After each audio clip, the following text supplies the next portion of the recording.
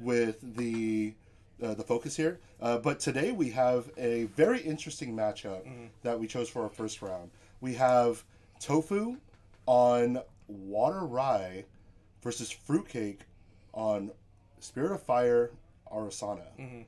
I don't know if you've watched these two play, but obviously Fruitcake, very well known Ari player. Tofu, at least in our local area, very well known Rye player as well. Yeah, no, I'm excited for this. I know Fruitcake did top of regionals. I think he got even like second place with this Fire Astra Arisana build. A lot of what we typically know as Ari is obviously the win version of this. So it's cool to see a different flavor of Ari come out and for it to perform so well. So we'll see how this does against one of our most comfortable on Rye players. Let's see. And it looks like, let's see who's going first. You can't really tell right off the bat. Fruitcake looks like is drawing 7. The thing with Tofu's start, because he's fortuitous, he's gonna glimpse and draw everything into memory. So what cards are you looking for when you're fortuitous Rye going from 0 to 1 to 2? What's your early game looking like? Your early game for fortuitous, whenever you're playing Rye, you want usually 5 arcane and at least 2 playables. Hopefully one of those playables is a dungeon guide, and hopefully one is like maybe a mnemonic charm, something like that. But it looks like he's just going straight for a level up. I believe that is a dynastic whirlpool that was banished, but here we go. Rye level 2 or Rye level 1 enters on enter, get 2 alignment counters, and I see a nice little fractal of waves in his hand. That'll be good for when he reaches level 3. He can sack it and then proceed to draw 2, helping a little stabilize a little bit his hand. I assume the game plan, you're kind of happy as Tofu when you're playing Fortuitous Water to not go against a deck with such early game pressure, right? Absolutely. If anyone knows Spirit of Fire, if it's not an aggro deck, it's going to just draw cards. Probably not really worry about floating memory and just level with influence. And from what we saw here, Fruitcake did choose just to play backup charger, draw more cards. Wow, fast level too. He is very familiar with how Rye plays. He knows Rye's not doing anything. And the top deck for the dungeon guide. Are you going to 3 right away, or what's the move here? I think the move here is draw 2 immediately from the Fractal of Waves. Absolutely, but no, he's choosing to play a little bit slower. I have a feeling that he does not know exactly what Fruitcake's deck does. Mnemonic Charm being played, draw into memory, and Mage class bonus, he's going to be able to sack it and empower 2. Fractal Waves, as you saw on the screen there, is just another way to replenish some card advantage. Gotcha. And it looks like at the end phase, Fruitcake did go Creative Shock, pitch that Celestial Navigation for that floating memory, using that float in order to level to Ari. Looks like, we have a nice little herb counter there created by one of our very, very talented artists here, Rosie. Yeah, that herb counter is very visible, very nice. I'm so lucky. We're so lucky here in the PNW to have a local artist. Here's a return to the archive.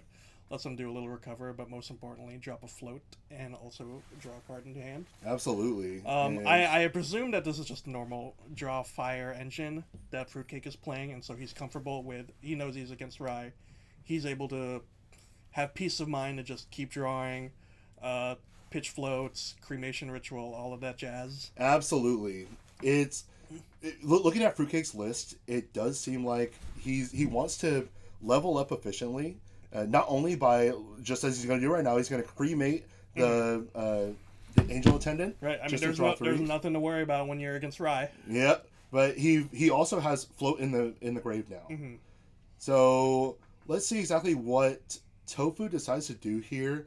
There's so much influence already. There's already so much influence. He has Float in the grave. He's going to level very efficiently. So I'm wondering exactly... Toma Sorcery comes out. He banishes the Ionized Asceticism, draws into memory, and recollect draw. We both know that he has that dungeon guide. Let's see if it comes down now. I presume time is of the essence that when you see your Arisana player having so much influence and them still being at level 1, you kind of want to just press the gas now. I believe so. So with Dungeon Guy being played, he's gonna banish those two floating or two cards in memory. Both of them being arcane. One of them being a Shattering Discharge that gains a charge counter. And here comes the Rye level 3 Rye Stormseer, sacking the Fractal Waves, drawing 2 into memory. I can't exactly see what he drew into memory, but let's see it. If he plays Lost Providence here, is he gonna forget his Lost Prov? Oh, careful study. Nice little careful study. It looks like Fruitcake is just checking his levels just to make sure. Yeah, can you play it for free? Because this is where Rye's Power Spike comes from. Careful study, almost a draw 2, basically. This kind of matchup is very fun to me because I know Rye is going to be on a timer with Arisana. You kind of gotta press the gas because the moment they hit level 3, that's when they have access to the negates. And so there's like a timing issue with also like how much influence he has too. You don't want him to draw too many cards, find his dungeon guides, get to 3 himself, start having access to the gates. Because I feel like after he hits 3, what can Rye do, right? Safely. It's unfortunate because Rye has to banish his arcane spells in order to gain levels. Obviously, that's the way that he's balanced around. With Arasana and Astral Seal, he's able to negate for free if one of those spells is in banishment. That or like take damage. There's also Suffocating Ash. That's also like a card where you take 5 unpreventable. There's just many ways that you can do damage over time. But let's see. An Astral Sight was played, or Arcane Sight. So he did gain 1 level for the turn. That I believe that makes him level 9 for the turn. He's putting 2 down, and he's gonna try an Arcane Blast because he's empowered by 1. And Fruitcake just said, "Yeah, I'm gonna take the 11." It's him to 11. And he's gonna Arcane Blast again, and there it is. Wow! Oh my gosh! I think I just witnessed aggro Rye. That was crazy. The high roll into the careful study, into the tome. Didn't even have to bring out Lost Providence. Now let's see what Fruitcake does on the back end. Will Fruitcake stick to his plan of just playing a little bit greedy, just trying to level efficiently? Now that he knows exactly how fast Rye can kill him. Yeah, no. How consistent are those lines for Rye? Was that like the Dream Start, or was that you think it's pretty consistent for the Fortuitous version, or a mix of the two? I think the Fortuitous version does allow you to play a little more greedy since you can glimpse 7 into your deck. You're probably trying to find those Mnemonic Charms, those Fractal Waves, those Dungeon Guides, right? Yeah, and you found all of them. Absolutely, yeah. I saw that top deck into the Dungeon Guide. It just gotta feel so good. Oh man, especially as a Rye player. But no, I mean, Arisana was still level 1.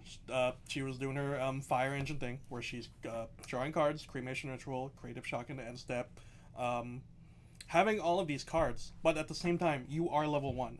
You are 19 health. You do not have access to any of the negates. You are just hoping that the Rye does not draw the draw of the century. It feels like that's exactly what it felt like, and I can see exactly right here. Tofu is siding out those useless cards in this matchup. Siding out the Resolute, siding out the Peacefuls, the Vanishes. Right? He's saying Arasana is not going to be whacking me with allies. Probably in favor of things like maybe the Topsy Decree, or I don't know if you run more draw cards if you're that greedy with maybe Distilled Water, but I mean an option for the Resolute stance. But we'll see how differently this one goes. That was a very fast game for what I would consider be 2 slow matchups. Absolutely, especially with water, right? When we're thinking about water and we're thinking about fast water decks, we think of Water Aetherwing, right? We're not thinking about Rye on Fortuitous Water. No, Fortuitous, insane. And I mean, this is the matchup where you are grateful as Rye to being able to know that none of your you don't have to have a Taunter on board early to slow you down, or you don't need a Resolute stand early to lose a card just to survive. I mean, we saw it all from the Rye. What a very good starting hand looks like, and also a pilot who knows how to find their lines. You're exactly right. Now let's see exactly what happens here. Fruitcake is obviously going to be the one on the play here. Let's see, Tofu. Those little Glimpse 7 first. Glimpse 7. He's going to see what he has. I see a Fractal of Waves already in the beginning. That's a good. That is a very good sign. I see Benediction Angel, some Arcanes. I have a feeling he might be okay keeping most of these.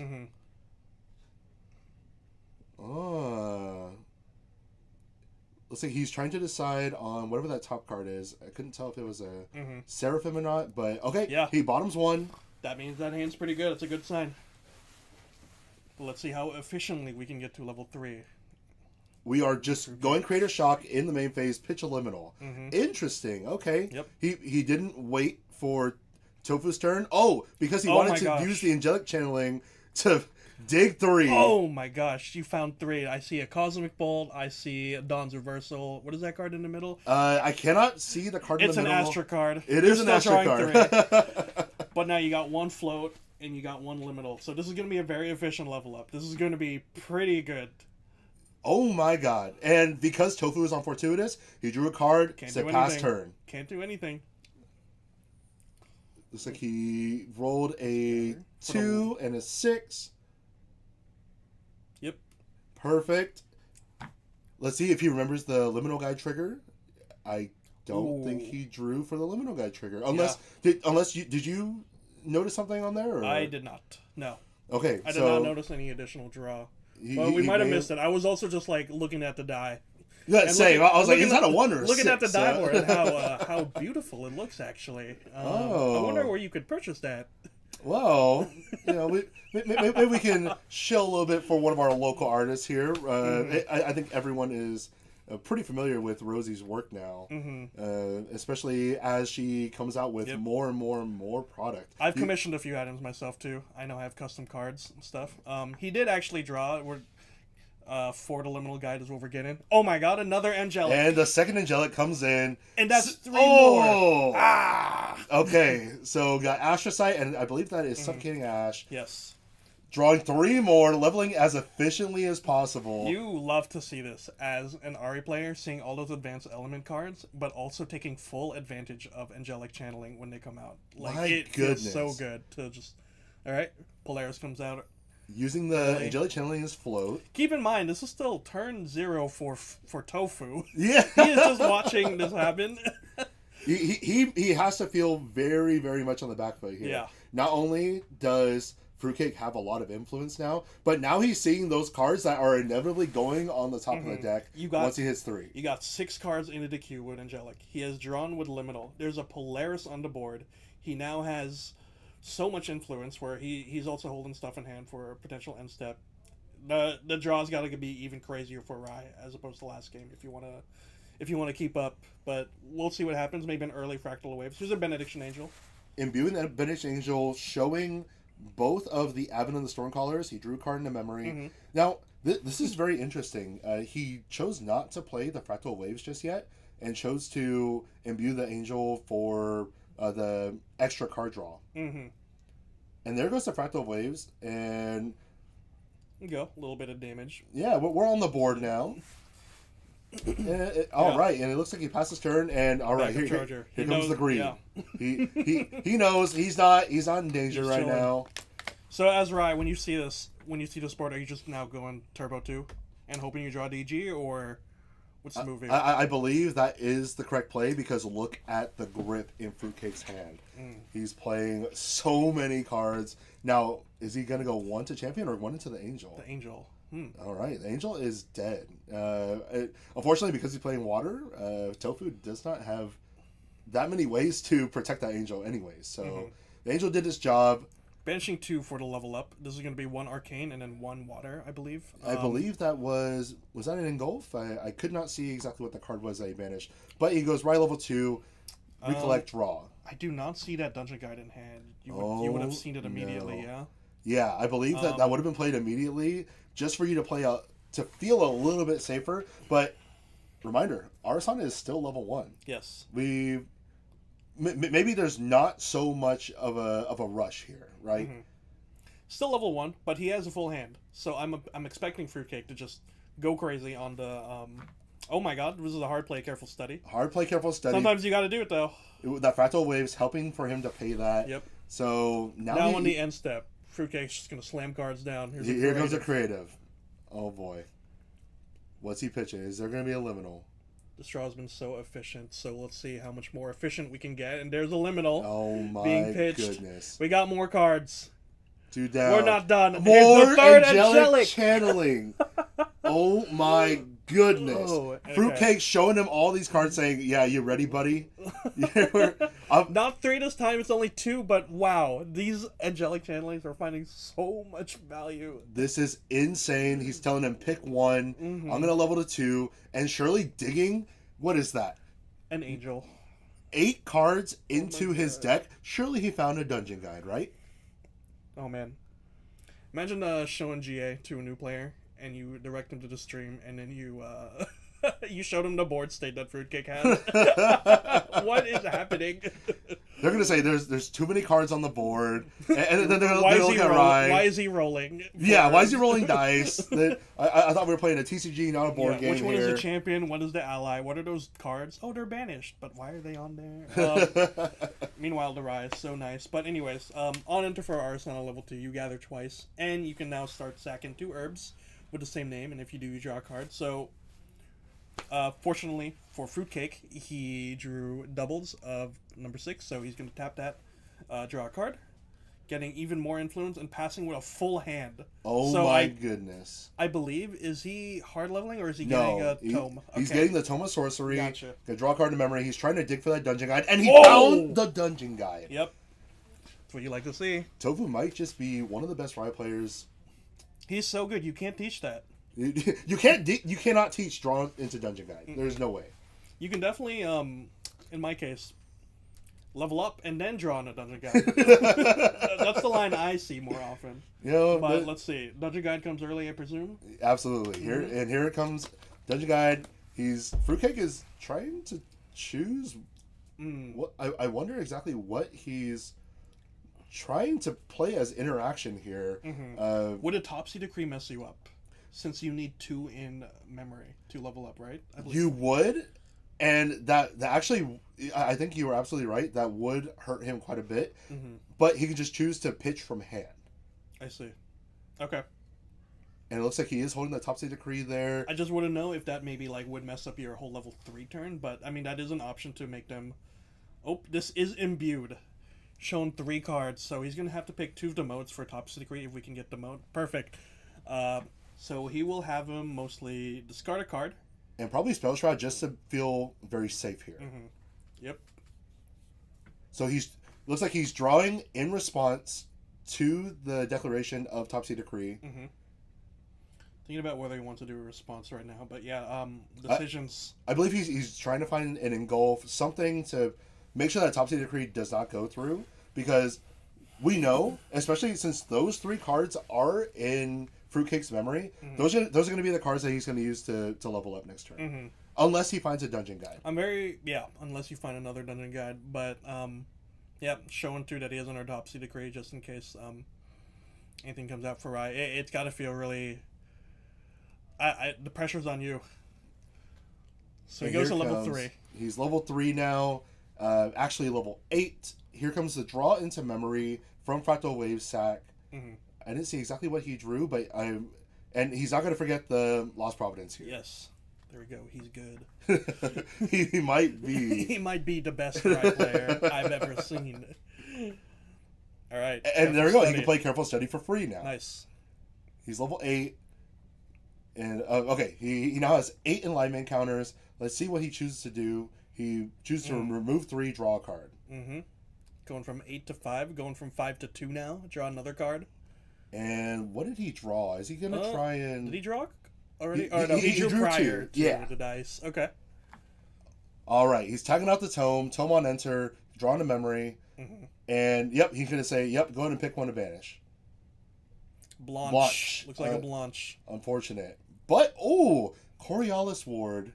They can be pretty tricky. That can be very tricky. Rye is level 8 at the moment. You're blocking so much damage. You are blocking 9 damage on the stack. I believe, it's 1+ level damage. And is it a float or no? It is not a float. Okay. But prevent 1+ level is really good. And it's a 1 cost. So very cheap defensive spell. Decisions now for Fruitcake. Yeah, it looks like he's deciding on what to do in response to Ari level up. Arson has hit level 3. Now, Astra and Exalted Fire are now enabled, which is huge implications for this matchup, because now you have access to Horde counters, Astral Seals, Cosmic Bolt, Dawn's Reversals. Exactly. There's the fire card, Suffocating Ash, that also does. But right now he's thinking about his Angelic Channeling. We have triggers. 3 Angelic Channeling triggers here. How exactly does he want to stack these? It's going to be interesting, because these are all cards that you like seeing, but now it's the order of that can change everything. Yeah. And we did see that he banished the Top Sea Decrees, so he's probably not that scared of dying. No. As long as you have those negates, I mean, surely something will happen, or nothing will happen, but this is where the skill expression comes now, because sometimes your Angelic Channelings can give you a little bit of decision paralysis too, we'll see. And with Suffocating Ash, he can just play Suffocating Ash in response to Tofu trying to kill him. Take damage. Okay, you want to negate that? Alright, I'm going to Dawn's Reversals for free and kill you on the step. Wow. That is a nasty combo. Oh my goodness. Is that a Spell Shield Astra that he has on top there? Not sure. I can't see the card that he's trying to decide on. One Cosmic Bolt in the middle. Okay, he's flipping the cards over now. I believe he's decided on the order that he wants to put these. Okay. He's thinking You have to do these stacks separate. So a lot of decisions now, because how do you layer them to make them more efficient? Right, and he is. I mean, that game one was so quick that I believe he feels like, yeah, we can take our time. Yep. So this looks like. All right, okay, right. he's just showing that those are the 3. Top. All 3 at the top. It looks like for that. All right, next stack. Oh, okay. Looks like he might be deciding to keep all 3 on the top again. I mean, all those very strong cards in this matchup. 3 on top. Oh my gosh, yes. 1 top, 1 bottom. I believe he tucked the Cosmic Bolt to the bottom. He already has a few Cosmic Bolts that he's seeing anyways, so. There's Astrocyte. He knows what's on top. He's an Astrocyte. Draw a card for free. Then glimpse 1. Do another Astrocyte. He's just chaining these. Draw 1 off the original Astrocyte. Glimpse. Bolt him for 4. Oh my gosh. Wow. This is where the skill expression now for Ari comes out. And I believe this is all prereq. Okay. Is he deciding on if he wants to play something? He might be deciding on whether he wants to play that. I believe he might have an Engulf, or if he wants to play that. Okay, no. It looks like he's just going to be taking the damage. Yep. Okay. It looks like we have more things to play at fast speed. There we go. Little slash and burn. Slash and burn. Get your draw engine up. Nice. A couple of creative shots. A little gambling side quest here. Get some more draws, perhaps. And then also maybe buff up our Polaris. All right. It looks like he's decided, yep, these are the 2 I'm going to banish. I believe he needs more dice to roll. We got some big ones. Oh, okay. So we got 2 These are going to be 2s. some level herbs. Yeah, looks like they're all level herbs. Oh my god. Which is very good for Dawn's Reversal. I'm also thinking about Suffocating Ash as well. Oh my goodness. You are so right. Or no, I think I might be thinking of Tether. Oh no, Suffocating Ash does also do level damage. Yes, correct? but it does level damage. Yes. Plus, I believe 3. Oh my gosh. So with these herbs out and you're popping them, these are going to be 5 plus 3. Level 5 plus 3, so that's 8 unpreventable that you would be taking. So we'll see. And we know that he has 2, so he can just stack those. Yep. And he's got a full hand. I mean, we'll see. How do you get out of this as Rai? What are you thinking? As Rai, you are just praying that he does not have the outs, and that your Coriolis Ward can protect you on your turn. I believe he's doing Coriolis Ward right now, though. Oh, absolutely. It looks like it. In response to the ping 1 from the Liminal Guide. So... really making sure to minimize as much damage as possible. That's right. Unfortunately, he didn't play it in response to the Cosmic Bolt. And Fruitcake is trying to think, do I want to play Suffocating Ash right now? Do I want to negate this? Or am I okay with just kind of passing my turn and playing stuff at fast speed during your turn? Decisions. Yeah, there are a lot of things that can be going on here. Now these lines get tricky, but yeah, pop in, let's see. Pop in all of these all the level herbs. Oh my goodness. So this Polaris is coming in for Clearing the board for 7, I believe, if you do pop it, which... He's thinking about it, but no, we are going to pop the Polaris Herb, or the Polaris, and I believe there's going to be 7 extra Cosmic Bolts. There will be 7 extra Cosmic Bolts shuffled into his deck, and surely in response to Coriolis Ward, he's going to play something to negate and glimpse. Or just try and kill him on the stack with Dawn's Reversal. There's a lot of lines here. There is, yeah. Just insane efficiency from this Fire Astra deck. Now, we all know that Fruitcake is one of the best Arasana players in the world. And here comes the Suffocating Ash. So this would be doing 3+ level damage. As a reminder, I believe Fruitcake is getting an extra 5 levels. He's getting extra 5 levels. So 8 plus 3 is 11. 11 damage. Holy negate this. Guacamole. Unfortunately, if he does negate this, it enables Dawn's Reversals, which does glimpse level and deal level damage to target you. That's tough. Is this deck the truth? Dude, I believe it's the truth. And he's innovated this insane. And here's the Engulf. Okay, you have to, yeah. I did want to point out prior to this, he was balanced. Oh my god! But not anymore. Not after. No. But being balanced allowed him to play the Engulf. That has to have been why he's able to dig himself out of this. But now decisions now. This is going to be interesting. What other responses do you have for the Engulf? Perhaps another suffocating ash. Yeah. Saying, no, you're going to be taking this 11. Oh, that's a lot of damage. It is. All right, the Engulf is negated. No, the Engulf is not negated. He chose to take the damage instead of negating it. And this, I believe, still on the stack? Yes. Of the Coriolis Ward. See if they're going to add anything more. Adding to the stack, paying 1. Does the Dawn's Reversal come out? This is a Horde counter. Horde counter for the Engulf. And he knows that Tofu's hand is completely down. He has no extra cards to pay, and he's paying 1. Mm-hmm. That means negated. He's going to glimpse 3 because it was negated this way. Perhaps a Cosmic Bolt comes down, or nope, to the bottom. All to the bottom, but now that allows him to play Dawn's Reversals for free. Boom. And there's the level of damage. Yep, Tofu says, yep, you got that. Mm-hmm. Glimpsing. Yeah, it's over. Okay. He said, yep, I'm just going to, wow, on resolution, deal level damage to you, and you're done. Wow. That was a crazy match. I feel like we've seen... Oh, and we're playing more. Whoa, He's already dead. All right. That was insane. I feel like we got the best of both decks. The nuts from game 1 from Tofu with the Fortuitous, being able to get the 3 super quickly and find double Arcane Blast on Arisana before she hits level 3, still at 19 health. And then game 2, we saw insane, crazy efficiency, triple Angelic Channelings, double Creative Shocks for Liminals. Like, Fruitcake.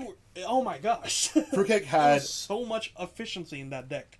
Fruitcake, when I was talking with him, he did say that this deck plays a lot like Rai because you're just drawing cards. You're drawing cards, you're pitching cards just to level efficiently. But with this deck, you actually draw more. Yeah, you draw an extra card every end step. You're able to play Angelic Channeling, which does not work in Rai's favor. You know, Angelic Channeling just being an absolute nuts card for a deck like this. And your count for obviously Advanced Elements is going to be very high. Yes, you have the luxury as well, especially with the addition of a card like Suffocating Ash. Rolling those level herbs was probably the best thing that you could have done. Yeah, no, and again, you have access to level herbs, you have access to drawing as well when you get doubles. Like, rolling all of those to be level herbs to make that Suffocating Ash really suffocate that Rai was insane to see. That stack of negates coming, that's just the power of level 3 Arisana. Now, Fruitcake has been innovating this deck for a little bit now. As we all know, Arisana was usually played as a wind element. It was, yeah. But Fruitcake has been innovating with fire after trying to play like one of the fire like potion lists, like level 1 fire lists. And he said, wait, you know what? I can make this work. So here he comes innovating with the Suffocating Ashes, with the Right. Celestial Navigations, right? Just to level efficiently, the Angelic Channelings, and being able to use those potions to get free creative shocks, basically. Yeah, no. I mean, the efficiency for this deck when you go to fire package is insane. But also being able to access now stuff like the combustion potion stuff as a creative shock. Also a ping damage. All works together so well. I'm very used to just the Win Astra Ari package just being kind of linear in that sense. But with this line of fire, you can definitely get a lot more tricky while still maintaining your card draws. So here we go. Game 3. And yeah, I believe Tofu went first. Return to the archive. I mean, just a great start. Mm-hmm. But they're deliberating something right now. The Looking Glass is not out on the field. Oh my goodness. What a misplay. Oh my goodness. He said, don't tell anyone. I'm sorry, Fruitcake. I was wondering because I saw that power cell and I'm like, what's going back though? Oh my gosh. That is crazy. Wow. Holy. And we were just glazing this man about being one of the best Ari players. It just goes to show that I guess it happens to everyone. He just dropped to the worst Ari player. No, I'm joking. Fruitcake is such... He's one of the best in the world. And, I mean, if you look at his Omnidex rank right now, I believe he's number 15 in the U.S. He is... Not bad. He's a very skilled player. Not a day 2 player, surely. No, Mnemonic Charm, coming down. Get some extra quick draw. And then... Going a little neutral. I don't know if you saw that, but he had a Dungeon Guide in hand. Mm-hmm. Go in the backup charger now, instead of bringing out his Looking Glass for the Return to the Archive. He's feeling pretty safe right now. Level still a spirit, but, I mean, what is Rai going to do early? Assuming that you don't turbo, correct? That is correct. Since we're playing water, I mean, he's able to play some different cards. Like he could. Oh, here we go. We're fumbling cards right now. But he could play stuff like Frozen Dismissal in case a Dungeon Guy comes out. Mm-hmm. But in this case, Fruitcake draws so many cards he can pay that for. Mm-hmm. It does not matter. Right. Now he's deliberating on whether he wants to maybe cremate this Liminal Guide or something. That would be a great play, yeah. Just trying to get more influence in. Also just cards down in memory. But, I mean... Yeah, no, Return to the Archive. That's still that turn 1 play to get more efficient. Oh.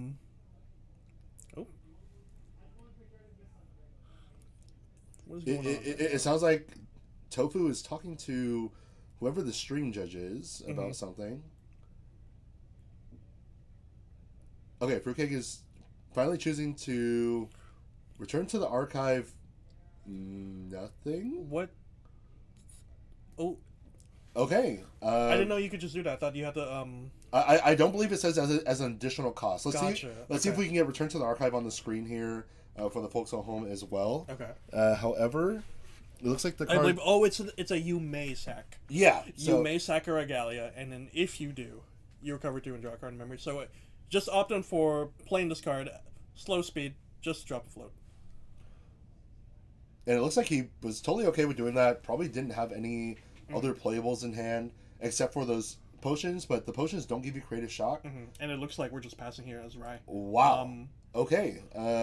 Full hand. This is kind of crazy. So he rolled a 1 and a 6, gets 1 level, 1 tuck.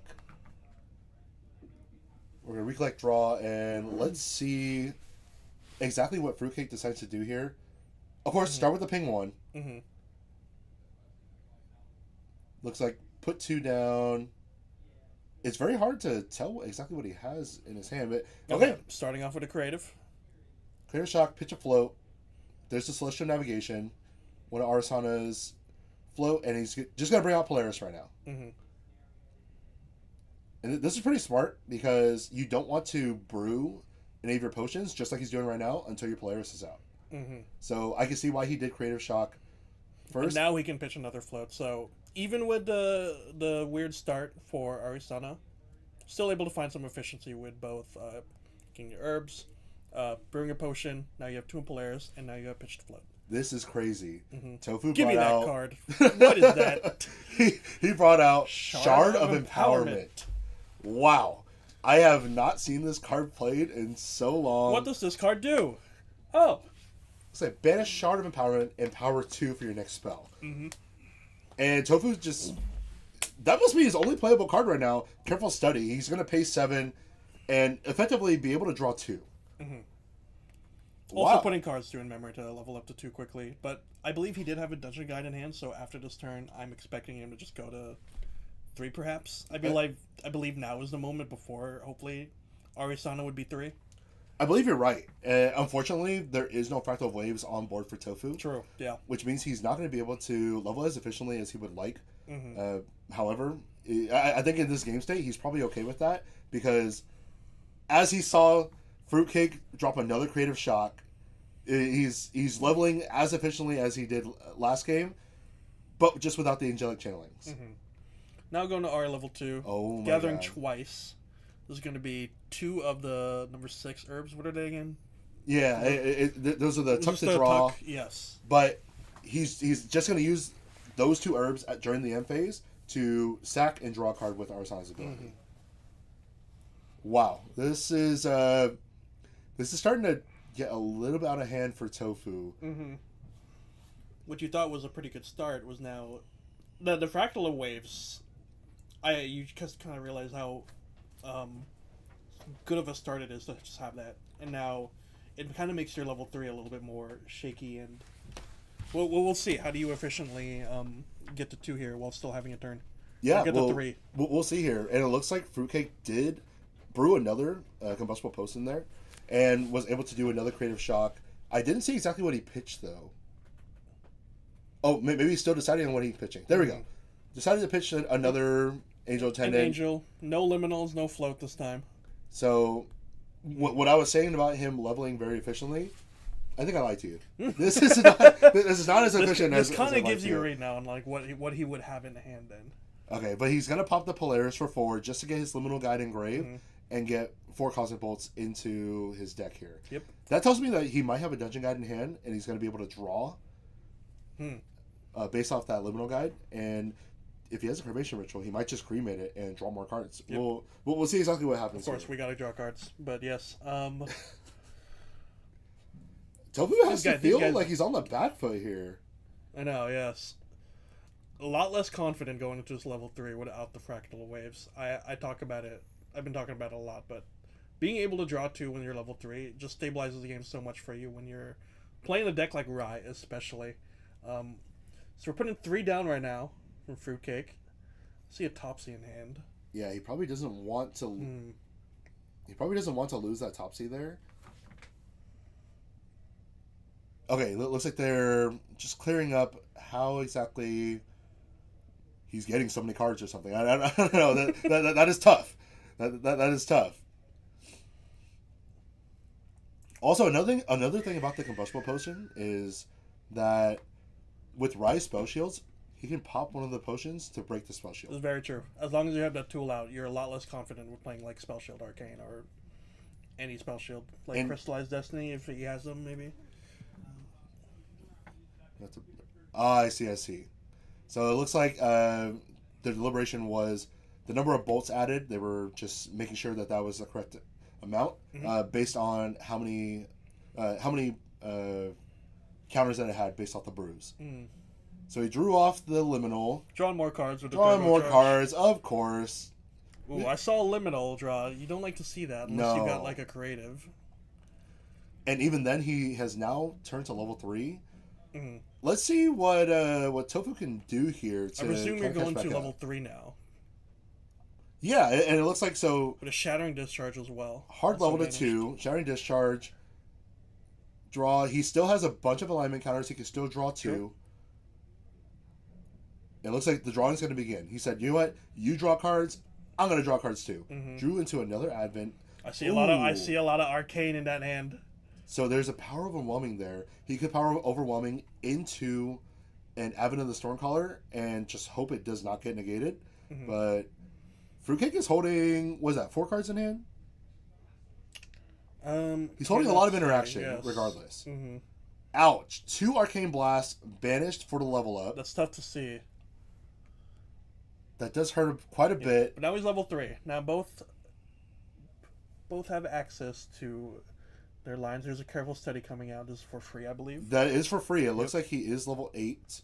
Mm-hmm. And here comes the second one. So this is actually his third copy of Careful Study because he had to play Careful Study in order to level up in one of the previous turns. So while you don't have Fractal Waves, being able to get the Careful Study to potentially draw 4 or 5... This is probably a little bit better. Mm-hmm. In all honesty. Mm-hmm. And Fruitcake, it looks like he was choosing on whether to have some sort of interaction for it or not. And Tofu is trying to decide on what his next move is here based on his level. Now remember, he does have that Shard of Empowerment on the field still. He does. This lets him empower too. Let's see. Power Overwhelming, so he's going to remove any amount of alignment counters on his champion, and he is that many temporary levels higher for the turn. Wow, so all of them will be removed. He's not using them to draw? He may not remove all of them. He may just try and get to a level where he feels comfortable after sacking the Mnemonic Charm and the Jewel of Empowerment in order to have it for free. Okay. Now, reason why he wants to keep alignment counters on his champion is so that he can still draw cards after the Advent has resolved. I see. Mm-hmm. Once you sort of arrange your little gimps. But I believe he is a 3 influence right now, the Tofu. It looks like Tofu is at 3 influence. Yeah. Fruitcake. It's kind of an all-or-nothing play, it feels. This very much is. And it looks... Oh, man. Tofu's Glimpse, not looking too good right now. We're already 6 cards in. Oh no. Okay. There's 1. He's seen 3 so far. An Arcane Blast, Spell Shield. Okay, they're coming out at the very end. Now we're starting to see it. So he's level 16 temporarily for the turn right now. Mm-hmm. Now he's choosing. What do I want to banish here?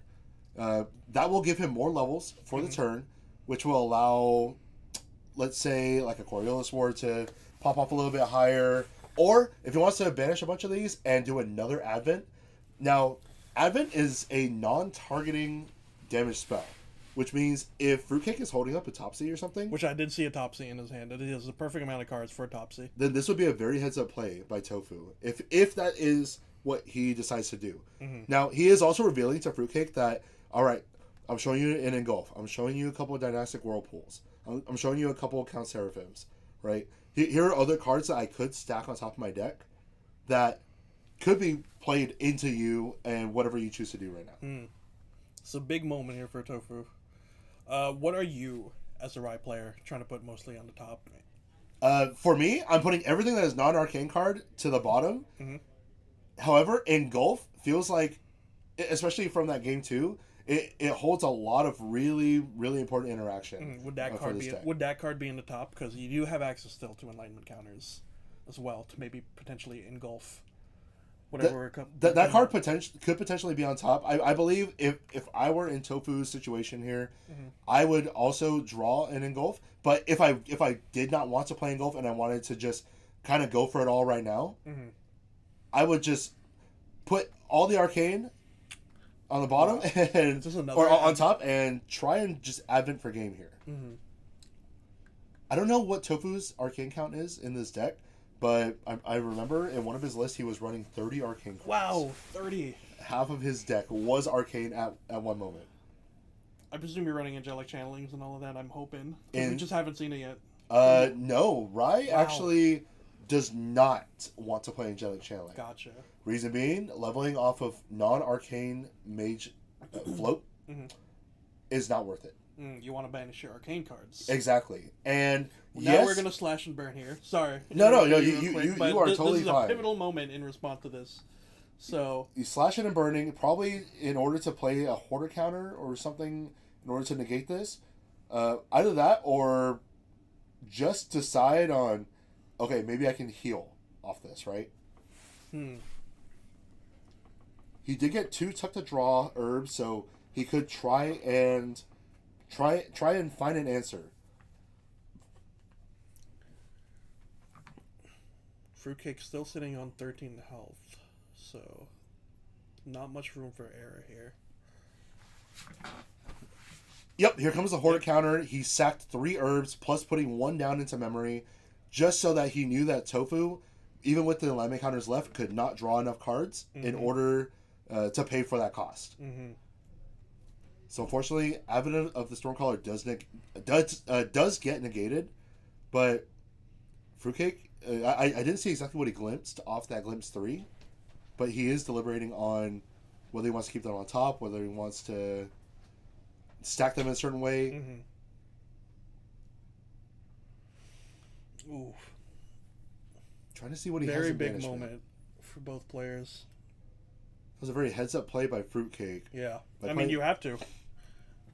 Playing the slash and burn in order to make sure your hoarder counter can negate what was potentially a game-ending turn. Mm-hmm. Looks like he's taking a little bit of time to figure out what he wants to do with these 3 cards. Mm-hmm. And I'll see if I can get a round timer for us, because I am not exactly sure what we're at right now. Ooh.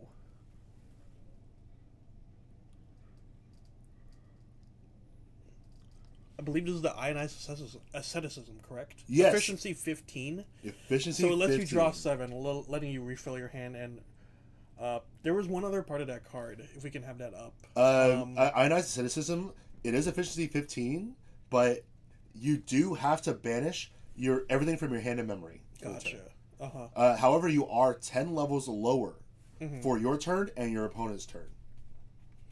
Ooh. But he's still high enough Arcane level Blast. in order to pay for Arcane Blast. Mm-hmm.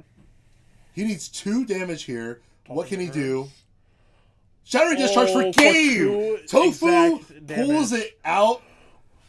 Wow. Wow. I feel like I only see ionized asceticism in CL decks, which is funny to me.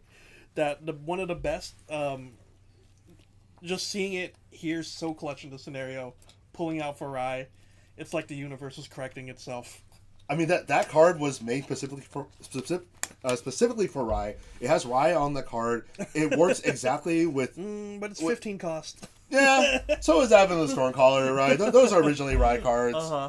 But wow. Oh my gosh. What a game. It was very back and forth for both games. Mm-hmm. We had a very high roll game for Tofu game 1 and a very high roll game for Fruitcake game 2.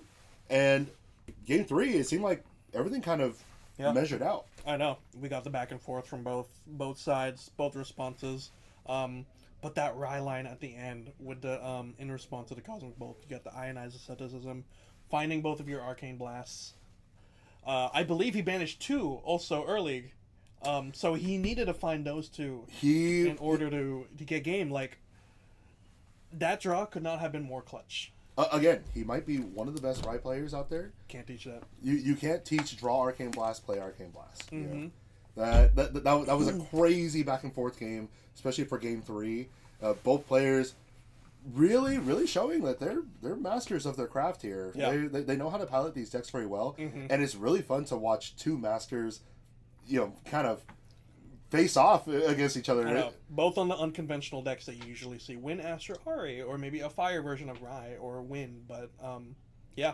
Got to see the full potential for Water Rye and Fire Astro Ari. I mean, what a game. That's all I can say. All right. Well, that does it for our round 1. I hope you guys enjoyed that. That was exhilarating on our part, just watching the back and forth there. But we're going to take a little break, and we'll join you back when round 2 starts. Cool. See you later.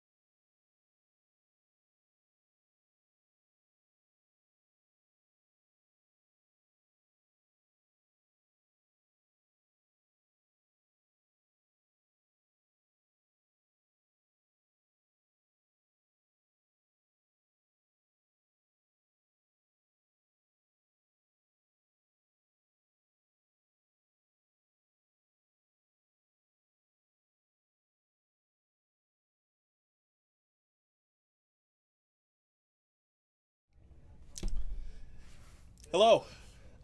We are here now for this is going to be game 2 of our Grand Archive Store Championship here at Curio Cavern. I'm Isaiah. I'm here with a new caster, lovely Angel here, local gin expert, and my bracket demon extraordinaire. Angel, how are you doing today?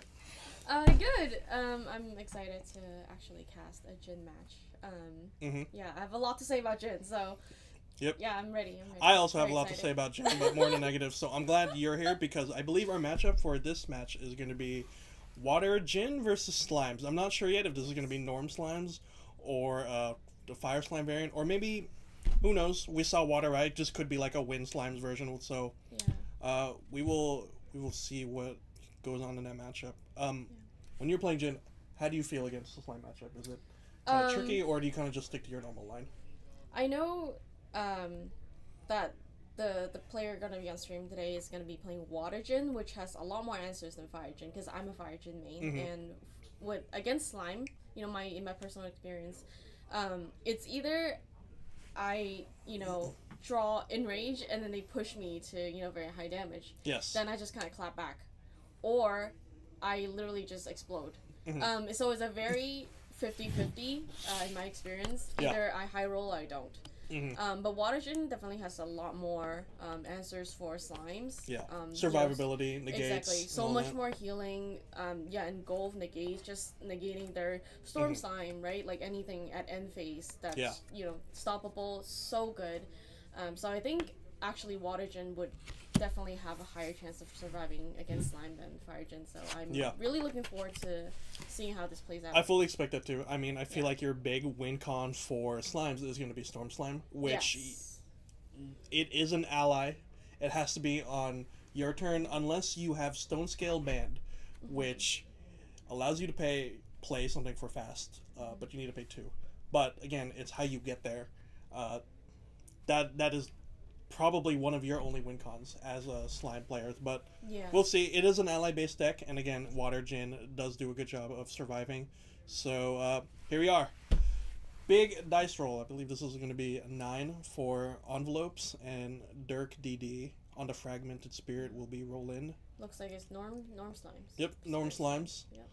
I'm very much used to the fire variant of Slimes, which takes advantage of the fire engine, which lets you draw a ton efficiently, pitch a lot of Slimes with Creative Shock and Cremation Ritual.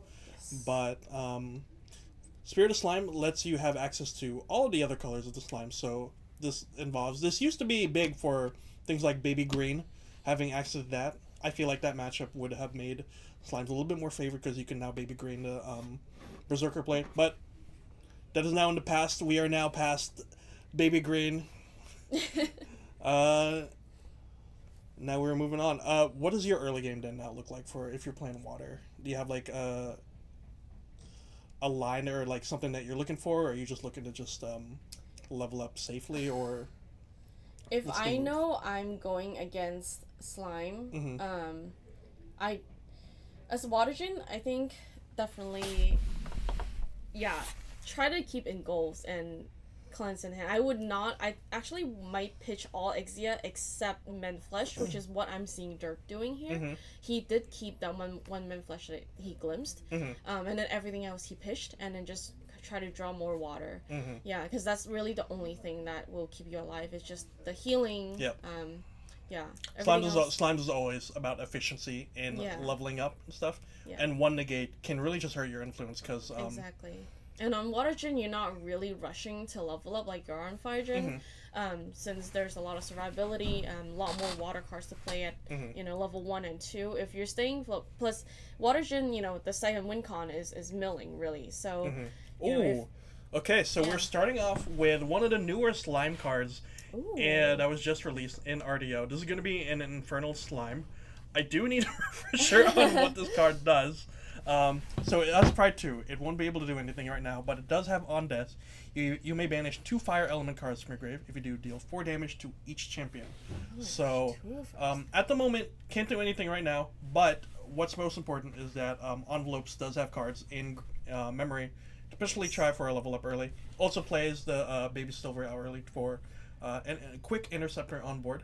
It's a with silver baby or silver gray? dye. I can't tell. Because gray's unbanned now, right? Yep, gray is So- unbound now, so regular slimes does have access to Yeah. both slimes, so they're very, very good opening hand, seeing one of the two. Okay, so it's a silver So, slime. This one does have taunt. It does have on death. You may reveal a slime card from memory.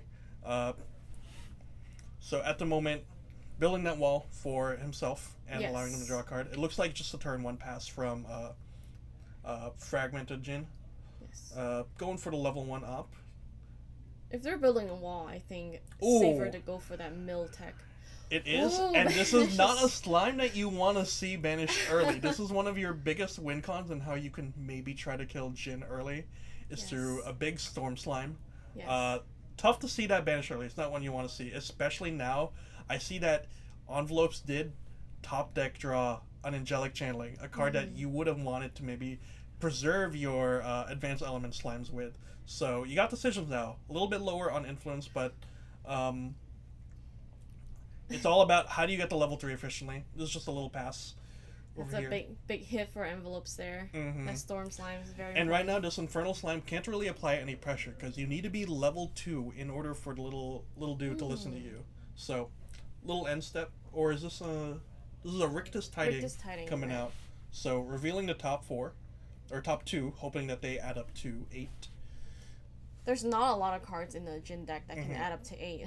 Yeah. Yeah, so probably not going to see that. At the very least, though, it does replace itself because I think you do just draw a card into memory, and the other one gets. Looks like they drew into a Seething Intercession and a Transfusive Aura, which both cards are actually very important. And looks like they bottom decked the Seething Intercession and took the Transfusive Aura into memory. Transfusive Aura is actually very important for Watergen because it's a Fantasia. Once you play it, every time you heal, it gets +2 healing. Oh man, So that's actually pretty important because Yes. I know Sylvie does not really run any anti-healing in their deck. yes, Unless they're running like a Morgan, for example, but hurts your slime count. You're not gonna have it game 1 if you have it in the side. That's a huge card advantage for Jin to have. But right now, and since they're on Spirit of Slime, they can't run any fires, meaning no Infernal Vessel against the Jin. So. Let's see. What will Dirk do this turn? Yes. Bottoming that Seething Intercession does hurt, though. That's one of Jin's strongest cards in Exia. I'm seeing a Regal Inquisition, so other options when you level up, as well as a Dungeon Guide as well Dungeon to quickly Guide? go to 3. So regenerate. Nothing that he can really play at main phase, I don't think, or that he can actually do something with. But So this will be an Angelic Channeling coming out from Envelopes. Nice. When this resolves, this will let him choose from hand or memory cards to discard that are advanced element, and for up to 3 that he chooses to banish, he can replace them into his memory. I do not see too many advanced elements in his hands, actually. Did you see that? We'll see. Yeah.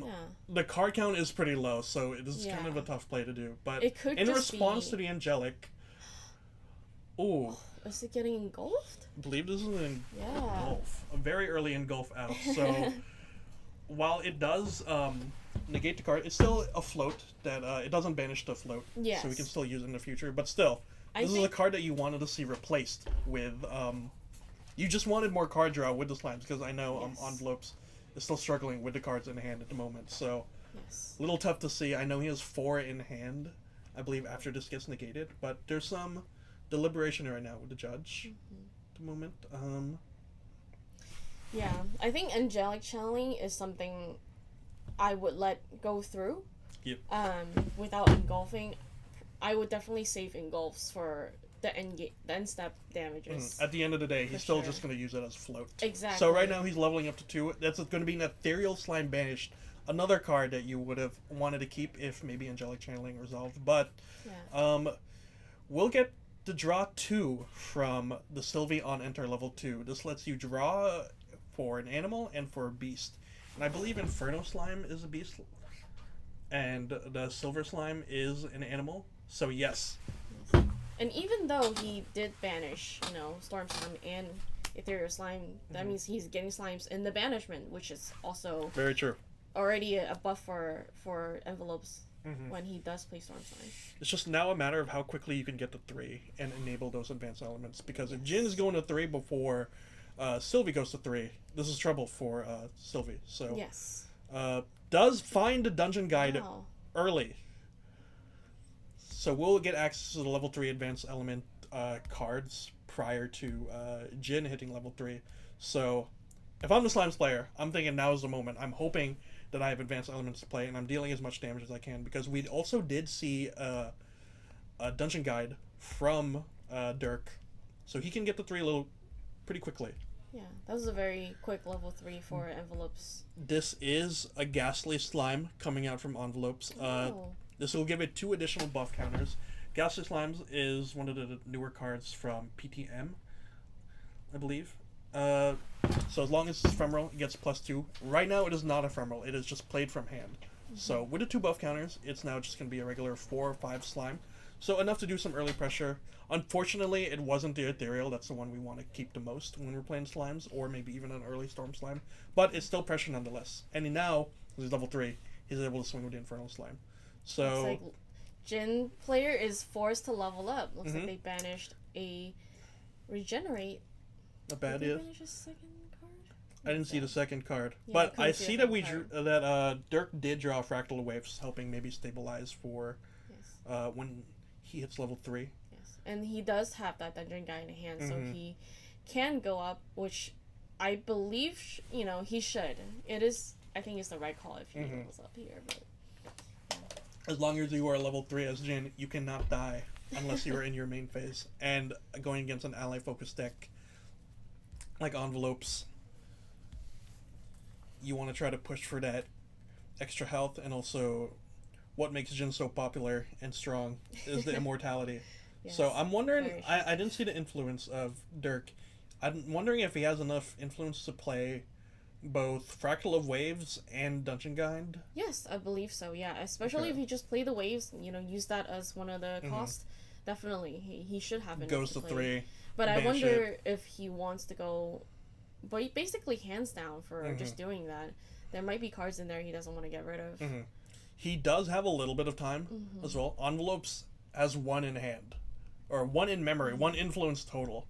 So I didn't see any Lost Province coming out for Envelopes, so maybe there's a GCR in there. So at the most, if he does have card draw, this will just be 3 cards in hand. So it looks like Dirk actually does not have enough influence. It was just 1 short. But he did opt to play that Fractal of Waves. Then hopefully next turn when he levels up, he can get it right back. So we'll see right now. This is going to be a Prism Spire Scepter. This is put 3 down. Get to draw a card in memory, similar to a backup charger. But at the moment, influence is quite low for Envelopes. Finally does bring out the Lost Providence. I always forget that. When I go to level 3, I just don't remember. Me neither. I get punished for it all the time. And I'm too embarrassed to bring it out, hard materialize it as well when I forget. But does bring it out. Very strong card. Almost all level 3 decks just run Lost Providence nowadays. Allow you to stabilize when you hit the level 3. Yeah. Very low influence on Envelopes, and looks like not much that he can really do except maybe keep pushing damage with the allies. Pushing damage. However, that could be dangerous, for himself if he did that. What is this card? Is this Slime Party? Slime Party! Let's see, Slime Party. He has a party on board already. I'm hoping that's the right card. So Slime Party, it costs 1 less for each slime to activate, so at the moment I think it costs 1. He puts a buff counter on each of the slime boys that he controls. So each of these is coming for 1 more damage. So this Ghastly Slime, with its 3 buff counters, is coming in for 5. Dungeon Guy does not get 1 buff counter because it's not a slime, so swinging for 1. 2 from the silver, and then I believe another 3 from the Infernal Slime. So there's a lot of damage on the board. Dirk is very close to dying, so you got to think about now answers to try to get the 3 quickly. And he does stabilize a little bit more. He materialized the Materializing Chalice of Blood instead of leveling to 3. That is the level of greed I respect. We love drawing. When you have Dungeon Guide, I mean, yes, why not just draw 2, right? It's true. It's true. Oh, that's right. He did have a Dungeon Guide. He does have a Dungeon Guide, yeah. That. And Fractal Waves draws another 2. Yeah. There so you go. now he can just pitch cards he doesn't need, Mm-hmm. along with the Fractal Waves to use that Dungeon Guide. I don't see. Oh. Me neither. Yep. I don't see a lot of healing in his hand. Actually, I think that's a Pearl Prayer. And then a Men Flesh. That's really it. He does have a Transfusive Aura from early on. So that altogether is already 10 healing. Mm-hmm. Yeah. So much stabilizing for Dirk. So while there is so much damage being presented, again, when you get to level 3, Pearl Prayer, Men Flesh, there's just so much stabilizing. And now he is at level 3. Level 3 Jin is out. Mm-hmm. Now it's gonna get a little more difficult for Envelopes to finish off Jin unless he draws a Storm Slime. Cracking the Fractal Waves, unless he draws a Storm Slime, but again, how do we get there? Lost Providence to further get more influence. This is a game of math, and probably whoever's more daring, I think, would win this matchup. Yeah. Again, though, it is an ally, so unless you have a Stone Scale Band, which lets you pay 2, you need to pay 2 to make something play fast. Now you need enough influence to play Storm Slime, so a little bit tough when you have 2 cards. Looks like Dirk drew a Hemorrhaging Rend, which is a cleave. He could clear the board at any Slime party moment. might be short-lived. There is an Infernal Slime on the board, which does 4 damage, I believe, to both parties. But I feel like when you're Jin, you are totally fine taking the damage. Yes. Looks like he opted to play a Transfusive Aura, so now every time he heals, he gets 2 more healings on top of that. And I believe this is a Fantasia, correct? Yes, it is a Fantasia. So it just... And it's not a unique, so he can actually play as many Transfusive Auras as he wants. And just stack them. That healing is disgusting. We love Jin. I love the concept of Jin, but when I'm a fire aggro player, that is the last thing I want to see in I'm your mortal enemy. Oh my gosh. If it's not fire aggro, it's win allies. But yeah.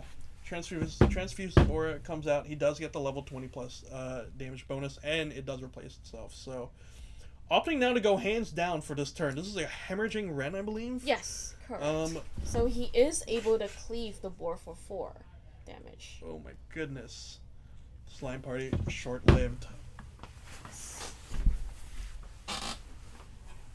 Showing right now, does this come from memory, or where did this come from? Yes, this is memory. I believe it's when the slimes Silver Slime dies, it reveals from memory. Correct. Yes. And there so goes the board. You do get a lot of slimes in Banish, but unfortunately your board pressure is gone. You show the slime shield, so you do get 1 draw at least for your efforts. That was a very good turn from Dirk, actually. Yeah. I think he drew into a lot of good cards that he could play that one turn. And this is when you start stabilizing as Jin, because you know, as that's right. Envelopes right now, it's just going to be very difficult to stabilize from here. He will get access to having 3 in hand, cracking Lost Providence to be able to banish the Prism Spire Scepter, which is like backup charger. So going from 2 influence to 5 this turn, so we'll see what he materializes first. Very difficult, though, to find options here from now. Especially when the Jin player has so much influence. I'd love to see that. Now, I don't remember how big Envelope's influence is. I think his hand is off on the side. Opting for a Stone Scale Band. This banishes 1. Nice. So what this card does is you banish it, and you get to draw a card. But your next beast ally, I believe, costs 3 less to activate. So this is how you can like play a Storm Slime for free. Where did beast call in?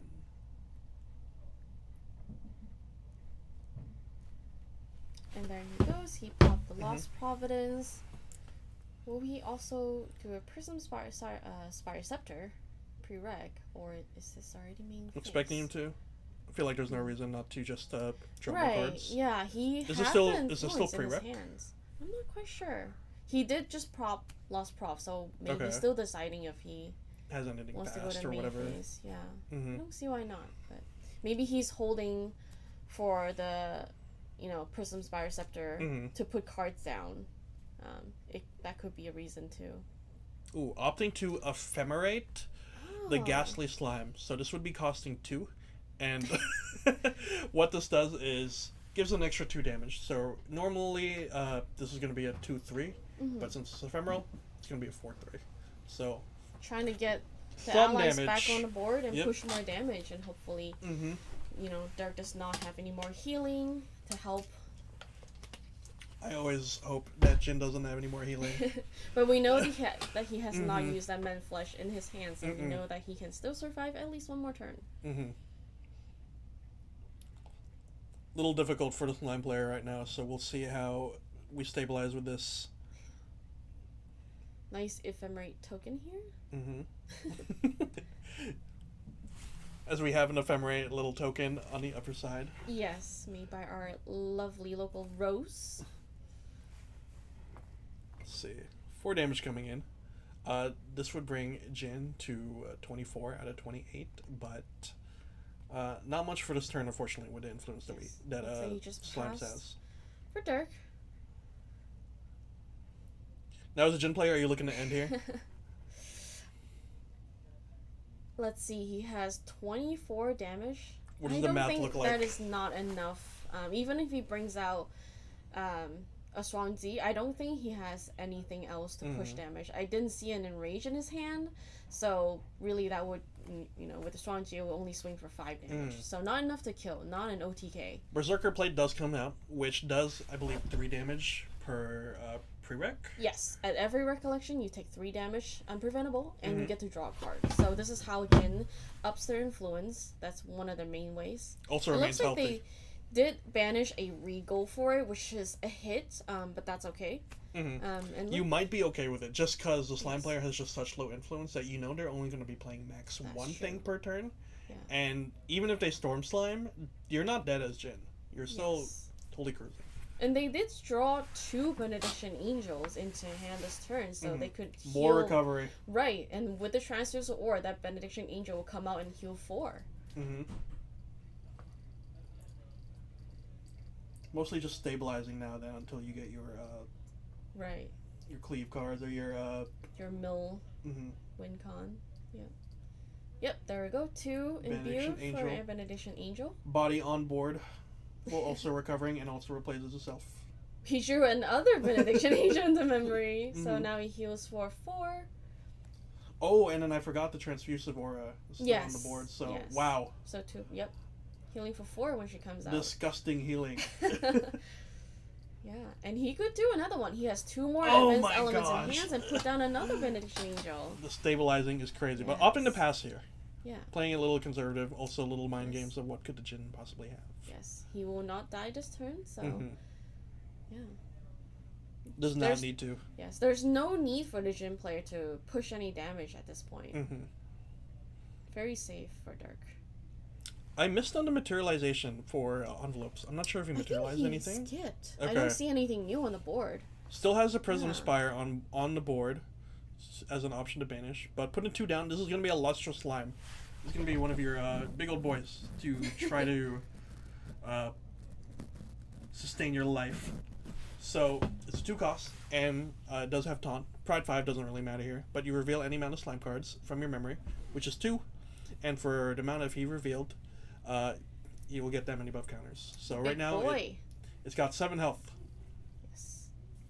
Yeah, one of the good for a swing.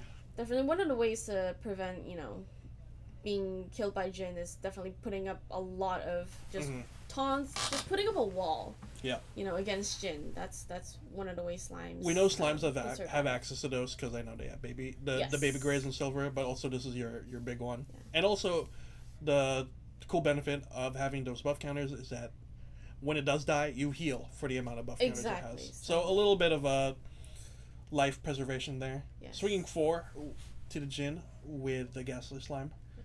And unfortunately, with the amount of influence we have for slimes, might just have to be a pass angle. He does have 2 in hand and 2 in memory. He has balance. I just want to point that out. Now I wonder if that health bar we see goes to negative, so we could actually see how much damage is on Dirk. Because right now I don't think kept count how much damage he's actually on right now. Yeah, he could be already over 28, but his total life is gonna be 35 with the Berserkers played out. Looks like he brought out Strong G. Wonder if he can get a kill this turn. Let's see what he draws. Or if he's just gonna start clearing some This is allies. when the math comes out. Yeah, it looks like the health bar does not go into negative, so it's gonna be a little hard to keep track of how much damage Jin actually has taken. But Xuanji, for every 5 damage counters, you get +1 attack for this one. Yes. So, it looks like a lot of math recollection, involved.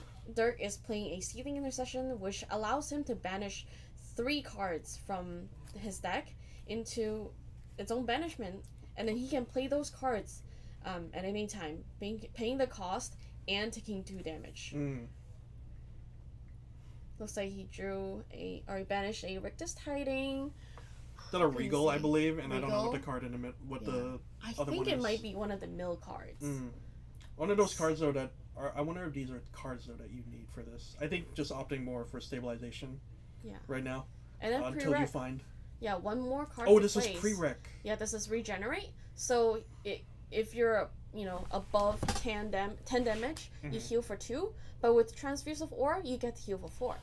And you get to draw a card in. And replaces itself. And we draw into another regenerate. Incredible turn.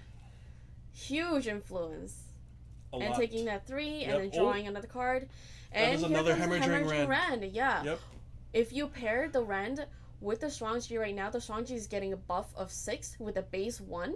So with the Hemorrhaging Rand, it's going to come in for 11, cleaving the board. Yep. Yes. That is actually a very good move. This would be enough. This would be enough to kill the slime and have an open access to Sylvie. However, if they kill the Luster Slime, I believe they will heal. They will heal too.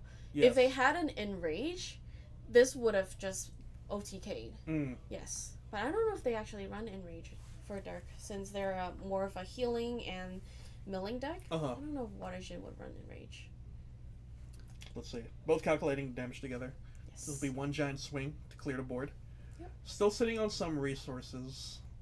Card in hand, Prism Spire Scepter also has a Horn of Beast Calling.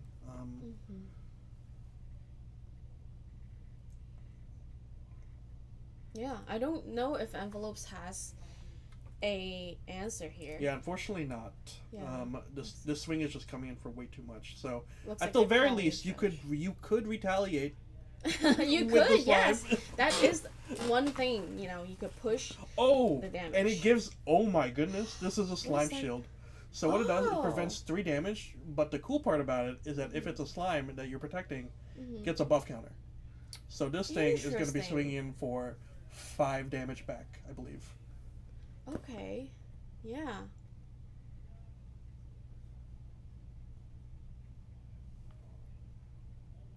Amazing turn.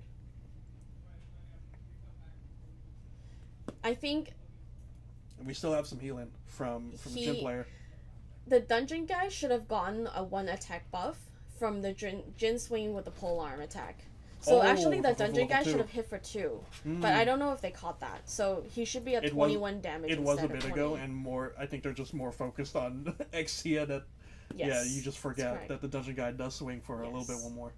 Looks like he played another Transfusive Aura, and now it's now playing a Mend Flesh, so he's going to be healing for 12 this Something turn. that you hate to see as a slime player, thinking that you retaliated for enough damage to kill. But of course, with the amount of influence that you have as a Jin, you have so many options at your disposal that this is playing right into... You are just cruising. Yes. And the Strong G is now down to 2 durability. Definitely feels like when you're a slime player, this is more of a... This is a very difficult puzzle. Yes. To figure out, Jin. There is 5 more health with Sylvie, and if Envelopes cannot prevent the next attack, even if Dirk just swings right now, or next turn, that's game. Yep. That's 5 damage completely. So I do see a taunter in Envelopes' hand. But other than that, there's not too many options. Maybe opting for a draw with Horn of Beast Calling. Definitely creating a wall would be the optimal play here. Mm-hmm. Does get the draw. Mm-hmm. Does have intercept for this one. I wonder why he's not using the scepter for I'm wondering more too. Draw. Maybe just forgot that it's there. But we'll see. Not very many options now for Sylvia at this stage of the game. Alright, passing to Dirk's turn. He's going to do a backup charger. No cards to put down prereq, and then he goes and takes the 3 damage from the plate and draw for the plate. Then he recollects and draw for turn. Simply just clear the interceptor with your allies and then swing for game. Yes, and the allies are awake. I think he forgot to put him up. That's okay. Let's see. He does draw an enrage this turn, so he doesn't need it. He just needs to clear the taunter and then swing with Jin, and that's it. That's game. He has 2 cards in hand. Is there anything that could possibly, stop? Yeah, he simply just gets rid of taunter, swing, and they will go to game 2. 1, Yeah, I mean, nice. This matchup is very difficult for Slimes. There is a path to win this if you go quick enough. Yes. And I don't think Envelopes drew another Storm Slime after the banished first one. No, unfortunately not. Yeah, that was a very He was able to get the 3 there. quickly, I believe, prior to level 3 of Jin. But you do need that Storm Slime. You do need to cycle cards with maybe Ethereal Slime. These are the advanced element cards that let you continue to add pressure. But Dirk just stayed calm and composed, played some healing, played some card draw, and was able to find his dungeon guide eventually, and eventually just able to stabilize with so many in hand. So we'll see what comes out of game 2. What makes this most difficult for Slime is the lack of anti-healing. A lot of what you have access to in the fire package is cards like Fire Interference, which let you prevent healing. So a little bit of a tech card for Slimes, but it is somewhat of a necessity for the current meta, is having some form of anti-healing within your deck. So we'll see what comes out of the side decks, if anti-healing comes out, or opting for more speed. As a Jin player, what do you usually have for like side decks if you're up against like an ally matchup? If I'm up against an ally matchup, definitely. Or are you just cruising? Are you just totally fine? Well, because personally, I already main deck Rend, like 4 copies, and Enrage as well. Those are really the really only cards you want to see against Slimes, is to always clear the board, obviously.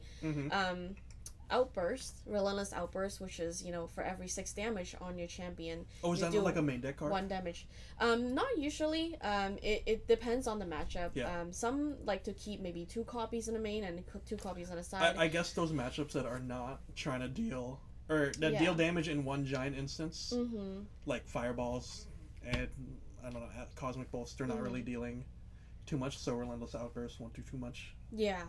So, but allies, they have to do damage. Yes. And so your health will always be high. Yes. So I can see why a card like that is good. So yeah, against Lime, I would definitely put any board wipes. Yeah. Any just AoE as long as you damage. Control the board. Yeah, yes. Yeah, definitely want to see that. Maybe just a couple of taunters here and there.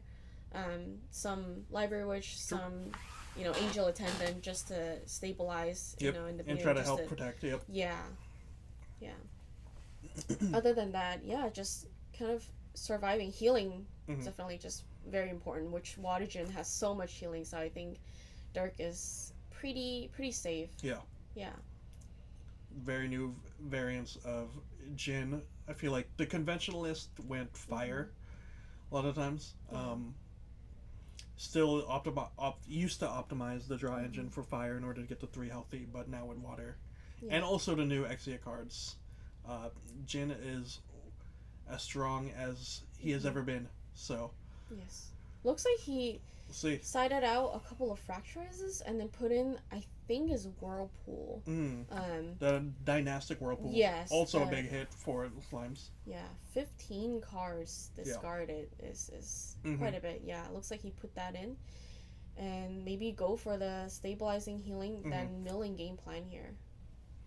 Your win con here as Slimes is just trying to rush them down ASAP. But again, playing a Spirit of Slime, which is a little bit more defensive and more card searchy, pretty difficult, but not impossible. So we'll see how the draws come online. Envelopes will draw into an Angelic Channeling early this turn, because last game it was a little late, and then banished that. It was late. Unfortunately, banished the Storm Slime. Drew into it after the Storm Slime was banished, and then also got it engulfed as well. Yes. So if they see a Angelic Channeling early, could be very beneficial for Envelopes, just to keep those cards safe. So now we are entering game 2. Yep.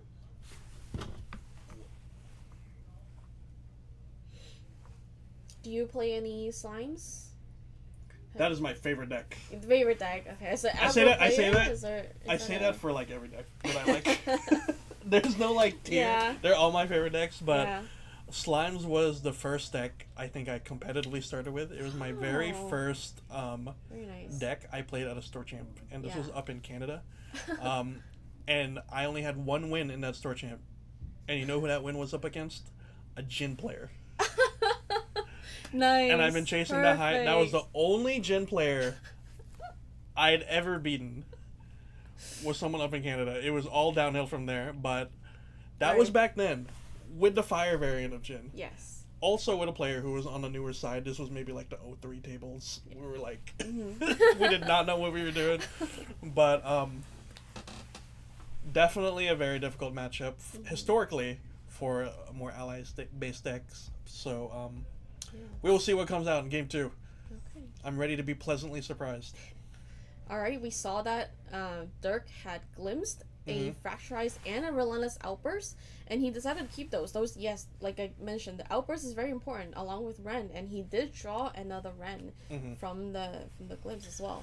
Thing is, though, there's not many targets to Fracturize other than your own power cell. Yes. Yeah. So, but still can find value of it. So we'll see what comes out for the turn 1. This is going to be a Force Cake. Starting off with the party, letting you draw a card. We love drawing. One of the dream starts, I remember that Jin matchup, was 3 Force Cakes in a row. He drew another Force Cake. Chasing that high. Alright. So that's Baby Gray Baby this Gray. time. Yep. Yes. He will show 2 slime cards from either hand or memory, and draw a card. Shows a Baby Silver, and then, what was that fire one again? Inferno Slime. One of the newer slimes, yes. Gotcha.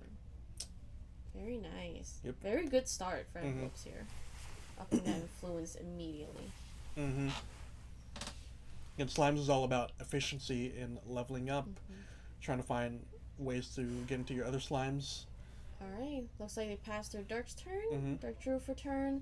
Drew a Men Flesh, but I don't think there's any cards that he can play. I did see, I think, Benediction Angel. Just opting to pass. Pass immediately. Level 1 Sylvie comes out. Alright. Trying to roll for the 1 to 4. There we go. Inferno Slime. Inferno Slime. Not bad of him. Yes. Now Sylvie level 1 bonus does give your next slime that you play, or animal card I believe, a buff counter.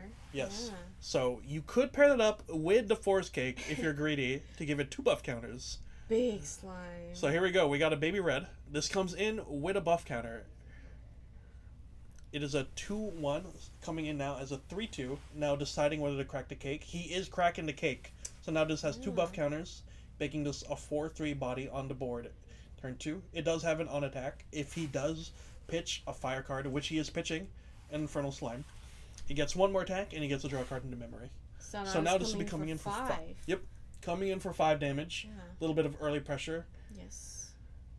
Thinking about it in terms of Jin player, this is going to be a third of your health. Yes. Are there any responses to this early when you're Jin? Nope. Other than maybe playing 3 Benediction Angels? I mean, there's, water healing cards that he could play, but opting for the backup charger. That is a big move. This is quite greedy. Yeah, the greed. But I love drawing cards as much as anyone, and I respect it. This is if you believe you to if you have cards in. Looks like he just drew for. Oh, he did just not opted do a not to banish. prereq. Interesting. Yeah. Let's go ahead and do the. I'm wondering if there's a line that I'm missing. If like there's no reason Yeah. to put a backup charger I wonder. immediately, but does get a Benediction Angel out. This is a Yeah. body on board. Draw a card in memory, and you recover 2. So this slime does have 2 extra buff counters on it. So it goes from a 2/1 to a 4/3. Yeah. So as long as Getting rid of that dude's out. taunter. Mm-hmm. There could be, one reason I think he's holding that backup charger could be because he's not seeing that many cards he can play at main phase, which, he then want to use that for leveling up, next turn. I did see a Fracturize, though, in hand, so I'm wondering. So I think he's holding the backup charger to play at end phase so he can have cards to level up in case he cannot play anything. Mm-hmm. Yeah. Passing over now. Envelopes. Now, the big question is, do you go to level 2 right away? Opted for more card draw. Yep. Doing a So banishing Fire it. Scepter. This time he will do it prereq. Yep. Gets extra card draw. Yeah. Get a little bit more healthy influence. Draws for turn. This is going to be another set of smaller chip damage allies, but there's nothing on board to really protect Dirk. He is also just staying on Fragmented Spirit of Water. Mm-hmm.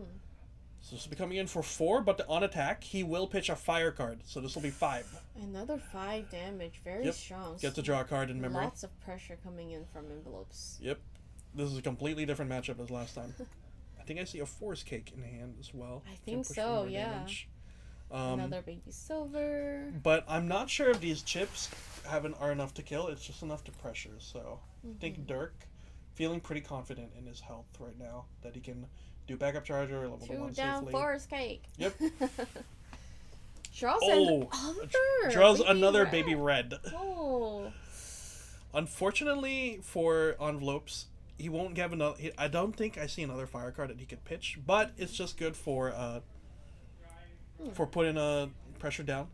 Does opt for the angelic channeling and does show 3 of the slime boys. This will be a float in his memory, and he can put 3 now. Yeah.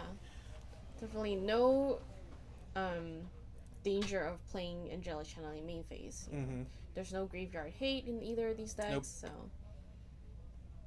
going to Dirk's turn. Mm-hmm. Now this Now turn we're he gonna will level. level up. He says he can't take any more. Mm-hmm. 5 more damage each turn. Banish the Man Flesh. That is quite That'd be tough to see. Yeah. Yes. Yeah. Hate to see that. Looks like he will banish the backup charger this turn Mm-hmm. to draw a card into memory. There we go. Hopefully he draws another Man Flesh. Oh, Just another Benediction Angel. Yeah. Honestly, though, the more Benediction Angels you play, the further away I think that is his third out one. of game. Yeah, out of reach the game gets. Yeah. I wonder if he runs any angel attendants at all. Any, interceptors, any walls, because I think he's just taking all the damage. He is. He's just eating up all the damage. It would help a lot in this matchup when they draw especially heavy ally based. But as Jin, you're also confident that you will not die. So we'll see. This is going to be another Benediction Angel coming out. This is another heal 2, and you draw a card in memory. Yeah. A little annoying when you're the allies player and you see that your hard work is just gone now. Baby Red was hitting for 5, healing for 2, at least 3 still stuck. And I do Will see he do it again? I do see another one. Not enough to clear the Baby Red, but enough to just fully negate 1 instance of damage, because this is coming in for 4 or 5 damage, the Baby Red, each time. Yes, So we'll do it again. saving basically last turn. Whatever work that Envelopes was able to do last turn, totally gone because of the benedictions. Going just hitting 2 damage into the champion directly. This is pretty good for Dirk having these early access to Benediction Angels, because you feel now you have answers to any interceptors and taunters. Envelopes usually only plays unless it's lesser slimes that are 1 health. So having board presence does open the path for you to able to hit directly for your level 3 cards. Does banish a dungeon guide. I wonder if he has another one. That he Oh! draws another one! Of course, love to see it.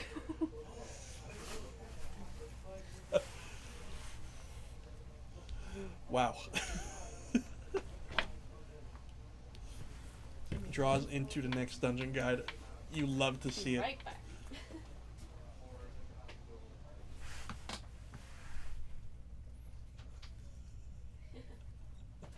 Sorry, the door had swung open there. I had to close We the were door. chilling.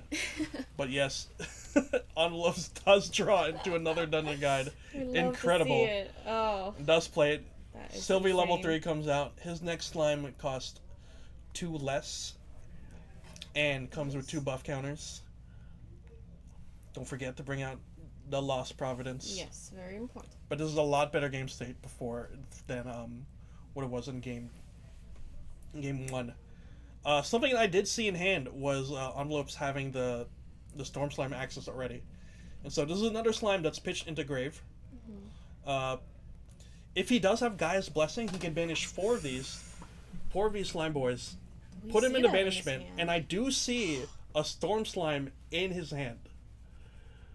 I believe this will be game, if not close to game, because Storm Slime is coming in for 5 damage. You get an extra 2 buff counters, and the slime count in banish gets 2 strong. Reveals a lustrous slime. Mm-hmm. I'm curious, because 11 health left. How much does it cost to play a Storm Slime? It'll be free, because Sylvie on enter Oh, level 3. right. It'll cost 2 less, and it costs 2. Oh! Opting, though, for the safer play. Interesting. I think he definitely could have gone for the kill there. I thought so, too. I was thinking Yeah. that maybe that was the move of putting in more survivability, or for putting in more damage, because Jin cannot die. But he's one Or that Jin wall can instead. die. Yeah. But he cannot die at level 3, so now is the moment. Yes, now is the moment. Especially he's already taken 9 health. That's Mhm. that's so much. Okay. Oh, He does have any Gaia's rules? Blessing, which is opting for more card draw. And also allowing you to play whatever is on top of your deck. He needs to banish a Tamer card for this Ethereal Slime. This will let him draw a card and give it a buff counter.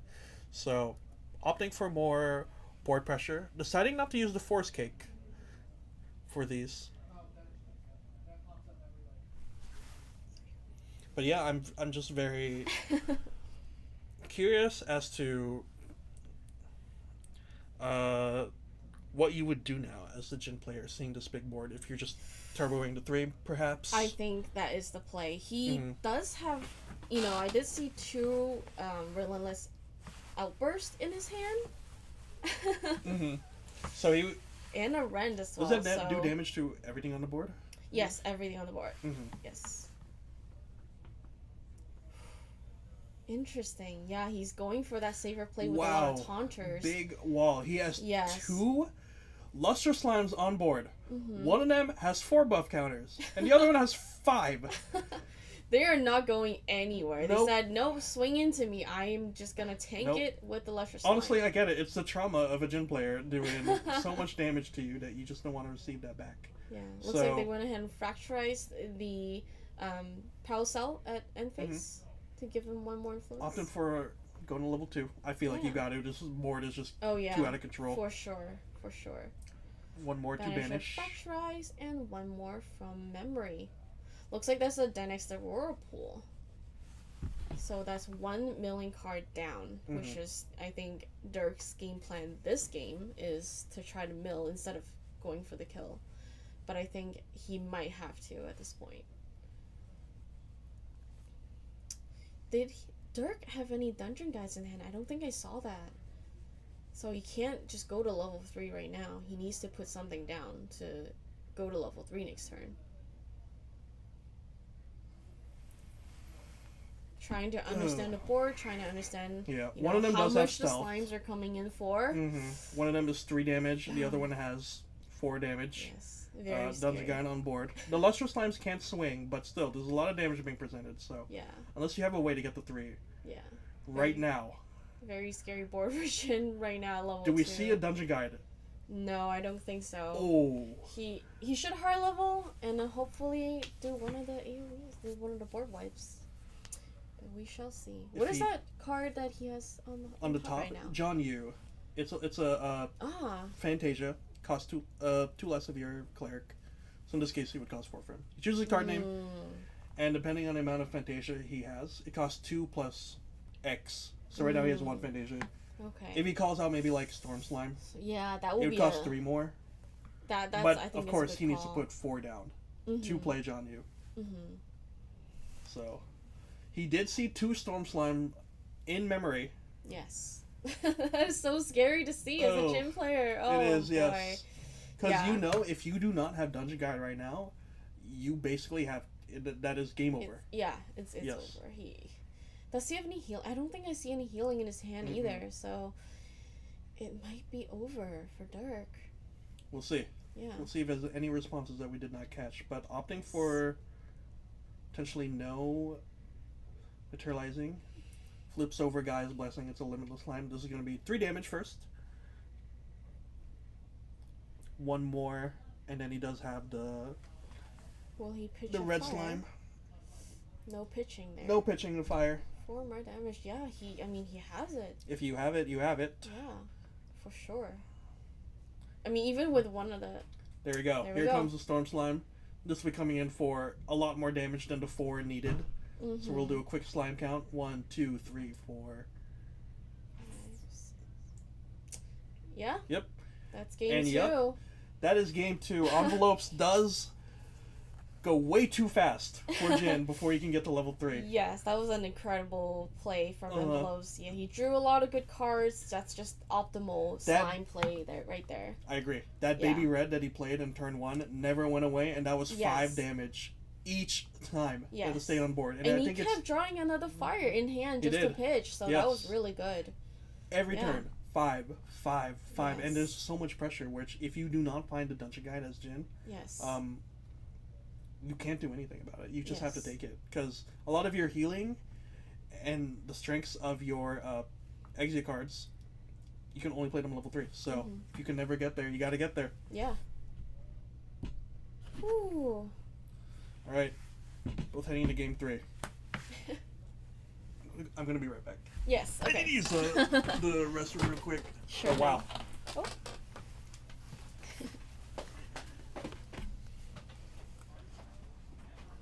All right.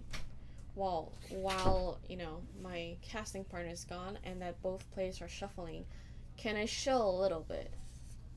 Alright, you guys can see near the top of the screen, there are so many tokens, and an Arisana herb card. That's all made by our local artist, Rosie, who is selling these online as well. She has an online shop.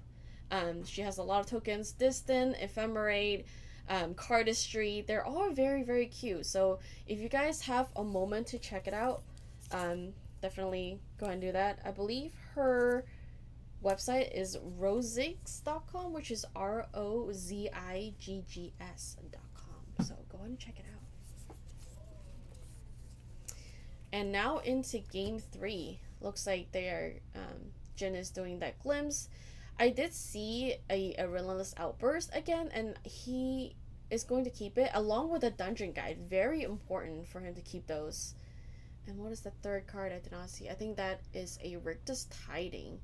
I don't believe the Rictus is very important for him. Personally, I think he could get rid of that. Not a lot of cards in Jin's deck can add up to 8 by revealing 2. So I'm, not... Maybe he's just doing that for a draw. So looks like he glimpsed into Man Flesh, Seething Intercession, and a Pearl Prayer, I believe. Looks like 3 Ixia cards to start, and no Angelic Channeling, which is really difficult to see. And now for Envelopes, he's playing a Baby Gray Slime, revealing 2 Ethereal Slimes. Oh, I see a lot of fire slimes in his hands as well. Could be coming in again for more damage. Will he play another card, or is he just gonna leave that Baby Gray up? Looks like he is opting to play another baby red. He could attack and pitch that other baby red he has in his hand. Oh my god, I'm getting deja vu. Looks like he won't though. He's just doing a base, 2 damage, and then he's playing an angelic channeling to get rid of, Advanced other elements. advanced elements. Yep. Yes. So very, very good start for envelopes once again. Draw 3 more into memory. Very efficient angelic channeling, being able to find the 3 advanced elements. Yes. Now, what will Dirk do to not break? This is kind of a... tough. This is a Rectus Tiding. Yeah. You mentioned before it's very difficult to hit 8 as a Jin player. Yeah. Do you have 4 costs in yes, Water Jin? in Rages 4 costs. Okay. So he could do 4 in Rages. 2 in Rages and go up to 8. So that. But at the very least, I guess Yeah. you're just replacing itself, buying a new card. Yeah, he did see 1 in Rage, which he kept. So. And then he goes in and picks it. Yeah, he should have shuffled that before he asked him to pick it. Oh, and then engulf. Yep. All right. Very difficult. Yeah, there's almost no cards that Dirk can play. Was there a dungeon guide in his hand though? I believe? Yes. Okay. He started with a dungeon guide. A lot better than game Outburst, 2. Manflesh, Sea Thing, but nothing that he can really play. And the problem with this is that like you can't level up to 2. Exactly. Because of this. He has 1, 2, 3, 4 advanced elements in his hand right now. Only dungeon guide and I believe a pro player prayer. Yeah. Cards that are either exalted or just unplayable since they're Exia. This is a little bit of a scary board when you're looking at the slime board right now. There's just too much pressure. Able to level up for free with the angelic channeling. So next animal that comes out, we'll get an additional buff counter. We'll see how much pressure that Envelope's going does. to level 1. Starting to play all that slimes in his hand. He has really good slimes in his hands. Yeah. It's a little bit difficult for the Jin player because since you can't really level up with nothing in memory, you have to opt in for a backup charger. Yes. But you can't pop it immediately unless you draw something crazy. But like you can't pop it immediately because you need cards down in memory. Does get another baby red slime. Yeah, this one does get a buff counter. A little bit stronger than its predecessor, so presenting quite a bit on board right now. Yeah, just gonna start swinging. They're just coming in for 4 damage, pitching the Inferno Slime. 2 more, pitching. Oh, this will only be It's not a fire card, but he still gets to do the draw. So just a humble 2 damage and then 1 more, bringing him to 10. This is half health, and the problem is with Jin, you cannot level up. Yeah, he does not have the cards in hand to play. Draws another. Is that another advanced element card? Yes, that's another exalted, I believe. Tough.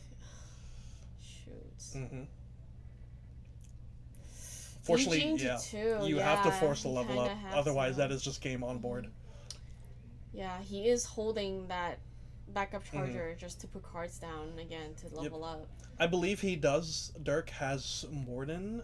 Does he have more than 3 in hand? 3 or more?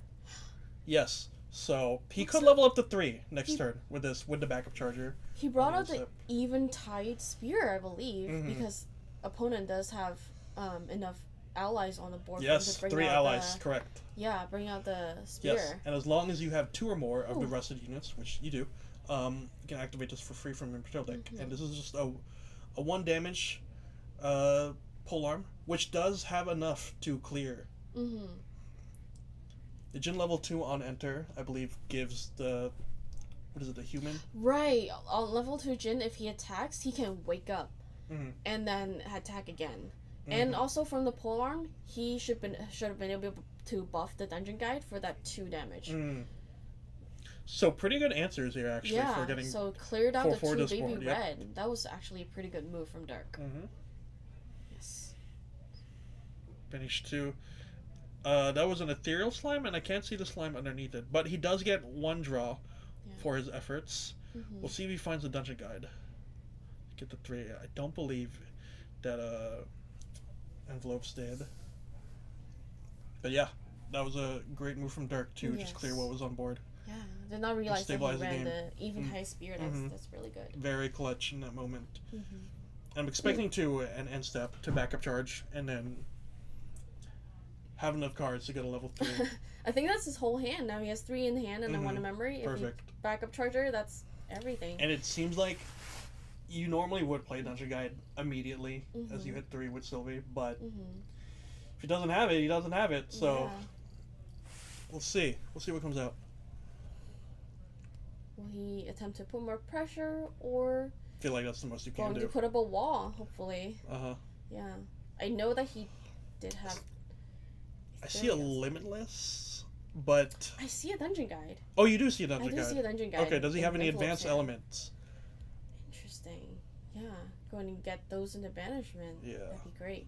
Yeah, I think he's definitely contemplating that move right now. There it is. There we go. Dungeon Guide comes out. Yep. Looks like... So he's banishing 2. Envelopes is going to go to level 3 off of this. What this means is that his next slime card will cost 2 less to activate and come in with 2 additional buff counters. Now he's going to Angelic Channeling. Resolve the Angelic Channeling stack. This will allow him to arrange the 3 cards that he banished from Angelic Channeling into his top or bottom of his deck. So, decisions to make, whether you put more pressure or do you want this wall. So I see an Ethereal Slime in there, which can be great for, arranges all 3 at the top. So I think the Lustrous might be on the top. So opting for more of that protection. Now, do you play Angelic Channelings in your deck? I do. You do. But not too many personally. Maybe like 2 or 3. Let's see. We'll play the Lustrous Slime for free. Yeah. But yeah, mostly the reason why I don't play too many Angelic Channelings is because I'm running the Fire Engine, which lets me draw pretty healthy and stuff. Yeah. It's great if I see it. If not, perfectly fine and just pitch it. But opting for the Lustrous Slime early, showing 1 in memory, this allows it to give it 1 buff counter, I believe. But it does get an additional 2 with Sylvie on enter, so there's 3 buff counters, so looks pretty like the big wall is coming. Yep. Yep. Ethereal. To Ethereal. Which he, envelopes did open with 2 Ethereals. These are all 4 right here, I think. Each of them get a buff counter, so from a 2/2, these are each 3/3s now. Swinging in for 3 damage. Yeah, it looks like we are into overtime now. This is turn 0. Yes. I don't think either player can finish within the 3 turns. Yeah, the wall is just too great for the Jin player. Just a 1/1. So at the moment, I believe this Lustrous Slime has 3 buff counters, which means it has 8 health that you have to punch through. Yeah. Okay, go ahead and banish 3 cards. Jin level 3 means that as long as it's not your end phase, Jin does have immortality. Yeah. So only one part of the game where Jin can die.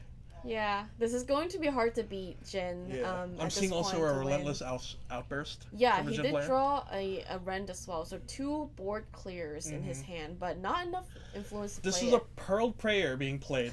This is going to be in his main phase, so because of that, he recovers a little bit more. He'll be recovering 7, and he gets to draw a card into memory. Yeah. So you got the work cut out for yourself when you're playing Slimes here. Alright, so that was, I believe, turn 1 at Dirk, and then now we're going to Envelope's turn 2. Because I believe Envelope started with the turn 0. Stone Scale Ban. It does cost 1 float, but it allows you to cycle cards, so whatever you discard, you get to draw that many. And they have to be allies, though, specifically. So one of them was a Pitch to Limitless, and I believe that's a green slime? Not sure. But there you go. Another Limitless slime. These are not the slimes that you want to see. This is a slime called Cyclone, actually, that he brought up, which is a Fantasia. Another Angelic Channeling, not very good. You cannot play that from Gaia's Blessing. It must be an animal. Yeah, I don't think going to pass the turn to Dirk, and this is, I believe, turn 3 right now. Yeah. There's Not much no to say. way, He would yeah. have to do 25 damage. Yeah, there's As not. well as punching through that giant wall of the lustrous slime that he has. Yep. How would he do that? I don't know. You need Turn more range. turns. Turn ranges. Throw out something. I don't know. Is 2 in ranges enough? No, I don't think so. Yeah. There's no way. Just. Okay. Berserker Plate. Yep.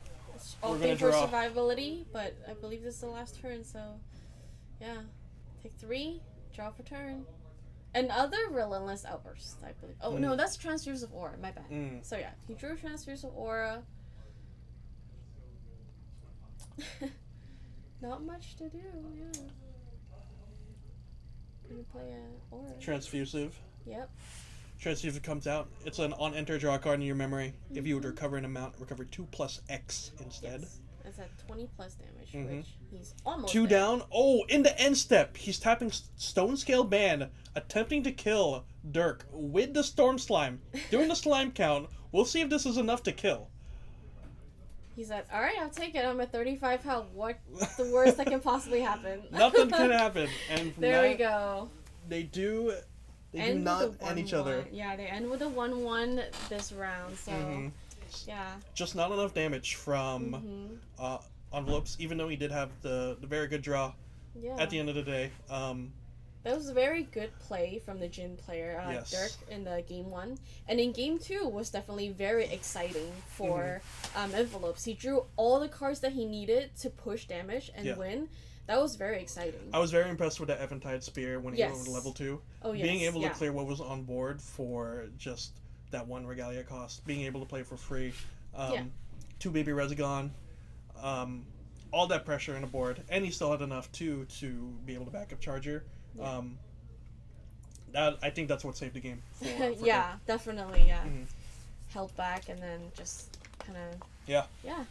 That was really good from both players. Yeah. As an ally player, seeing a tie is already a super win in my book when you're the Slimes player. That's true. I wonder how that third game would have panned out, you know, if they were untimed or anything. I felt like that would have been a really long game, seeing what they had in hand. It would have. And then their influence, it felt like it would have been gone on. The stabilizing felt pretty good, though, from the Jin, I feel like. Yeah. Even though the influence was a little bit low. Yeah. At the end of the day, it's just an ally deck, so we'll see. Yeah. But anyways, thank you for tuning in for us. That was game 2 of our Curio Cavern Store Championship. Ended with Dirk and envelopes going 1-1 on the Water Jin and the Norm Slimes. So upcoming next, we'll do a little break, transition over to game 3 and match 3, and we will see you folks later.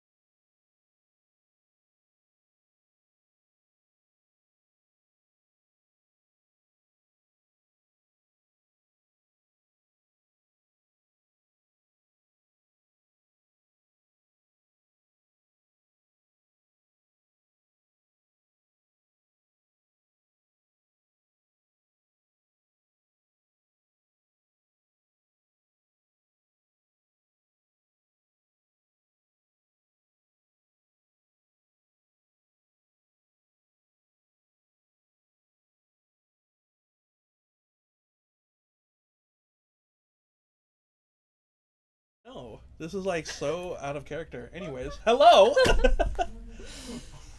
Hello, everyone. We are approaching match 3 of our store championships at Curio Cavern. I'm Isaiah. I'm with Angel. Together, we will be your casters for our match 3. It looks like we are going to have Mafia on the Spirit of Serene Fire, Luxem Xander up against Wind Wake Up, which Aya will be piloting. Both of these players, very, very strong players, our community. Top regionals, day 2s for Ascents. I believe also Mafia also has a store champ. These are also finalists for multiple different store champs. So you know who also went day 2? Who? Who did? This guy right here. Let's go. But yeah, both Mafia and Aya are older like locals here. They've been playing GA since Kickstarter. Yep. So like they're both very knowledgeable, both very strong players. So we'll see how this matchup goes. And yes. Yeah, they've got a lot of practice against each other as well. Mm-hmm. Just it's gonna be an intense fight, I think. Yeah. We'll see. This will be mastery at one of the highest levels in our locals, and we are off. Here's a Mad Hatter already. 3 down. We are shuffling material. Like, this is huge. Will we find the Ranger Strides turn 1? We have Jesse praying to the gods. Where's Ranger Strides? Oh! Oh my and that is Ranger Strides. Yes. I mean, wow. It's crazy. Whoa. Oh my gosh, that is what you hate to see as a Wind Waker player. That card banish. El Bozo is what production is saying to me. You hate to see it as Aya. Seeing that card banished immediately. Go next. That's it. Just wrap it up. Scoop. Oh my gosh. What will Aya play Huge now? win in the early game for Mafia. That's that streamer luck, right? That's what we call it. Yep. Even showing it to the stream too. So, oh my gosh. That's crazy.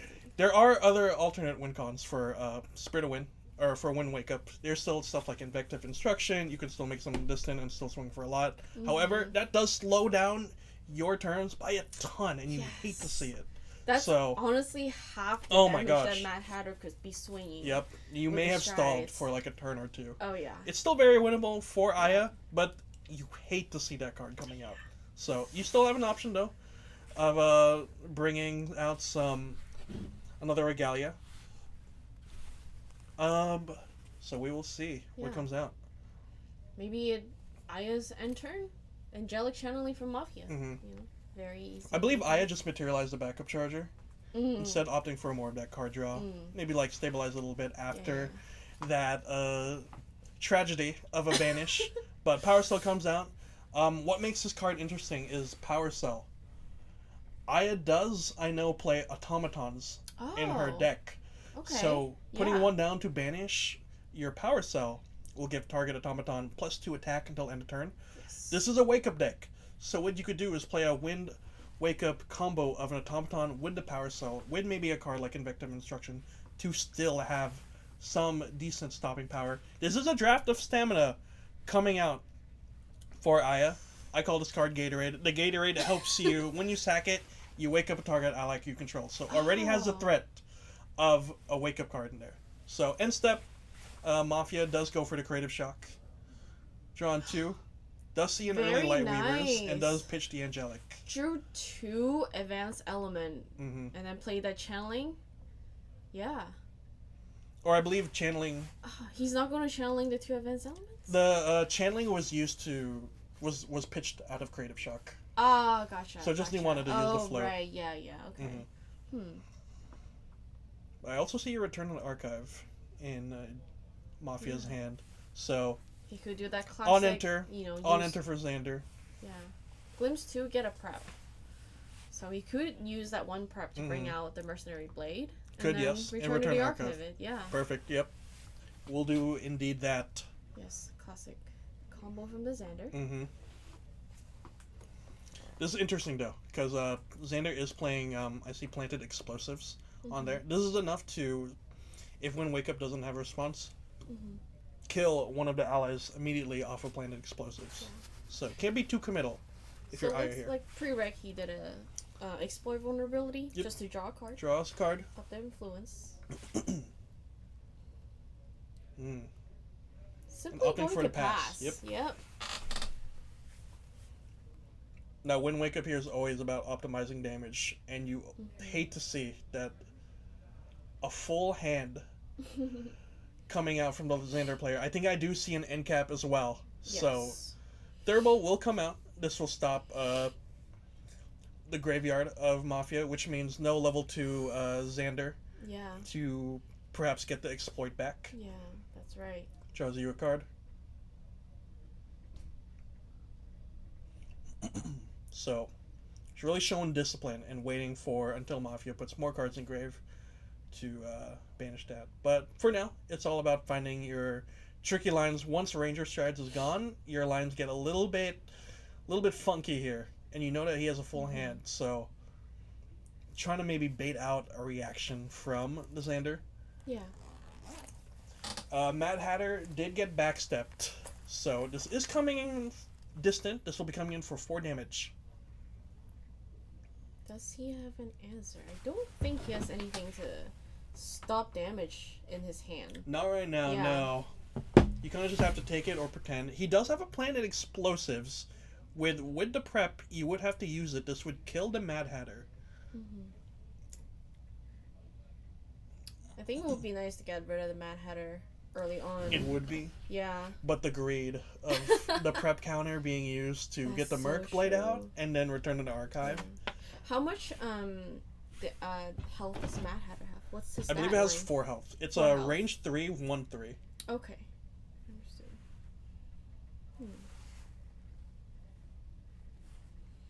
Contemplating if he wants to play anything at end step, I believe. Mm-hmm. For Mafia.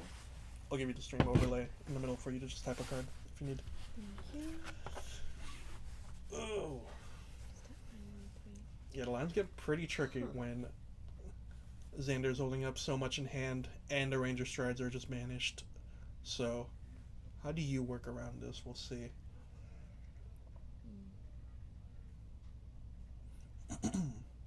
I do see that he has 2 Thieving Cut in hand as well. Which, is 3 damage, so he could use that to kill Mad Hatter. Oh!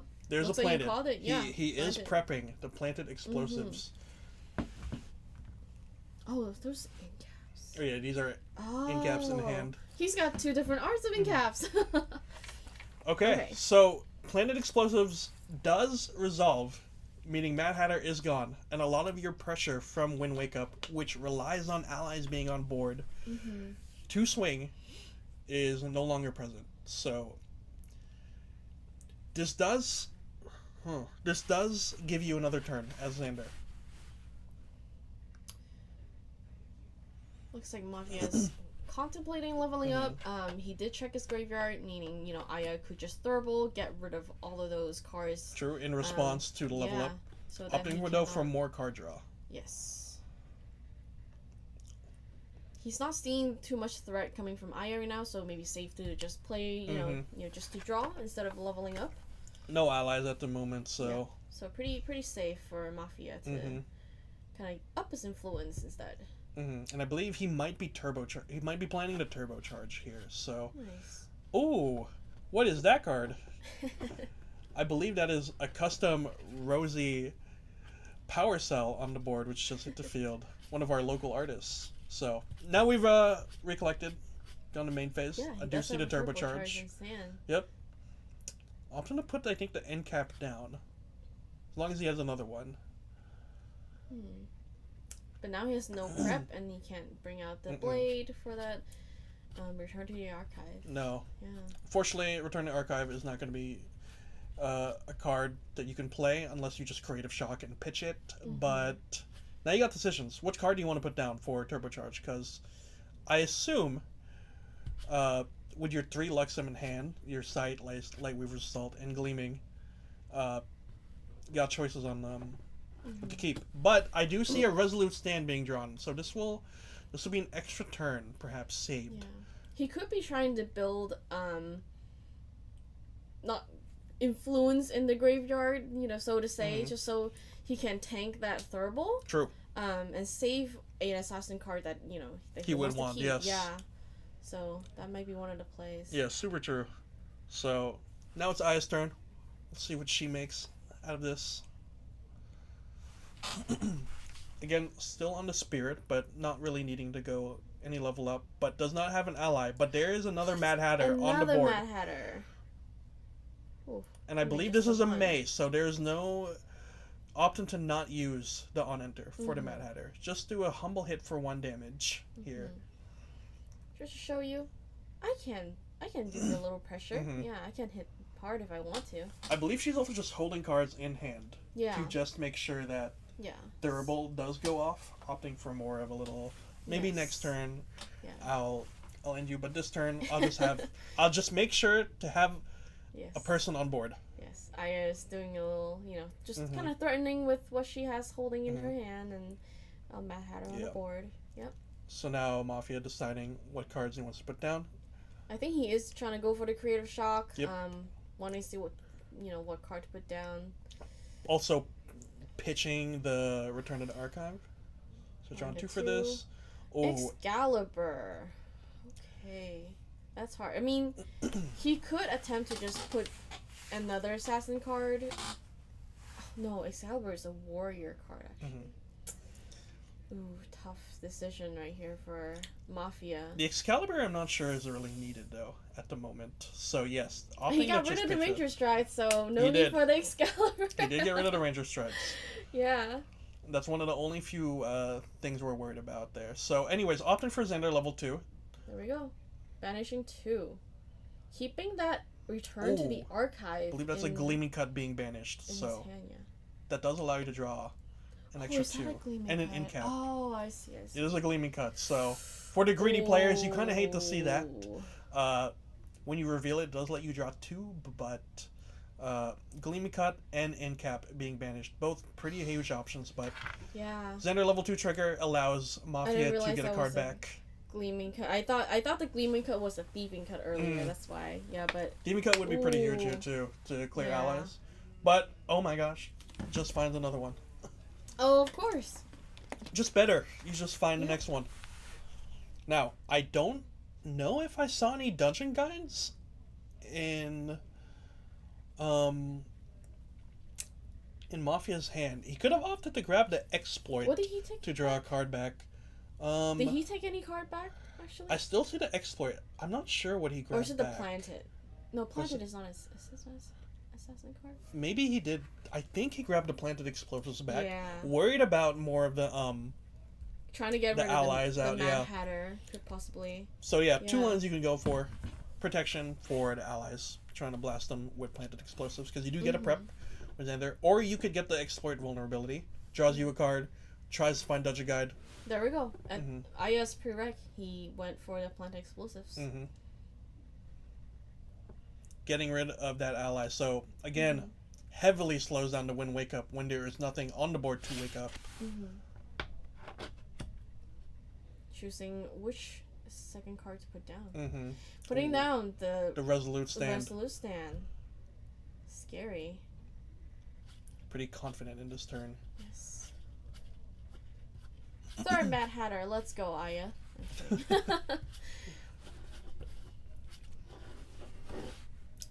This will be 4 down. Another Gatorade coming down. It's the draft of stamina. Allows you to sacrifice it. You wake up target ally. So I see 2 on the board now. This will be perfect for your allies, which are on board. I think I see an other Gatorade. Am I wrong? Not sure. That is a very scary combo, because when you can wake up anything 3 times, is that a Dilu? I believe that is a Dilu. Ah, okay. This is a Dilu. It does, however, have Pride 3, but if you control a wind element unique human ally, it loses that Pride, and it does have Vigor, so it would wake up at end phase, but it's a 3/4 body on board. However, you do need a rider, a unique ally for this horse for it to listen to you. Yeah. But unfortunately, Wind Wake Up does not go to level 3, so it just stays on board. Dilu is just free for killing right now. A little scary. I am very something cool to note too is that Dilu is a ranger as well. It's a ranger horse, so anything that you have class bonus for ranger does help for Dilu's purposes. Anyways, like, moving on. The Merc Blade comes out and returns looks to like archive. Mafia just hard materialized the Merc Blade. Yeah. Now and does then find a thieving used cut. Return to the archive. Yep. Just But, getting that one float in, in the graveyard, and then 2 down. Next turn, he just level up. Ooh, skirting step. When you imbue to 2, this lets target unit become distant, and you also prevent the next 1 damage, and you get to draw a card. And this is all at Mafia's end phase? I believe so, yes. Mafia did not find the dungeon guide. So, still opting to pass with a lot of hand. Here's a Fairy Whispers coming out. And what does the distant on the Dilu do? It's distant. It's further away. Okay, he's got a little more running to do. It does not have any range. So, yeah. It has just taken a step back. Fairy Whispers comes out for Aya. I'm actually interested because... Okay, Censor does come out. Yep. Ooh, now Mafia cannot level up next turn because he only has 2 in memory. I'm interested in what she drew from the Fairy Whispers. I missed this. But now we're going to main phase. Yeah. Again, while this Dilu is distant, for whatever purposes, we just don't have an ally. A unique human green wind ally that we can use. Not easy to see what's in Aya's hand, but that's okay. She will reveal it for us. Oh, and Liu speaking of Liu Bei, that is a wind unique distant enabler ally for Dilu. Yeah. Not a distant enabler, but it can become distant when another unit becomes distant. This is an invective instruction. This would give a target ally, I don't know if it's beast, but it would give something +3 attack until end of turn. However, if you control a non-human ally, draw a card in your memory. Wow. Yeah. However, it did get incapped by Mafia. It did, yes. So no buff for Aya. That is 1 incap down now. So we'll see if she still decides to try to do an all-in play. Dilu can now swing with Liu Bei being on the board, and there are 2 draft of Stamina Gatorades on the board to repeatedly wake it up. Ooh. How many would that be coming in for if she did that? 3 for the first swing, 3 for the next swing, 3 for the next swing after that. So this would be 9, and then 2 more from Liu Bei's. Only 11. That invective instruction being in cap was huge, because otherwise each swing would have been coming in for 6. Yep. That is rough. But that is pushing a lot of damage. Very scary for Mafia. No longer distant, though. Yes. Although now he can level up to 3, which he will. Yeah, banishing 3 cards in memory. No longer able to use the float because of the Censor. Now, does Mafia have anything to play prereq and be able to, put his Luxem cards down? He needs to have Luxem cards in memory in order to obviously do the Xander trigger. I do see a few options there. These are some good ones. You could opt for like an early, maybe. Oh, I don't know if you Lightweaver's Assault early to just have 4 down. Is that too greedy? That's not a good play, unfortunately. I would do that play, and he's doing it too. Let's go. Gosh. Early Lightweavers comes down prereq in response to the Xander trigger. So that will be coming in for 5 damage. This would be 5 damage, yes. And you have options whether to clear an ally. Yeah. But most importantly, this is putting cards down for Luxem. Oh. And Aya does pack it up. Yeah. I believe she just does not have a response. There's too much stabilization going in for Xander. Too much healing. As soon as he reveals those Luxem sites, it's sort of over, I mean, it was very much possible for Aya to win that game. But, it revealed Gleaming, cut, other Lightweaver's Assault to stabilize. But unfortunately, Mafia just had the incaps. Yes, it was the right call to incap that. That invective instruction was the way to find game. So, very interesting. Game 1. Banishing the Ranger Strides. Oh, wow. That was a crazy luck right there. I know. Yeah. Mafia was so pumped to see that. He was picking up the cards, showing it to the cam and everything.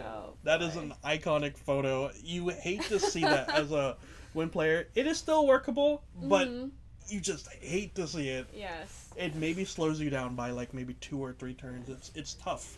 Yeah. But Still being able to be competitive at the end. Both players are now sideboarding. Yeah, what we will see. Wow, what comes out.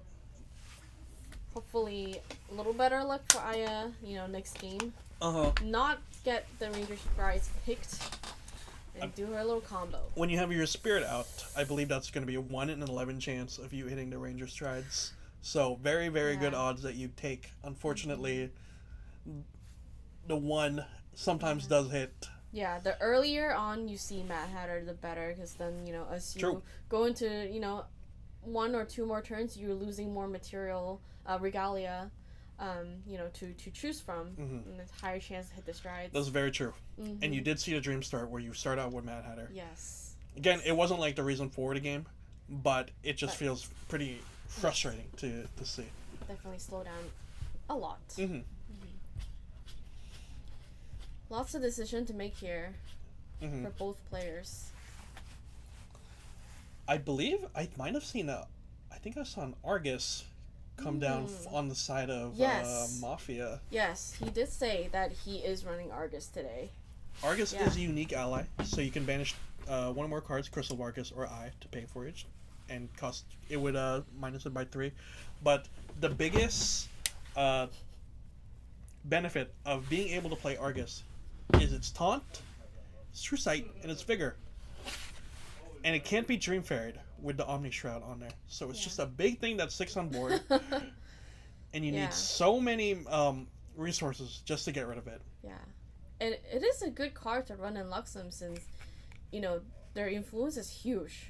Fire Luxem tends to just have so many cards, with Gleaming Cut and everything. Oh my god, he's just hard playing it. Right? Yeah. He could easily just hard play it with full hands down. Yeah.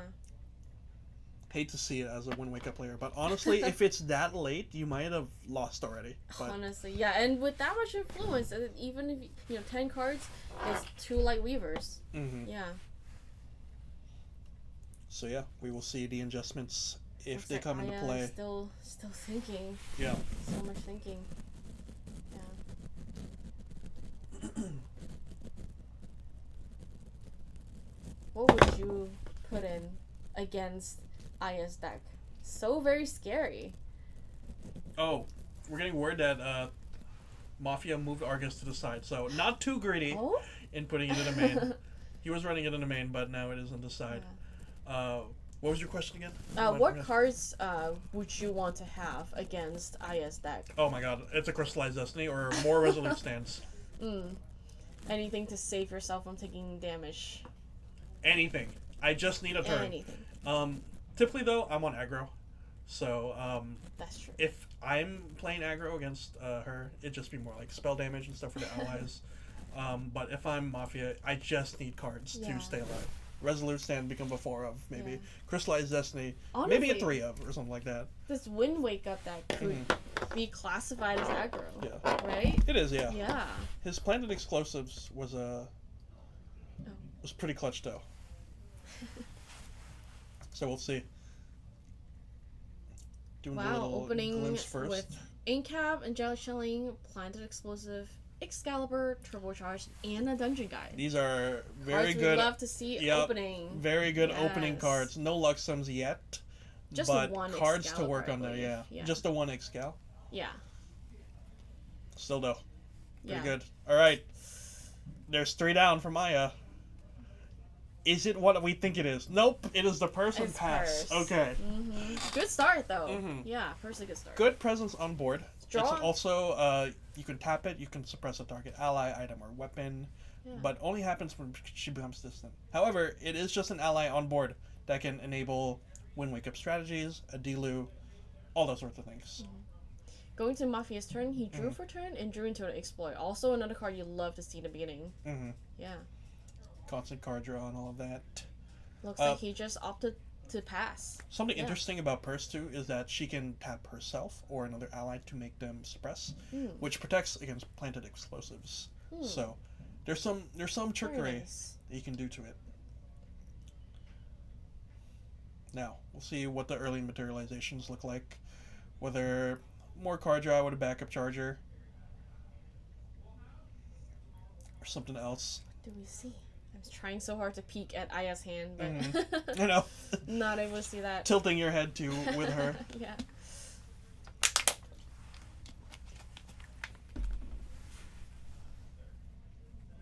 Lots of thinking. Mm-hmm.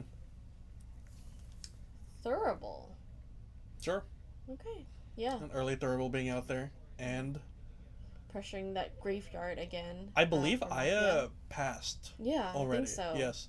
So this does put a lot of pressure on Mafia, because she knows that he wants to do plays like Creative Shock, Pitch Afloat, Yes. Angelic Channeling, Yes. Pitch Afloat. Holding those cards for that Thurible. Yep. Very clever. Mm-hmm. So now you're feeling a little awkward now as Mafia. Do I still want to do it anyway and basically lose 2 cards, my Angelic and my Luxem card? Yep. So he is opting to do it anyway. It does hit the grave. Just the Resolving one Luxem? first. Yep, the 1 Luxem. Looks like you drew into a Gleaming Cut into memory. And now Aya's got to decide whether she wants to pop it. Which, let's see. Yeah, She will be. 3 down Thurible. This makes Gotta this remember. level up a little bit more expensive now for Mafia. And I think I might have seen a Luxem that he drew into memory. So this is I a think risky it was one. a Gleaming Cut. He could banish that Gleaming Cut. Okay. Looks like it was an odd number. Banish the Exploit. vulnerability instead. Yep. That's another card to cycle for drawing, Mm-hmm. and as an assassin card that you can get back from the graveyard. So kind of a hit here. You do Pretty want good. to keep that usually for leveling up to 3, because it's one card that you can cycle early on and then pitch later on. 100%. Yeah. So we have the Glimpse 2. We have a Gentle Respite, and was that an in cap? I believe? Yes. Yes. Yes. Deciding how now to layer these. Wind Wake Up's always gonna be super high in influence compared to you, so you could opt for the Gentle Respite, albeit However, greedy. However, Aya does have a censor, so if he plays that Gentle Respite, it could make her go censor. But just opting now for just a normal pass. He is holding up Planted Explosives in hand, which means I think he needs all those cards in hand. he does. If none of those cards, you want to put him down for the Gentle Respite. Yeah. I think. The Planted Explosives just means Purse being out there means that he's ready to respond to Purse becoming maybe distant. In response, kill her. Yep. Now you gotta think though. She is balanced. If that matters. For the fans at home who care. Ooh. It's gonna be tough though, because you know the moment you put down maybe a backup charger, scepter, all of that, that is cards you were putting down. Yeah. Which means Jesse has free reign. Mafia has free reign to Planted Explosives, your ally on board. So opting for a little bit of safer play. This is a Fire Resonance Bauble. Does recognize the danger of putting cards down.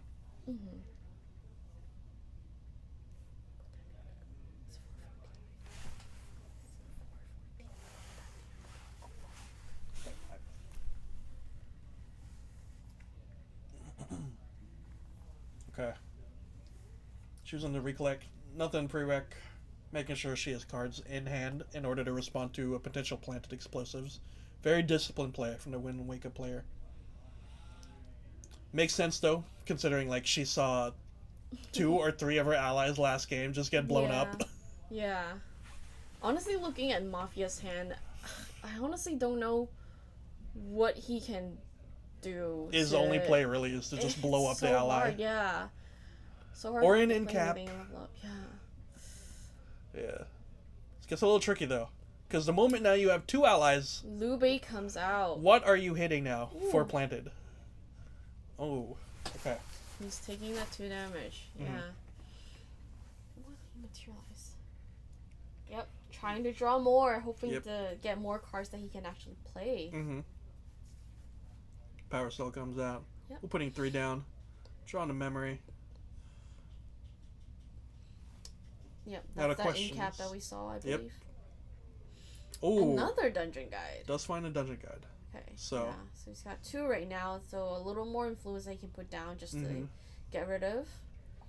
Will he do it? We'll see if Aya has any stifling traps, because I know she runs it. Turbocharge. Turbocharge lets you draw 2. Mm-hmm. Additional cost of sacking that power cell that he created earlier from the backup charger. Another planted explosives. And another gentle respite as well. Yeah. This is, however, you don't want to put too many down. Yeah. I think he's got a good, cards in hand and in memory for leveling up next turn as well. It's a pretty good setup. Mm-hmm.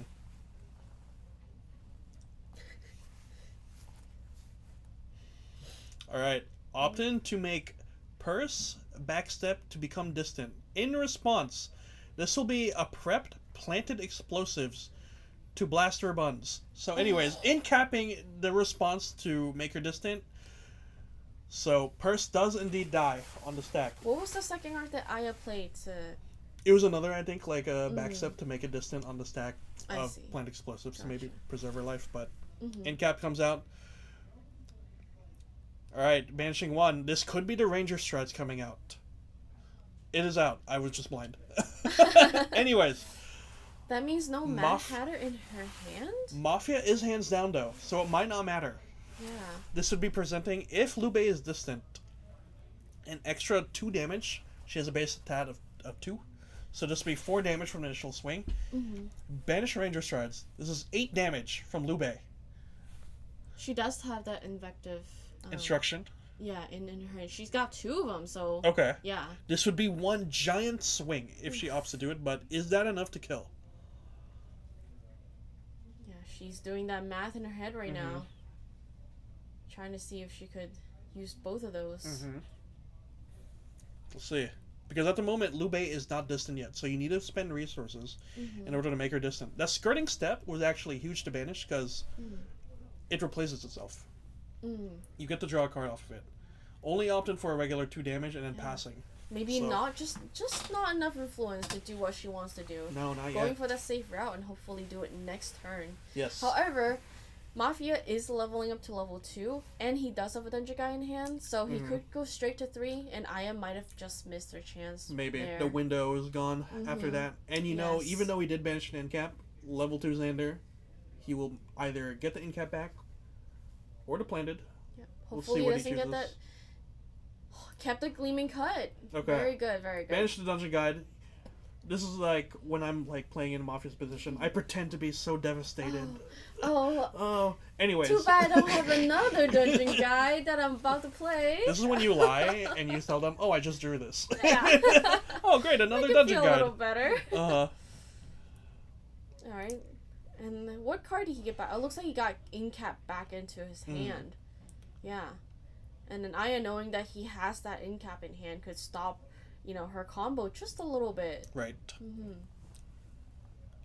Looks like she's doing a little scout, stacking little her skirting cards. step, yeah. Yeah. Is that scout the land, or is that... Yeah, we'll scout the land, correct. Glimpse She gets the draw of it, and now using evasive maneuvers, I believe, this makes Lube distant for next turn. Ooh, and Mafia just drew a Luxem Sight into hand for turn. This is very good for him. Yeah, he could put those gentle respites down, along with something else, just a DG. Yeah. Expect the DG to come out of here now. Yep. There we go. Yep. Perfect. Oh. A little frustrating to see when you're the Wind Waker player trying to do damage. Yeah. Ooh. Spanishing. Getting rid of the 2 gentle respite. Yep, 2 different arts. Yep. So when you hit Xander level 3, you do need cards in memory in order to start doing your game plan. Yeah. But with 3 in hand, I believe he has only room for 1 incap. So yes, which he does have an end, yep. which Aya knows. So Aya knows that the incap's out there. The next move. Right now, you are presenting 8 damage with both Lube being distant and Ranger Strides being out. So the question is, do you have a way to wake Lube up for this turn? Now, that would be only 16. Is Mafia running just Spirit of Fire? No. He is running Serene. That's a good point. Serene. Okay. He's running Serene, so there's a little bit more damage that needs to be done in order for you to secure that game as a Wind Wake Up. That's an extra, basically 6 health when he decides to lineage release. Yes. Yeah. It gets tricky now for Wind Wake Up, trying to find those lines of trying to beat through the damage too. Because you also don't really have any anti-healing strategies for Wind. Right, yeah. You just kind of have to do your damage, just straight beat down. So and he's already got that one Luxem sign I saw a second Wind. Healing. There was a second Wind from Aya to wake it up, but again, you know that you can kind of foresee the next turn with Mafia. The moment anything is played. Yeah, for sure. Incap will probably be out. Then the Luxem cards that you mentioned are in memory, and then it'll start stabilizing. Yep. How her influence is huge right now, but can she play anything? It's very difficult. It'll be a Gleaming Cut, a Luxem Sight that'll be coming down from Jesse's hand, assuming the Incap gets burnt. Yeah, if he put those down for Incap, that's perfect for him. Yep. Heal 3, draw 2 next turn. Let's put him 3 down. What are we opting for? Very difficult decision for Aya, just to see how can she push damage or just, maybe threaten with a wide board. You know the first action is getting Incapped.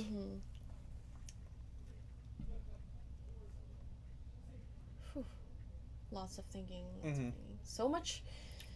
The window is just so hard now as Wind Wake Up, but we'll see what she cooks up.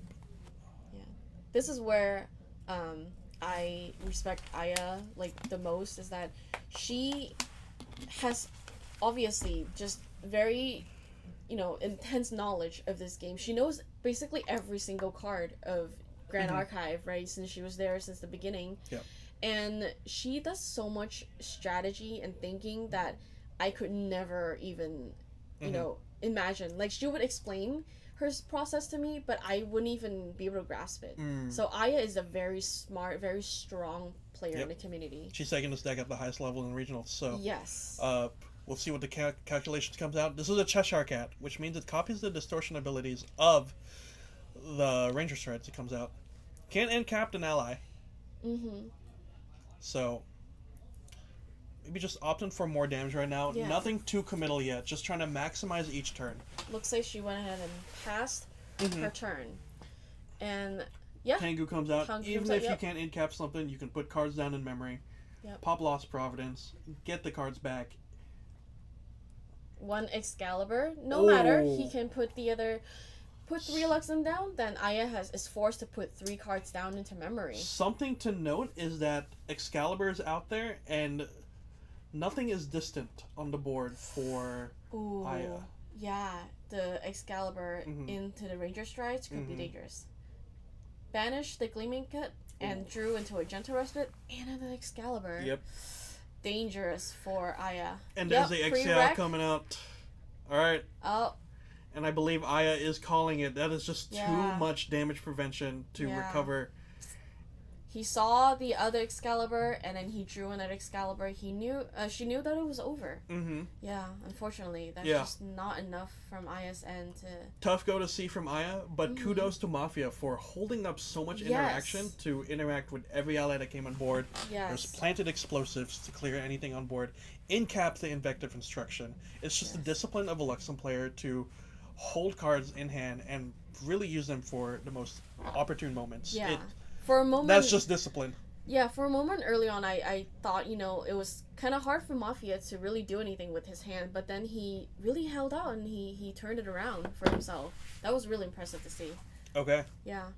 So, there we have it. Mafia does win 2-0 versus Aya. Serene Fire. Speaking of which, he never did pop it as well, so maybe maybe there was never any threat to begin with. But before we head out in transition, little quick shout out to one of our local artists. Earlier when you did go to the restroom, I did mention I was trying to show a little bit, but the camera was not on me, but I did say a little bit about Rosie and her website. Right on. Well, we do have some new products from her.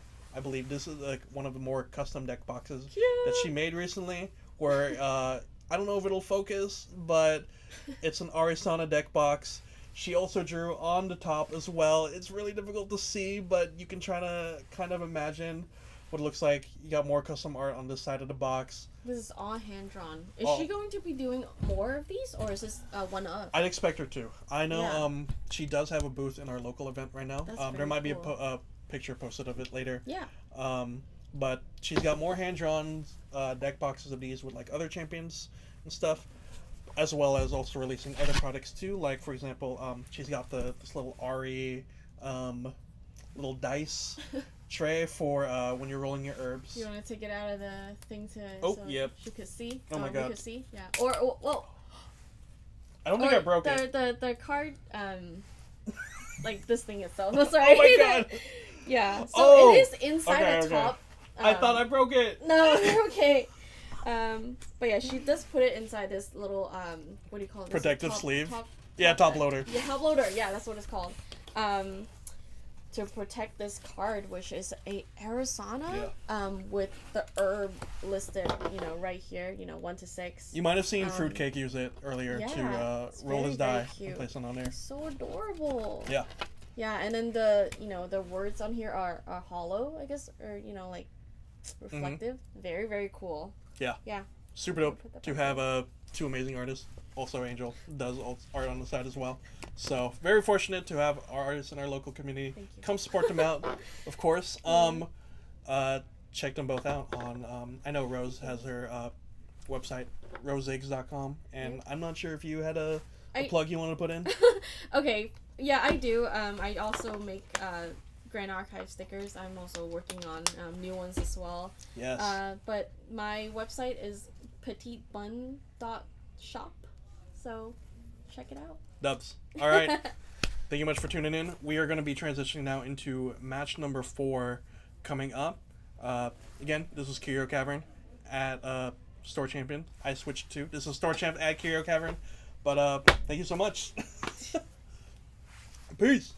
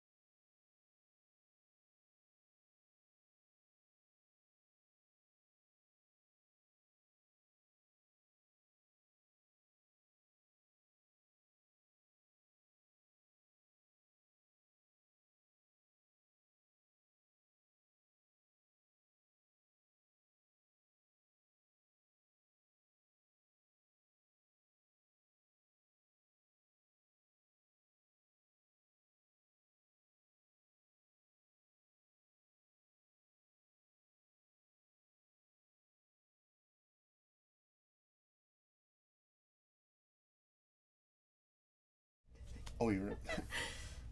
Hello. There. Welcome back, everyone.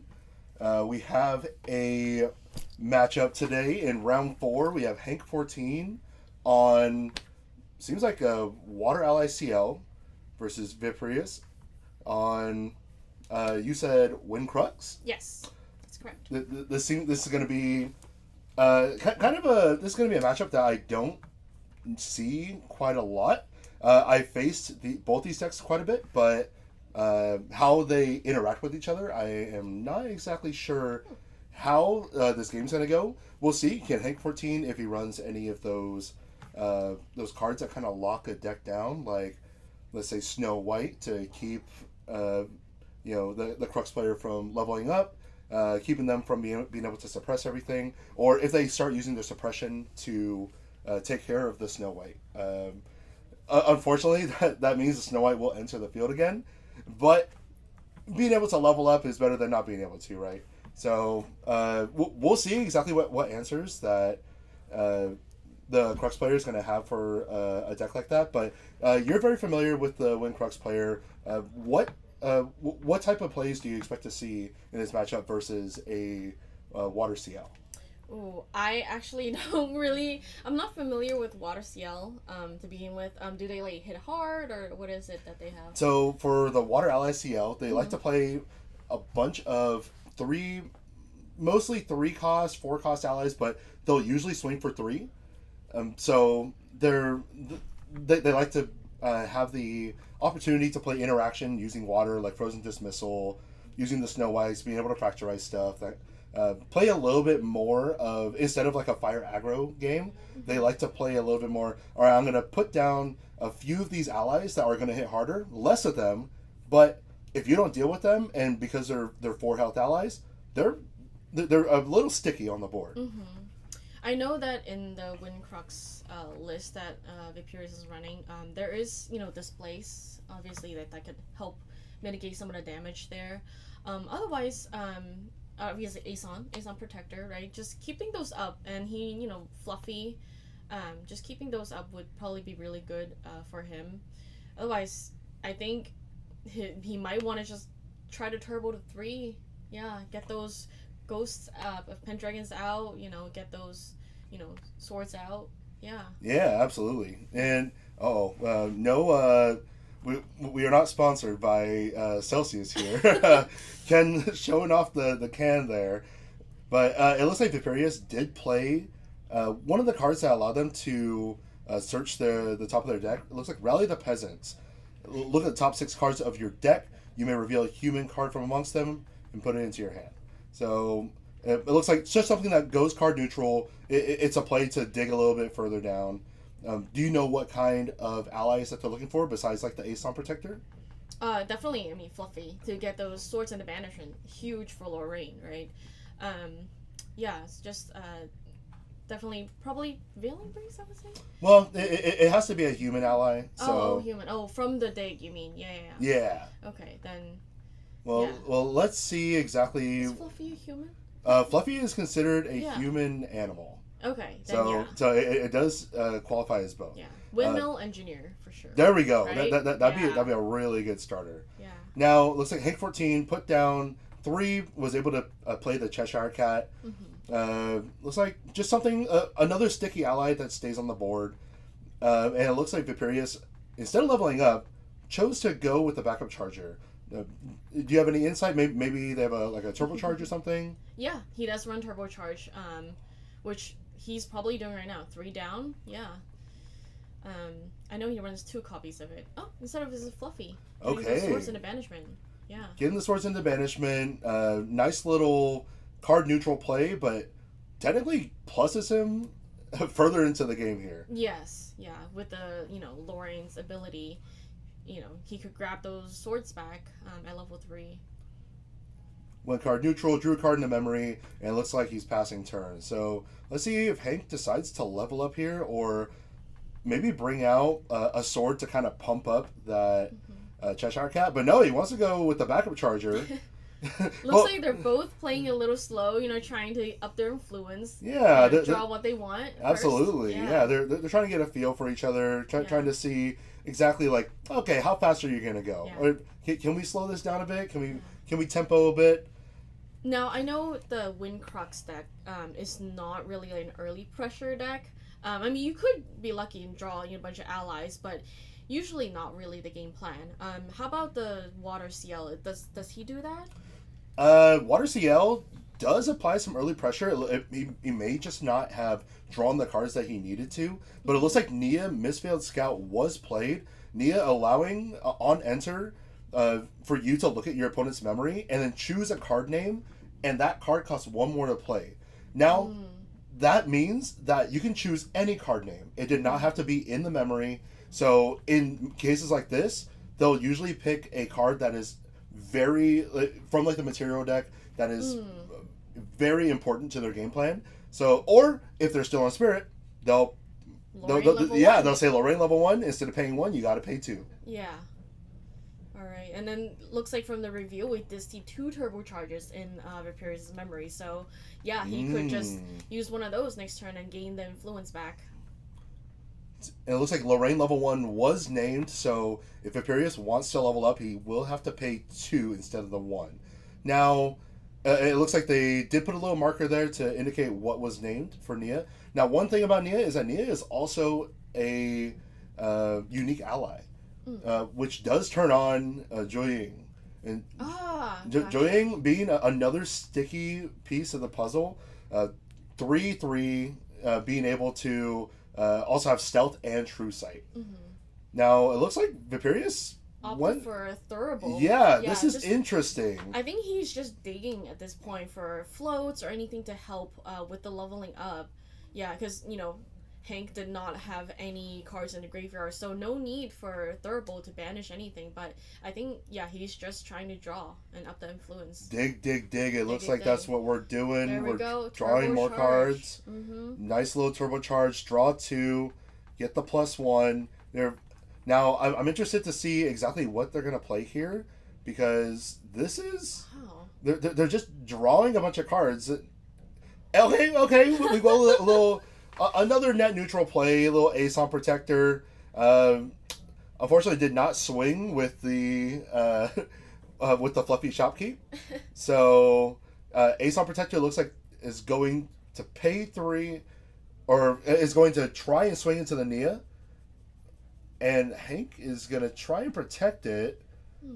Play the Storm of Thorns, which allows it prevents 1 damage to all units on the board, and is able to deal 1 damage back to whatever the unit's source was. Oh, okay. Now, another important thing is that it is floating memory, class bonus for Guardian. So once he does level up to CL, it looks like, I'm going to say, it looks like we may have had an illegal play, but it looks like it was caught by Viperius. Yes. Okay. And to mention as well, Viperius is also a judge, so he will be very strict on what's being played here. Absolutely. Yeah. Now it looks like No Mirror came out. Both players opting to not level up and kind of play the slow game, kind of playing with each other right now. And there's the Zhou Ying, just as I was saying. 3/3, it gains stealth and true sight. So it looks like we're swinging with Cat. I can't tell if we're swinging at Aeson. It looks like he did mark 1 damage on the Aeson, and Joying coming in for 3 to try and kill it. Oh. Nice. Play some sort of interaction. That's a fast action tempestuous what's the second one? I don't remember the full name. But fast activation and then deal 4 damage, spell damage to an ally. There we go. Yep. And it looks like Hank had the necessary card in order to deal with that. The Cerulean Decree imbued was able to go card neutral and negate that, getting that Aeson Protector off the field, which what you were saying earlier might be something important in this matchup. Yes. So losing an Aeson, definitely big, loss for Viperius, but that's okay. He's drawing out so many cards. I'm sure he's got another one in there somewhere. How much health does Nia have? What's her stat line? Nia, I believe, is a 1/2 with class bonus stealth. Oh, 1/3. Okay. So Nia's a 1/3 with stealth. Class bonus, with class bonus stealth. So it does not have stealth, so it can be dealt with. However, now it is useless because Viperius did have to pay the 2 in order to go to Lorraine level 1. And looks like he opted to materialize the Sword of Seeking in order to deal with those nasty stealth allies. Yes. Yeah, with the Sword of Seeking having True Sight, very helpful in this matchup. Doing damage to stealth allies. Yeah, absolutely. The Joying having stealth, the Cheshire Cat having stealth, just having a nice little way without having to cleave the board to deal with those allies when they become a little too cumbersome. And Viperius is choosing to pay 4. Let's see exactly what he's opting to play. Is that a Mustang? It is a Mustang. It is a Mustang. Getting rid of the No Mirror, that's actually a very good play. Now, he can go for those Crux reveals. Yeah. This is a big problem for Hank. Hank needs to find a way to claw this game back a little bit. It seemed like Hank was kind of on the uptick there. And here comes another ace on. There we go. Did not matter. Gonna bounce back the the Mustang. And this is starting to become an issue here. Looks like he's going 3 to Nia. Nia leaves the field. That does turn off Joying. So Joying, having Pride 3, cannot declare an attack after that. Nice. Very heads-up play by Viperius. Let's see exactly what Hank does here. Loses the Fracture Eyes. He's banishing 1 to level up. Yeah. There we go. See how it comes out. And here comes the Mastery. The Mastery, just being able to take those cards that you create as omens and using the Armoire in order to get those back to get an additional use out of them. So let's see what Hank does here in order to try and like I said, claw his way back here. But first thing first, he needs to get that Joying back online. So he paid 2. Nope, paying 3. Is there a lot of unique allies in the water deck? In this specific water deck, there are 2 that come to mind. You play the Tweedle. Oh, and then here's the Snow White as well. Another unique human ally. Snow White coming down, activating Joying. And here we go. 4 damage to the Aeson. The Aeson is cleared. Yep. Snow White makes it so that Lorraine cannot level up next turn. Yep. And Viperius going hands down does not have an answer to the Snow White being on the board. Can't get rid of her. So now, he can't level Lorraine up. Forced to... It looks like he just skipped materialization. Interesting. Maybe he had nothing to materialize there that isn't already banished by the Fluffy, or maybe he wanted to keep cards down in order to play Fluffy. Yes. And be able to banish them. We'll see exactly what he does here, but it looks like he does imbue using a Scout the Land and Ayla for a Windmill Engineer. Absolutely. Windmill Engineer coming on down. I'm surprised he didn't. I'm surprised Hank did not swing 1 with the Snow White. Not sure if he was being protective or something, but maybe might have been a little misplay. But now at least it protects Snow White from being just dealt with from the Windmill Engineer. And there you go. Like you said, Viperius played another Fluffy Shopkeeper, banishing 2 more swords. Looks like Clarin and Clarin Reimagined. All these swords in banishment, they're going to start to pay off once Lorraine hits level 3. I do see a Spirit Blade Retribution in Viperius' hand. Oh. Yeah, so with all those swords in banishment, really beneficial for him. If he does go to level 3, then that would be a huge play. And his influence is huge right now. Yeah, I don't know if we saw a Hurricane Sweep yet, but once Lorraine hits level 2 and is able to sweep a board full of allies, that almost makes it worth losing those 2 cards that you usually would use to level up. Okay, looks like Dummy Trainer's coming out. Hands of a training dummy, draws a card into memory. He's going to recollect. Now, I don't know if he mentioned this, but it looks like he did make the Nia a Omen from last turn. But him choosing to go Dummy Trainer instead of using the Armoire to get the Nia back out, he may have another play here that that will allow him to not be able to get severely punished for not being able to swing with the Joying. Mm-hmm. Here we go. We got 3 down, and there's another one of the water unique allies. We got the Tweedledum. Now because Hank 14 is a guardian, Tweedledee does get the taunt ability. Mm. Now Tweedledee being a 3-cost 3/4, like I was saying, just a bunch of 3 attack allies is what Hank is trying to do here. Looks like Vaporeus did successfully reclaim that Fluffy Shopkeeper. So Fluffy Shopkeep goes back into the hand. Joying's attack nullified. And it looks like the windmill was taken care of. But now Hank has to choose whether he wants to swing with Tweedle or... Oh! Another Snow White. And here comes another Snow White to lock down Vaporeus. Hank saying, no, you're not going anywhere. I'm going to swing one. Yep. And to protect my Snow White, I'm going to keep my Tweedledee up with the taunt. And if you want to swing, she got 3 attack right now. Yes. And once again, Vaporeus, hands down, no answer for the Snow White. Cannot level up. So skip Materialization, go to Recollection, and draw. Also can't swing with Lorraine because Snow White says that the champion that's rested cannot wake up in its next recollection phase. That's correct. So let's see exactly what Vaporeus can do here. He can't even Hurricane Sweep the board in order to try and take something out. Down for Scout the Land, glimpsing the top 4 and rearranging cards that he wants. Now, will he see a Dungeon Guide? Let's see. Dungeon Guide will not help right now, unfortunately, because of the Snow White ability. Snow White... They can't even level up during main phase? Snow White does say, unfortunately, that if your champion were to level up, return that champion to the material deck.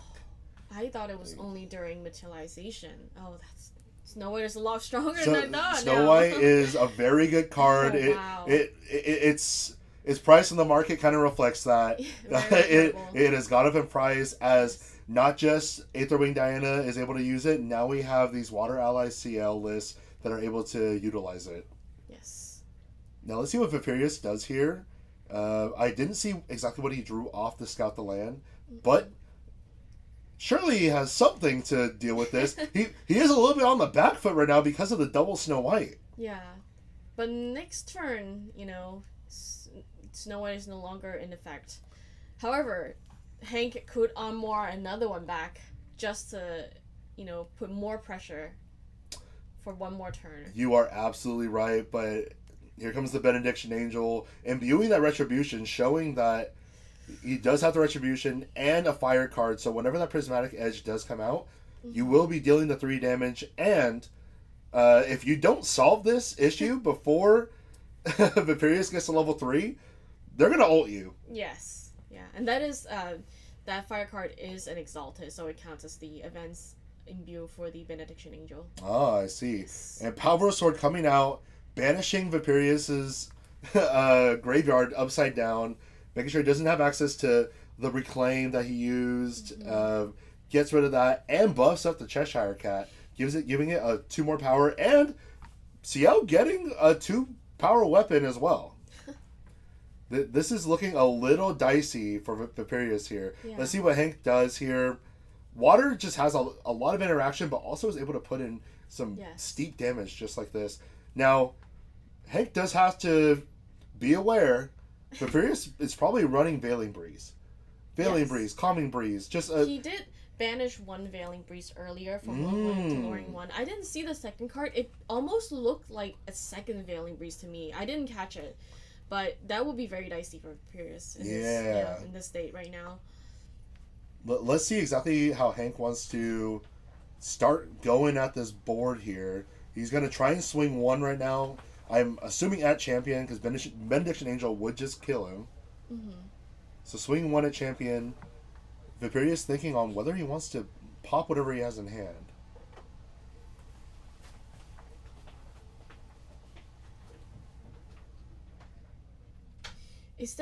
I don't think Wind Crux deck has any sort of fast damage to deal with Snow White. Is that right? Once it's being played. Wind Crux, unless you're playing something like Stifling Trap in order to to get rid of that. They don't usually play fast speed spells that do damage. That Seraphim Angel might have been one of the only ways to deal with stuff like this. Yes. Now, let's see. There is damage being put on the board here. Looks like Viperius taking in 8 damage at the moment. And Hank's still holding up his entire hand. Okay, Hank's choosing to go 3. He might think he has it here.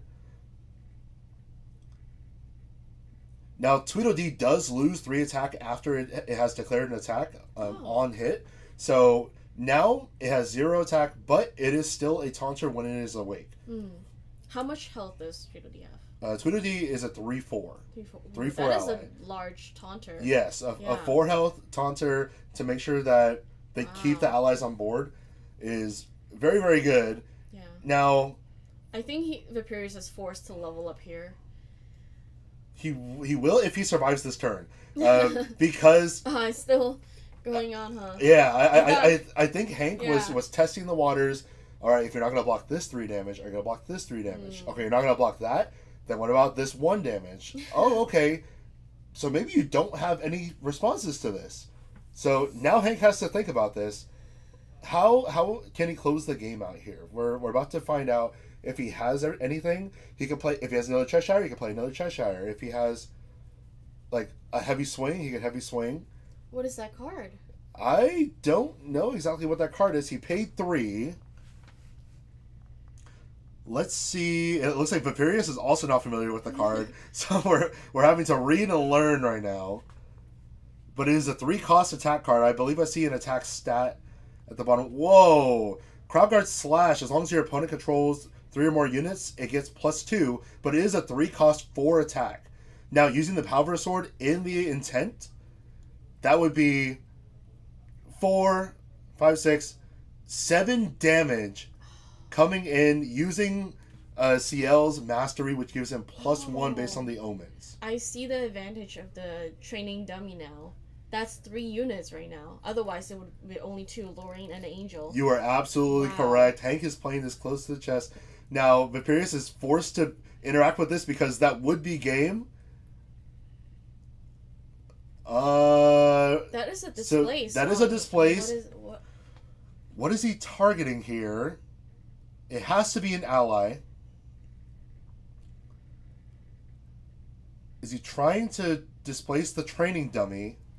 But it would still return to the field. It would still return to the field, and if my knowledge is correct on the game, I believe it would still, because as the attack is resolving, we just got an update, it would not give the attack +2. Oh, so it's gone, it's banished. That it's a token. It's just, sorry, not banished, but gone completely. What a heads up play Wow. by Viperius. Displacing the training dummy, because it is a token, it flashes out of the game and cannot return to the game. Wow. So it saved him that crucial 2 damage that would have killed him. Wow, what a heads up play. That is I did not think about that, the fact that it's a token and cannot return. That was crazy, but Viperius, game knowledge extremely high here, knowing how these checks work, and wow, what an excellent play by. I don't want to gas up the play too much, but that's not something I would have thought of, Yeah. I mean, when I watch him play, at home, it's so impressive. I'm always learning whenever I watch him play. Wow, just surviving just barely with that 2 health. So scary. And that might have been exactly what he needed in order to come back in this game. Leveling up to 2, if there's a cleave here, there's going to be a lot of damage, a lot of cards drawn. Yeah. Let's see exactly what happens. Banishes the Ayla and the fire card, so not guaranteed that once the Prismatic Edge comes out, that is going to happen. Okay. And Hank chose to pay 2, fracturize the sword. just to make sure that whatever cleave is coming down is not going to kill his entire board. Yeah. No longer has a weapon, but now has a reservable fractal. Papirius, what will you do? I honestly don't believe he runs any cleave in this deck. Maybe in the side, I'm not sure, but in the main deck, I don't think I've seen a cleave. Interesting. Yeah. So, looks like he's leveling up, using the dungeon guide. Lorraine, I believe this is Spirit Ruler. Yes. So Spirit Ruler comes out onto the board, and looks like he brought out the... Well, he has 4 counters on it, so it looks like it is the Prismatic Edge that he brought out. But nothing on enter because he did not choose to do anything in regards to that. Yeah, he did not have any cards in memory, did he? I don't think that's Prismatic Edge. Is that not Prismatic Edge? I don't believe so. What did he bring out then? I think that is the new art for Sword of Drawn Seeking? Blade. I think that's Drawn Blade. That's Drawn Blade. Yeah, I that's the see. Okay. new art version. So he was able to draw a card off of that. And here comes the Ghost of Pendragon, Crux's crucial win con, of course, and he returned the Looking Glass into the material deck. And it looks like the board is now clear. Hank is now the one on the back foot. Mm-hmm. Wow, what a way to turn it around. Hank giving a little smile saying, yeah, this is not looking good for me. Now, Papirius has already attacked with his champion. What other plays can he do here? Yeah, he still has that Retribution in his hand. Not enough influence just yet to play it. However, it is still there, so we could see that coming out eventually. Right. I see another Fluffy. Will he try to... Well, it looks like Papirius passed turn, so Hank materialized GCR, was able to crack it, draw a card, trying to draw into some answers here. Cheshire Cat is still a 3 damage ally, so pretty good still, but not able to clear that Ghost of Pendragon that's going to be put in pressure. Yeah. How will Papirius survive this turn? Well, it looks like Hank is going to start off the turn by swinging in for 3. Papirius saying, yep, I'm going to take that 3. Yeah. No answer, I think, on his end. I don't see anything on Papirius' end. Let's see, Papirius has a reclaim, probably going to try and reclaim that Ghost of Pendragon to draw 2 more cards. Frostborn Paladin coming out. Hank going to use the Fracturize, and yet here comes another 3/4 ally that just replaced itself. This is another 3 damage if he decides to swing. He could finish the game right here. It really depends on what Papirius is going to do here. Imbuing 2? 2 Spirit Blade Ascensions. Oh. And here comes another one of those Seraphims that deal 4 damage to the attacking ally. Trying to get rid of that Frostborn Paladin. Which he needs to, otherwise this could be game. And it looks like Hank is just making sure everything is correct. Mm-hmm. And it is going to go through. Yeah, there goes the Frostborn. Alright, Frostborn Paladin down. Papirius lives to see another day. Depending on what Hank decides to do here, Hank is swinging for 4 damage right here. And it looks like that's what he's choosing to do, using the Power Sword.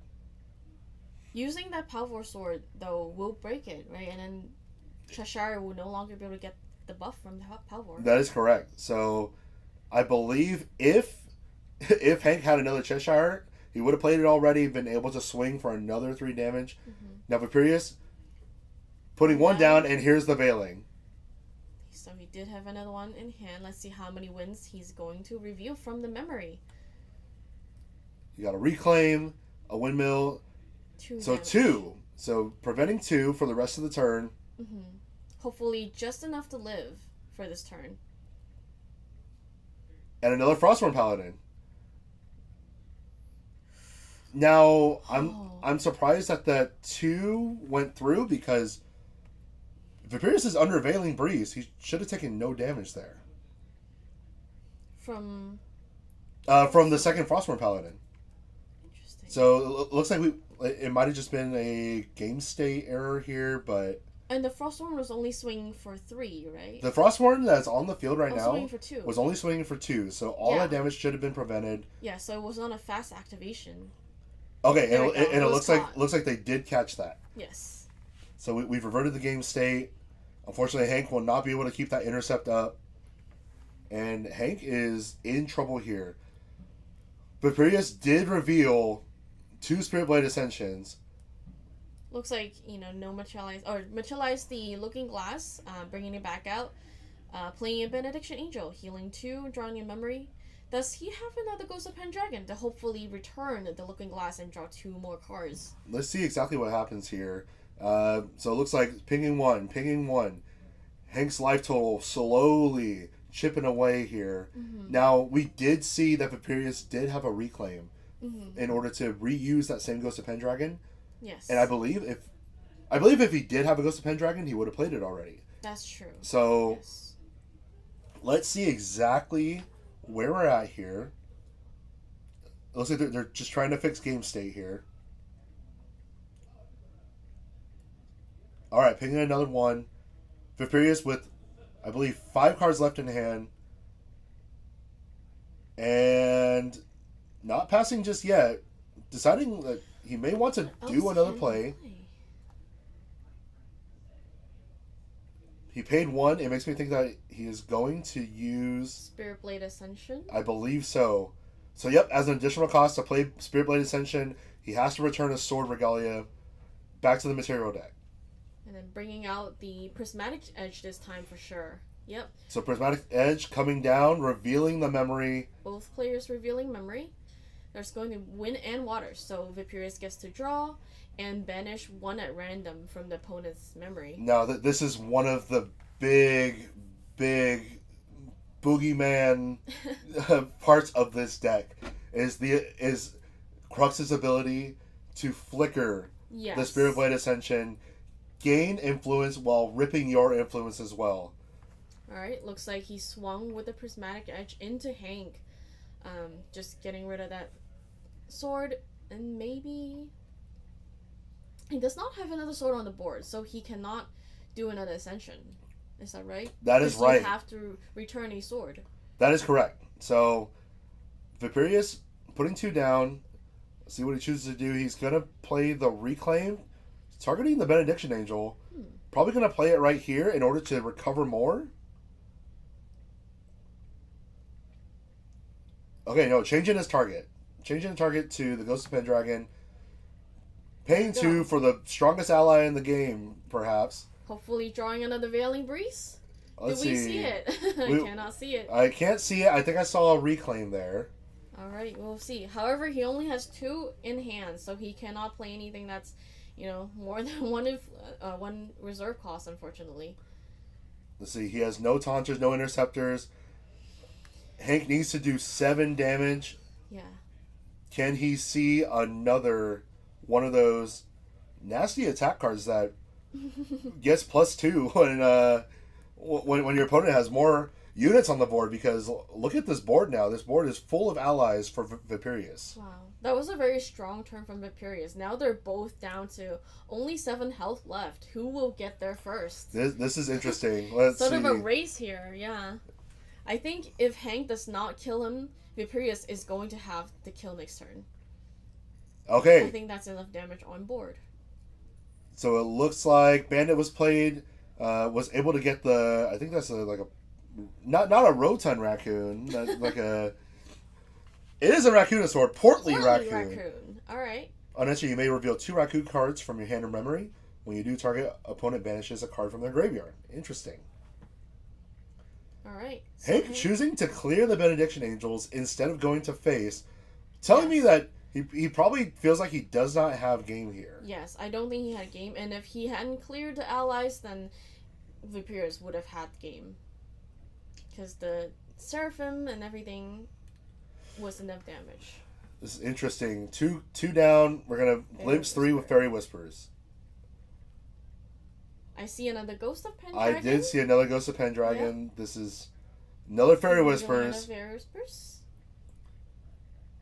Recollect draw. I think seeing that second Ghost of Pendragon, he knows that this game is all but wrapped up here. Yes. Not going to forget about There we that go. fractal. Go ahead and just start swinging and attempt to, see if there's any response before he keeps going. I think Hank went a little fast there with the damage. Yeah, a little overzealous, but he knew. Yeah, he just had enough on board. There it is. Game 1, going to Viperius, clawing his way back from... What a turn of events. Like, from a tumultuous, very, very tough spot. He seemed very cornered by the double Snow White. Yes. Was getting pressured by these 3 attack allies. But that heads-up play with the banishing the token, using the displace on that, yes, and then having the dungeon guide in order to make sure that he was able to level up safely, while also still drawing cards, holding the Veiling Breeze until the last second. This was two very, I think both players did play very well. Yes. Viperius just being able to claw his way back much stronger than Hank could put the pressure on. Yes. This is where the game knowledge is very important. Like you said, I would have never even thought about, the training dummy being a token and not being able to return. That is honestly insane play to me. Like, I'm learning so much from watching him play. Yeah. And just seeing him coming back from just barely surviving both turns, and then just be able to swing so much at the end and then clear the board. That was crazy. That was very exciting to watch. Yeah. Now, let's see exactly what both players choose to side into their decks for this matchup. I don't have the deck list right on me, but looks like Hank is taking his time, thinking about, okay, what cards are useless here? What is useful here? Mm-hmm. What can I put the pressure on? Because if he had just a little bit more pressure from last game, he maybe could have taken it. Mm-hmm. Now, I don't think that Viperius anticipated allies today. I think he might have thought he was the only one that kind of did ally gameplay a little bit. So yeah, seeing this water CL ally deck from Hank 14, I think is honestly a surprise. Yeah, I mean they're both doing very well right now. Mm-hmm. Wind Crux starting to become a late season bloomer in being able to. Again, it's the ripping from the memory while also drawing cards. It's unfortunate for Hank, who is allowing him to draw cards just by inherently being a deck just full of water. Yes. But the ripping from the memory makes it very, very, very tough for your opponent to come back here. Now, Wind Crux has always been a really strong deck. It's not, new. I don't think there are too many new cards in this deck except maybe the Seraphim. So how come it's coming back as meta right now? One of the big cards that are changing this game right now in the favor of Crux is Ayla. Right. Ayla, yeah. and the market is showing for it. Ayla starting to become harder and harder to find. Yes. She's able to flicker the Prismatic Edge without having to use like a Zephyr, a Spirit Blade Ascension, anything like that. That's right. Ayla's a 2/3 ally, able to use multiple suppresses, usually also suppressing, being able to deal with your opponent's problems too. Mm-hmm. So I believe that is why Wind Crux is starting to become a much more prevalent deck. It's starting to rival that of Water Aetherwing right now because of its ability to do so. I see. Let's say both players are ready. They've cut each other's decks. Pre-game actions have been taken, and they're both drawing 7. Let's see what Hank does here going first. He may be giving him some philosophical speeches or something, but... Yeah, maybe discussing the last game plays, just talking about some strategies here. Now, Hank is one of our local players. We know he loves talking strategy. He loves talking about the little minute details of this game. Which, I mean, is important. A lot of details that people miss. It's part of the knowledge that you need to play the game well. I think you're absolutely right. Hank coming up with a nice little bullfrog here. A little 0/4 taunter with floating memory. Just to protect him a little bit. Now, we saw from last game, Viperius, super okay with taking it slow. Super okay with waiting until it's time to strike. Yes. Looks like he wanted to do some end step action, but decided not to. No, he drew for turn, decided to play nothing. Okay. Yeah, just go ahead and, pass. Hank 14 with the backup charger, being able to draw another card into memory and draw for turn. 2 cards stronger than he was last turn. Let's see exactly what he chooses to do. Are you excited for that Bullfrog new art coming in the SP4? In the supporter packs? Yeah, supporter packs. They made him so handsome. He's just a chud now. Yeah. Like he might be going in almost every deck after that. Now, it looks like Hank 14 did play the 3-cost Aqua Seneschal. Seneschal being a 3/4 ally, but it does come in hindered. Yes. So, it's a little telegraphed, but that being said, if you don't have an answer to Seneschal, yes, you're going to be taking 3 damage every turn. Seneschal is a very strong ally, in my opinion, yeah. Even though it's hindered, most people don't really have an answer for that. I mean, it is 4 health, but we have also seen Viperius is running 4 damage 4 damage answers to this. That's right? true, yeah. Looks like he played another Rally the Peasants, just a glimpse, look at the cards. Yep, look at the top 6 cards of your deck, reveal a human ally from that, and you're able to add that to hand. Let's see. Nice. Very good, very Getting good. an Aeson. Go with Aeson. Nothing on the board right now in order to bounce, but at least he has something to put some damage in and fight for a little bit of board control in the later turns. Looks like he passed, and now it's Hank 14's turn. Took out Nullifying Mirror once more. Now, does Viperius have the Mustang to deal with that once again? I do believe I saw a Mustang. Okay. Yes. So we have the Mustang, we have the Aeson. We're right back where we started. All right, Hank, putting 3 down. Another Seneschal. Going with another Seneschal. This is going to be a lot of damage coming in every turn if Viperius does not do something about this. And there is one of the answers to that. The Tempestuous Seraphim, dealing 4 spell damage to attacking unit. Oh boy, Hank. Does Hank have an answer for it? Hank he started to imbue, but Viperius showed him, I still have 3 in hand. Yes. Your negate is not going to work this time. Now, this could be very bad for Hank. If he cannot keep that guy on the field, does he have like a Storm of Thorns or anything to protect it? I don't believe so. Oh, there it goes. Yeah, no answer for that Seneschal. Seneschal down, 1 more to go. Still protected by that Bullfrog. Let's see what Viperius decides to do here. Now, Viperius is quite up on influence at the moment, so he could choose to level. But no, he chooses to draw more cards. We love drawing. We love drawing cards. Banishes his memory. Draw a card into memory. Recollect and draw. Let's see what Viperius decides to do here. Major influence right now. Yeah. Will he go for that Mustang? Oh, looks like he's putting it down. Oh. Okay, Reclaim going down. 3 down, 4 down.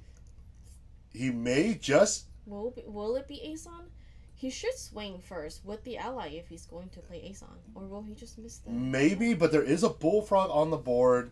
That is true. So it may be all for naught. But no, the 3 down for the Dream Fairy.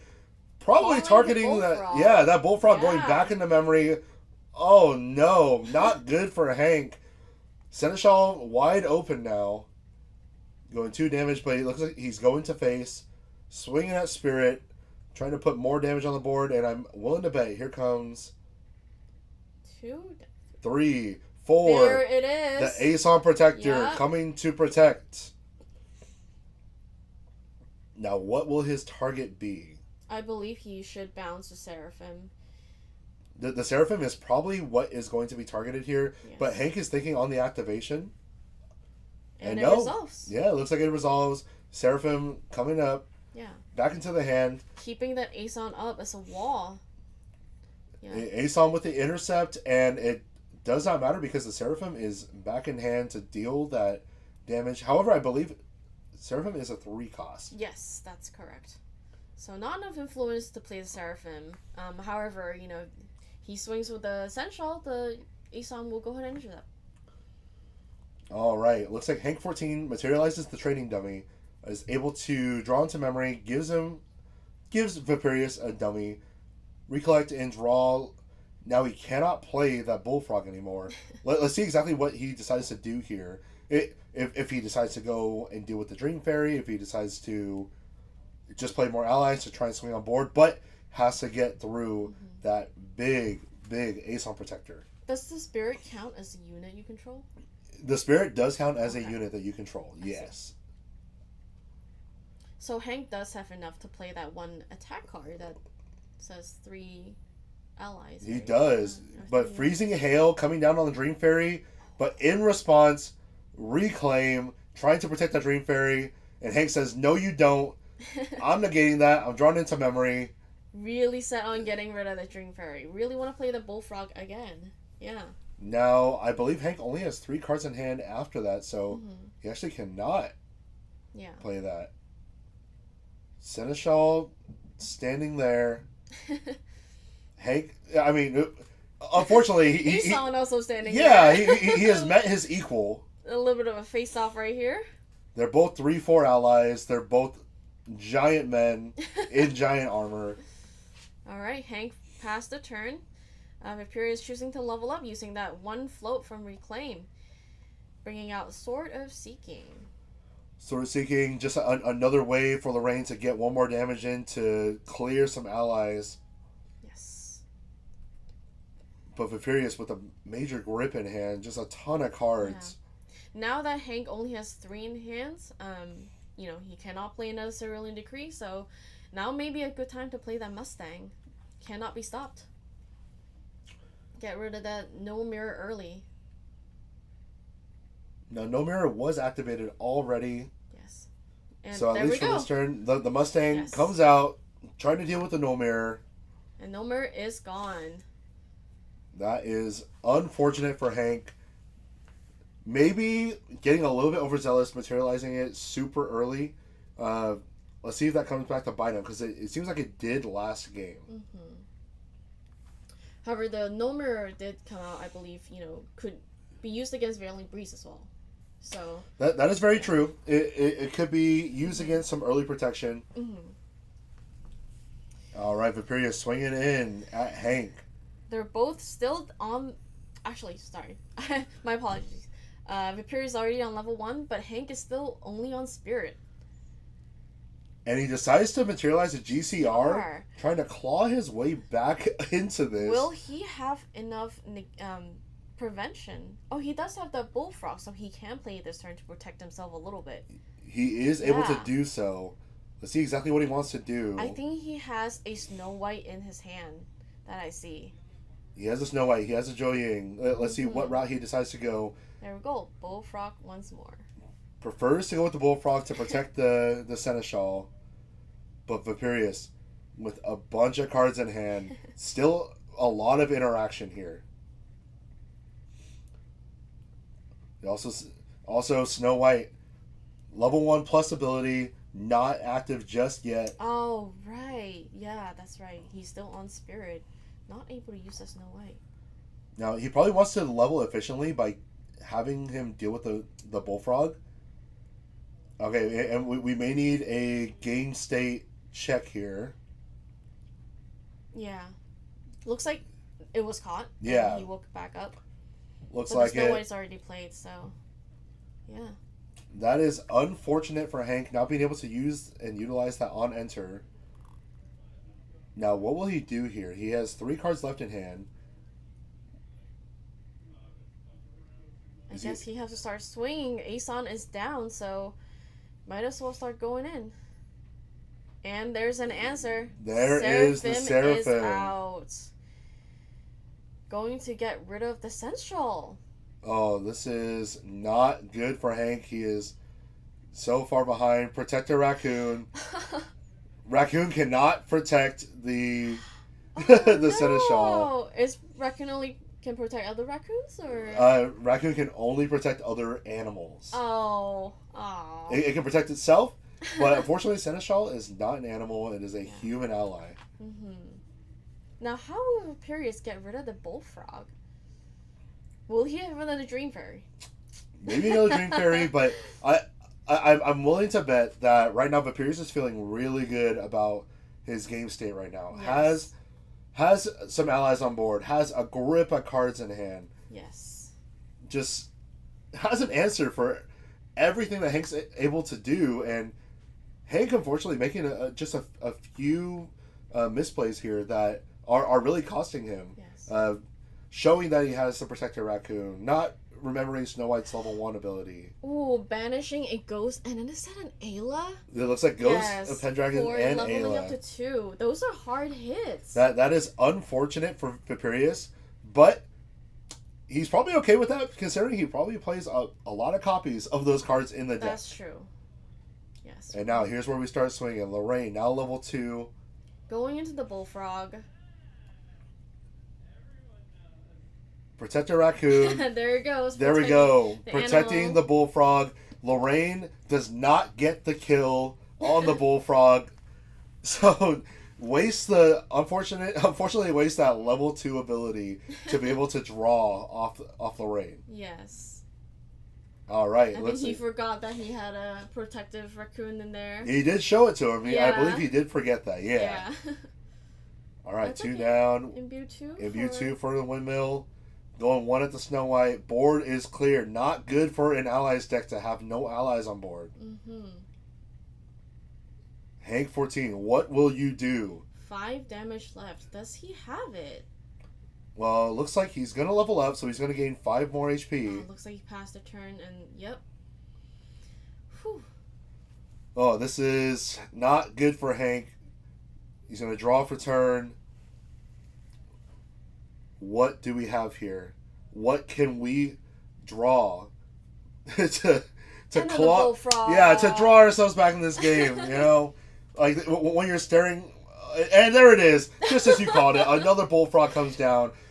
Buying Hank maybe a turn, maybe 2. Yeah, just keeping the wall up. Hopefully, just surviving another turn. You know, if Vaporeon keeps swinging, he may have to be. You know, Hank might be forced to hard level next turn. Oh man, this is not great for Hank. Yeah, he has some protective options. Yeah, he's able to protect the bullfrog using the raccoon. But to win this game, you need damage. Yeah. You need to put damage on the board, and that Seraphim really putting in a ton of work. Yes. Clearing the seneschals just by herself. Yes. That's a very good card. Like, well, what great value versus decks such as this. Yeah. What will Hank do? He's contemplating whether to play more cards or maybe holding some, interactions. Looks like he will pass and hopefully have some cards in his hand to answer what Vaporeon will do next turn. Yeah. Vaporeon bringing out the Clarent Reimagined by banishing, looks like the Drawn Blade and the Clarent. Yep. Just getting more swords in banishment, getting the swords that he wants in banishment. And we start swinging. Let's see exactly what he's going to do here. Does he have a dungeon guide? We saw, unfortunately, it goes to Pendragon getting banished. Yes. All right. Lots of math involved here. Protector Raccoon protecting 2 damage on... Oh, and a Freezing Hail coming down to try and deal with that Windmill Engineer. And there we go. That interaction that he was hoping to do. Oh, the Freezing Hail went into the Seraphim. Oh, interesting. Yeah. Okay. Good card to get rid of. Lorraine trying to swing with... Yep, getting the kill, using the Clarent Reimagine to swing. Bullfrog is down. And we're going for another Windmill Engineer. We're going card neutral. We're digging. We're trying to find our answers here. Swinging another 1. Hank 14 with 9 health left. What can he do? Maybe he is, kind of forced to level. No, bringing out the inert sword. Inert sword coming out. Paying 2 costs to materialize. Is he going to attempt to do some damage? Might be or playing. Clear the board? Might be playing a Cheshire Cat here, buffed up. Inert sword also has the class bonus ability that it gets +1 damage. Mm-hmm. So CL could also just be swinging for 4 right here. That's true. Yeah. Let's see exactly what Hank chooses to do. We're going 2 down. He needs to clear some of those allies right now. Otherwise, it's dangerous for him next turn. Next turn could spell Yes. the end for him if Yes. he does not do something about this. Yes. What will he have? All right. Oh, I see a Storm of Thorns in his hand. Paying 3. Another bullfrog. How's he Bullfrog doing coming out. this? Hank having a little laugh about it, saying, yes, I may live another turn. You're going to have to clear this. Not 1, not 2, but 3. And I have a little raccoon buddy to protect him. That's so funny. How much the Storm of Thorn cost? Storm of Thorns is a 2-cost card. So he has enough influence to play that. I see he has 3 cards in hand. So just enough to definitely block a little bit. Yeah, definitely able to hold up some interaction here. Mm-hmm. Storm of Thorns, once again, also having floating memory, but possibly just being able to just protect his Bullfrog to survive more than 1 turn. Mm-hmm. Aeson going down, using the inert sword, swinging in for 4 with CL, thanks to that Guardian class bonus. Hank giving a little fist bump, saying, yes, he's finally dead.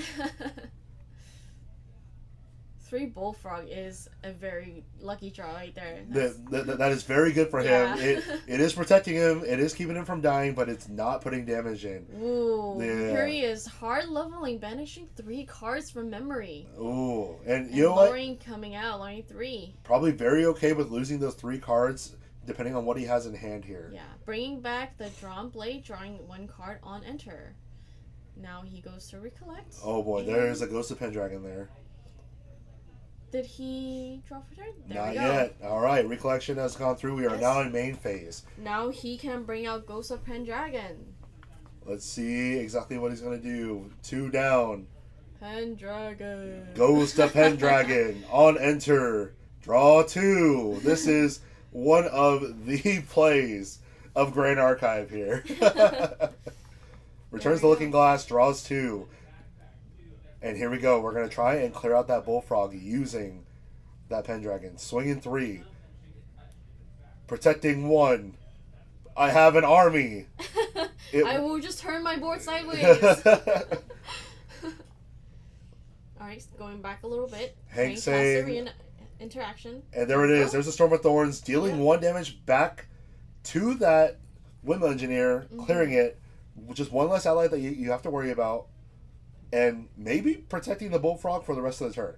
Yeah. Bullfrog still with 1 more health left. What will Viperius do? Will he try and clear out the Bullfrog? Does he not care? Did the Mustang already swing? The Mustang did not. However, because Storm of Thorns is still active, it is active for the I rest see. of the turn. It is one of those lingering effects that lasts until end of turn. Viperius thinking about whether he wants to pass turn here. Does he have any way to clear this? 4 down. I'm willing to bet there will be another Ace on Protector. No! Another Mustang. Mustang coming out to clear the inert sword. You are considered inert. And here we go. Hank, what will you materialize? What will get you back in this game? You have a large hill to climb. Power Sword coming out. Using the floating memory from Storm of Thorns. So he's confident that he will not die next turn. We'll see. What do you think? We will see. This is looking a little bit dicey. Viperius only has 1 card left in hand. So, if if Hank was gonna put in damage, this would be the turn. Mm-hmm. But would Hank have enough cards in hand and whatever combo it is Water Seal does to kill? Very likely not. Okay.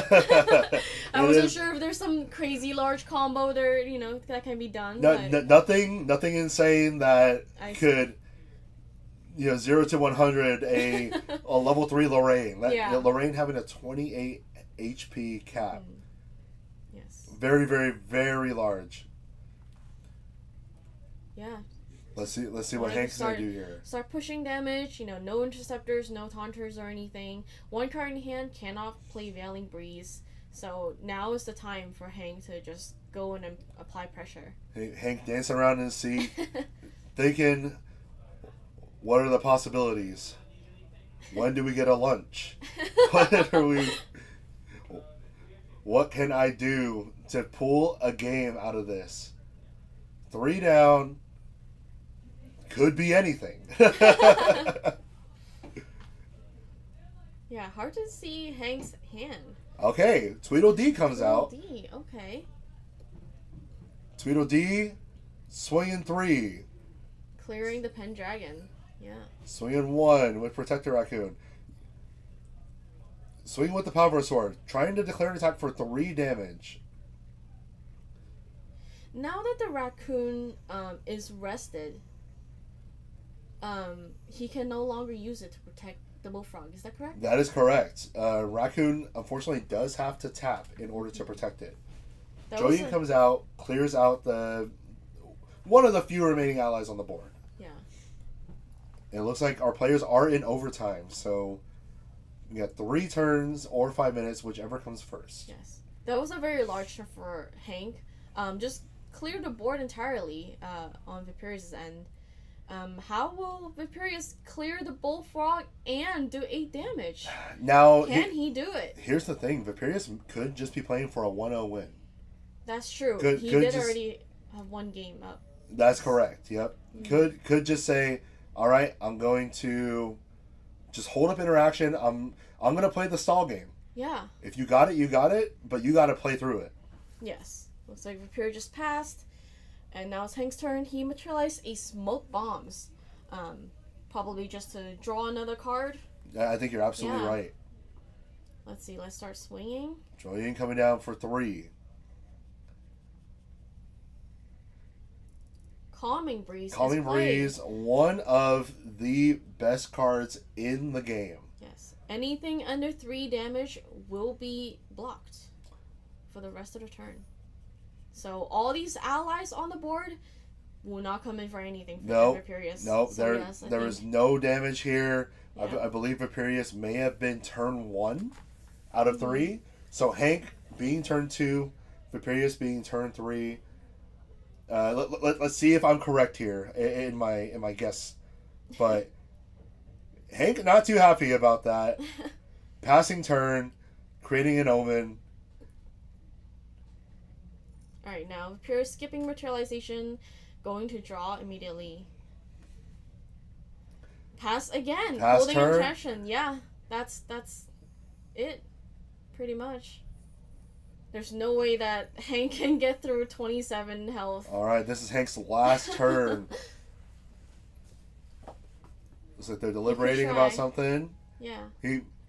Is he gonna try? Nope, and there it is. Viperius taking it 1-0.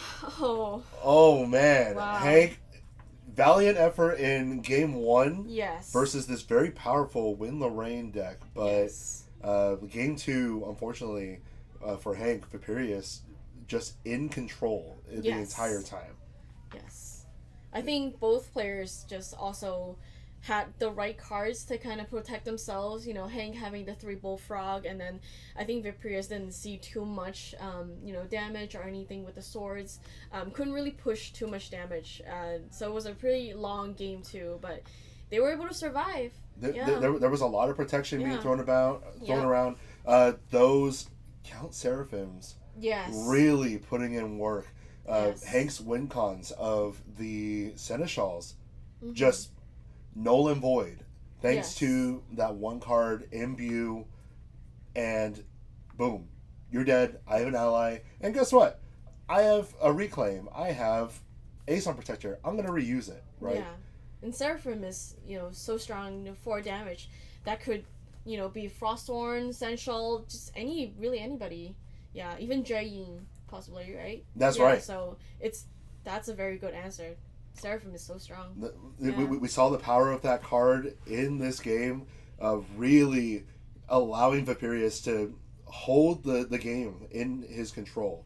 And unfortunately, Water CL just not being able to claw back after that. Had a lot of tools, Yes. but just not enough in order to clear the Aesons, clear the Count Seraphims. Just and then once he hit level 3, here come the Pendragons. I'm drawing more, you know, and now I'm using my Pendragons to clear your board. Yeah, definitely. Brilliant plays from both players. That was very riveting. That was a fun game. Yeah. We will be back for our next and final round before Top Cut. But thank you for joining us, and we will see you next. Bye.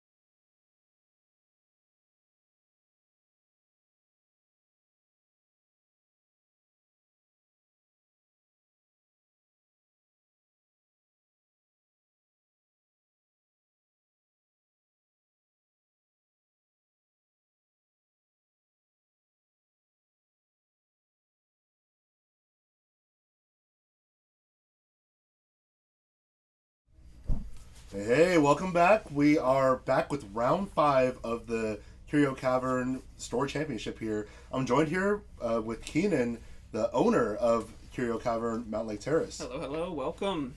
Keenan, how have you enjoyed the event so far? It's been a great event. We've had some exciting stream games. This one will be a little bit faster than the others, I'm expecting. But this is final round of Swiss, so I think this is the win-in. So this one's got stakes involved. Yes, absolutely. Yeah, this is table 3, I believe.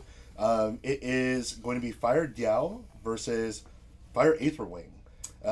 One known for killing on turn 2, and one known for killing extremely quickly.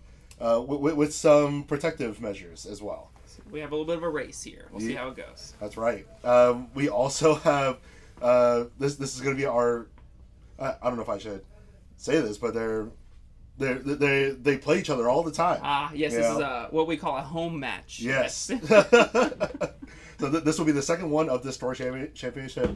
This is very unique to at least our store championship. I don't think I've ever seen this in any other stream before. Some would call it friendly fire. Yes, absolutely. But just like you said, I'm expecting that this game is going to be very, very quick. But after this game, we can probably talk a little bit about maybe some decks that might be making top cut, or just about the game here. Ooh. All right, and it looks like players are rolling dice. They're going to see who goes first.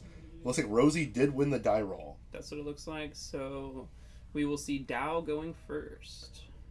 Fire Dow going first. Goose telling Rosie, wait, no, I'll explain you how to do this. I designed this. All right, Rosie playing with that fragmented spirit, choosing which cards in order to keep. Looks like she's got a bottom 2 and draw. Yep, draw the additional 2. Which means she was very okay with the 4 cards that she had in hand already. Now let's see. She's going to pay 2. Will she do the classic? Okay, no. Fractal Sparks, paying 1 reservable, and being able to play that Firebloom Flourish. Now, Firebloom Flourish being one of the integral cards to this Fire Dao deck. With the Cleric bonus of if your influence is 4 or less, while it is your end phase, draw a card into memory, and put a Glimmer counter on your champion. Now let's see. Goose is going to come out and play a little Cheshire Cat here. Very, very spendy card in today's market right now. Yep. All right. See, he's choosing to swing 1. They're having a little banter back and forth. Rose saying, yeah, that's fine. Just choose 1. All right. So Shimmering Refraction getting banished. Leveling up to Dao level 1. With 2 little Glimmer counters. Now, those little tokens that Rosie's using, I believe that she designed them herself. And after the match here, we can actually show you guys a few more things that she was able to design here, and just more things that you guys can take home if you are a Grand Archive fan. Rosie's responsible for most of the little trinkets there on the board, just beside the game. There are all those little tokens and little markers. Yep. Made some awesome deck boxes that she drew on. Let's say we got a ton of nice stuff. All right, Rosie choosing the pass after the Fractal Sparks. Diana leveling up to 1. Rosie looking at the Diana, saying, "Hey, I think I drew that." Looking very familiar. That's right. Travaria Dream coming out, and Goose looking to start loading in some Aether charges. Looks like he's digging.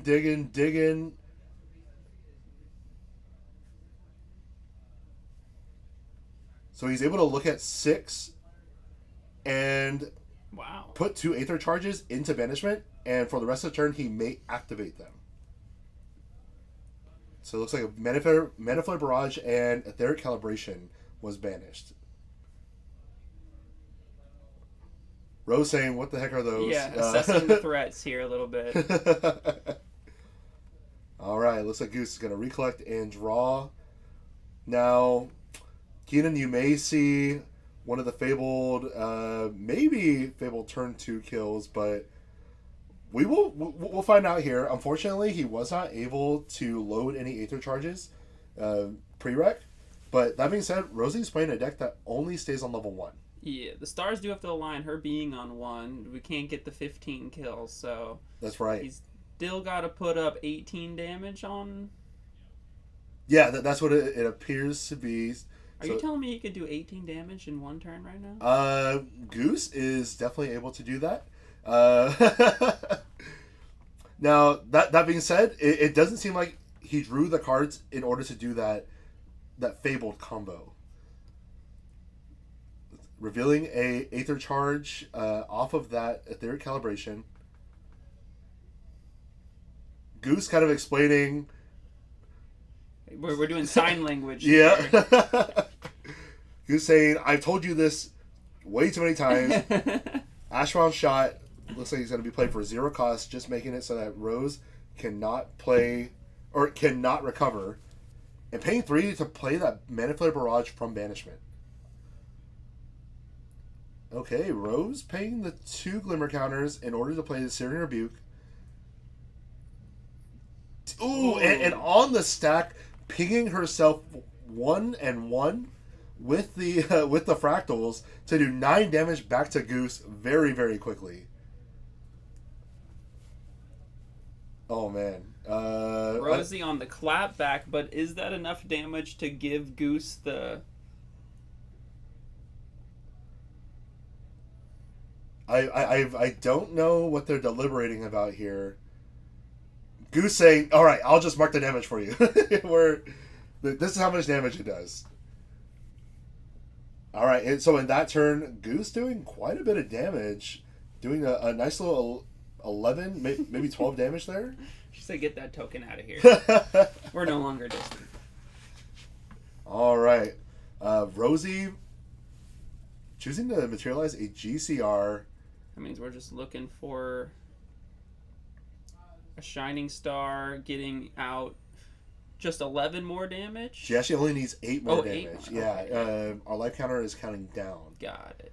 So she plays a Scathing Seminary, which does 2 unpreventable damage. And a Cinder Geyser That for should Gade do to do it. 4 more damage. Oh, man. And what did I tell you, Keenan? This game was going Very to fast. be quick. Basically, Goose was not able to find the line to finish it when he had the opportunity, and Rosie just took it on the clap. Oh, man. You know it. You could say his goose got cooked. Very fitting for his name and with the element that they're playing. Now, let's see exactly what they choose to side in here.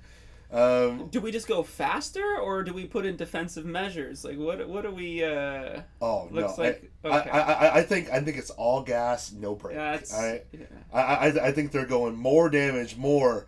I need more. How can we fit more gas in the tank? And Rosie is so confident that she's revealing what she's going to be siding into him. No secrets here. No secret. Here's 4 Unyielding Wraith card. Get through this. Oh my goodness. I don't know if this is allowed, but This is an intimidating sideboard reveal here. Oh my goodness. Oh, I didn't see exactly what Goose was able to side in, but he's going first, and matchups like this could just depend on the die roll. Could really just depend on who can level up first, who can get that damage in as quick as possible.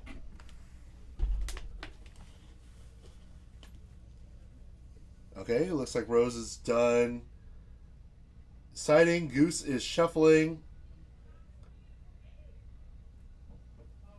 They know they have enough time to mess around right now. Yeah. They don't have a care in the world. Including some extra banter, because this is fire aggro. We know we have the room to spare.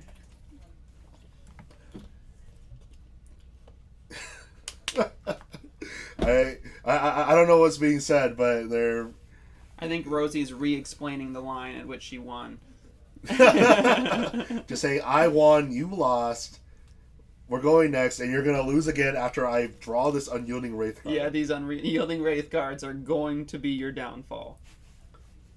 Oh boy, oh boy. All right.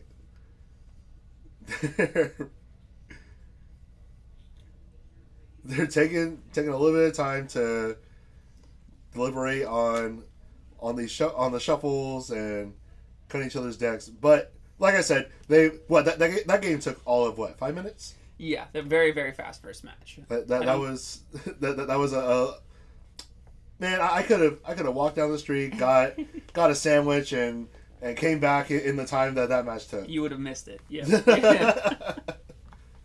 Now, Rosie showing off not only her art, but also one of the beautiful fragmented spirits from RDO. That is right. Look at that. That is the signed Dao Chan Fragmented Spirit of Fire. Well, one of 72 in the world, and she's a very seasoned Fire Dao player. I don't know if you know this, but legend says that if there is an IKEA open and she is 3-0, she may just go furniture shopping.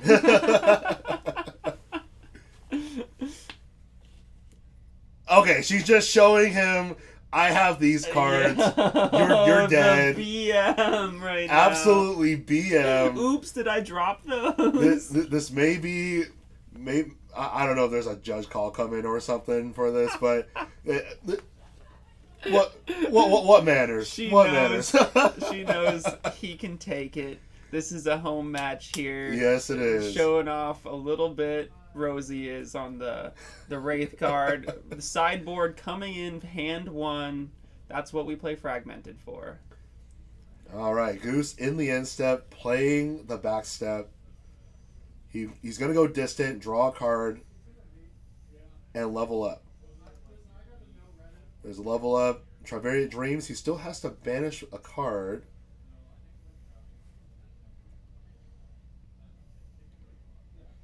Did he forget to pay the cost? Okay, a Mana Flare Barrage coming down at fast speed. If he's distant, it does 3 damage to all allies on the board. So that Wraith card already has one of its deaths down. And another Mana Flare Barrage to clear it. Absolutely not having it. Rosie saying, this is ridiculous. Oh my god. Loading the third one, distant, coming in for that turn 2 kill that I was talking about. The Wraith Guard was not enough. It was not enough, Keenan. Wow. We're in a game 3. We are in a game 3. Just like that, turn 1 player takes it.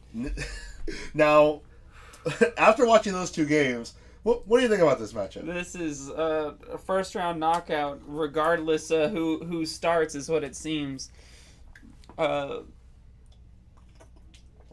this is very difficult for whoever's going second to come back and win this because of that major damage right there. I don't know if Rosie could have played anything differently. I mean, the Wraith Guard is what she wanted to bring out. You know, that was very confidently doing so, and still the damage comes through. I mean, the only thing she could have done better was play a second Wraith card. I don't know if she... even a second Wraith card would not have done anything because of the Mana Flare Barrage board wipe. We have a judge checking a deck right now? It looks like it. I wonder what they saw that signal for them to have a little deck check here in the middle of the round. It is interesting. I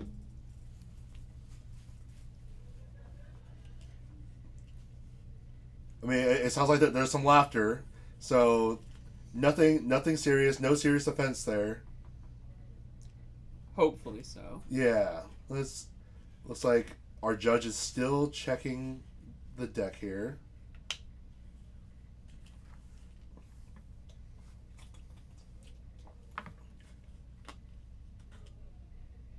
Slash and burn revealed there. What What was? I'm very confused as to. Is this a deck list error, perhaps? But they've cited, so it almost doesn't matter because they can throw cards in and out unless Slash and Burn is not in her deck list. But okay, no, looks like We're just putting it to the bottom? looks like the judge chose to just put it to the bottom. Wait a minute. What is going on? Hold on. Yeah, we got to shuffle here. I have no clue exactly what is going on here. What is with the slash and burn? What happened here? We'll have to double check with our judge after this, but that was a very weird turn of events there. A random deck check into revealing a slash and burn. Are we doing magic tricks now? Yeah, I think so. And is this your card? Slash and burn. Yeah. Alrighty, Rosie. Gonna be on the draw. Looks on the bottom of the deck. I don't know if that's legal, but show that there was a slash and burn there. And, okay, saying, alright, this is... These are what I'm keeping. Playing as if they're at home, not in a store championship match. This is... Rosie said, I have the same start. Do you? You know, because... Absolutely. Except for the difference is she's going first this game. And that could be all the difference. That means Goose, on his turn, will probably not play anything and will wait until Rosie's next turn in order to play any cards. However, that also means Rosie gets that extra HP from leveling up. Makes that one shot just a little bit out of reach, and potentially even putting down another Wraith Guard or just some more protection. Playing a little bit slower. Let's see. It looks like they're talking about something here. Yep, and just as I suspected, Goose just choosing the pass turn. Rosie saying, pick one, I'm leveling up, I'm getting out of range. Cinder guys are probably not super helpful here. And draw for turn. Can you see what card that she drew for turn? It was Norm, but I did not really get to see which one. Yeah, I didn't get to see it either, but plays that Fractal Sparks, draws into memory, gets an extra counter, and Goose during the end step, what will he do? Is he going to reposition?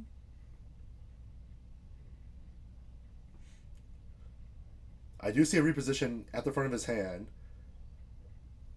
Or is he going to Ignis Deus? Oh, okay. So it looks like Rosie had to take a game loss. So is this playing the third match then? No, this is just for fun. Oh, okay. We're just playing it out now. It seems, so seems she like lost the whole round. Yeah, Rosie got a game loss due to a deck check. And they're just playing for fun right now. No wonder. I see. That's why Rosie looked at the camera and said, I don't know about this. Oh, that is unfortunate. That is super unfortunate. Oh, man. They're just spinning and spinning. I wonder when we noticed that the Shadow the Brittle should like created the deck check problem then, because was it when she was just revealing her cards willy-nilly and like we saw like I didn't see a slash and burn there, but yeah, I'm just curious that must mean how that got triggered, you know. We'll have to verify with our judge, but that must mean slash and burn might not be in her deck list or something. Okay, so inherently making it an illegal deck. I am not sure. We'll have to find out. Okay, so he did Ignis, gets the Ranger Strides, draws a card off that. Etheric Calibration, he's going to load and glimpse 4, reveal top card, and if it is an Aether Charge, he'll draw it into his memory. Well, that was very unfortunate for Rose that that deck check happened and had an illegal deck, but it looks like Goose did whiff on that Etheric Calibration. Keen on the judges to find that, but yeah, very unfortunate. Absolutely. Never want a game to end that way, especially on the bubble in. But it looks like we will likely have Goose playing in the top 4. Yeah, and this won't be his first or second top 4 that he's made it. In fact, in our last 3 store championships here in Washington, we've had Goose in the top 4 of all of them. He's a very, very good player.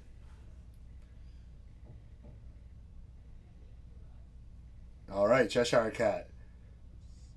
Swinging for 1 on the Wraith Guard. He's saying, yeah, mark it. He's dead. Charge the soul. Ping 1. I don't exactly know what is happening here, because Cheshire Cat is only swinging for 1. So charge the soul to ping 1. Rosie's saying, all right, I'm tapping this. Ping 1 to you. And now it is her turn. Interesting. Huh.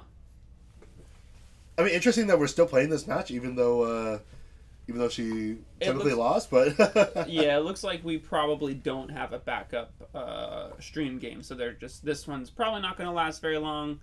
I reckon we're just going to play this one out, and then we'll have a better idea of what our top 4 is going to look like. I mean, and then after this, we'll just show some product here. Yeah, we can show you some of the cool things that Rosie brought with her today in store, and things that players here can take home with them.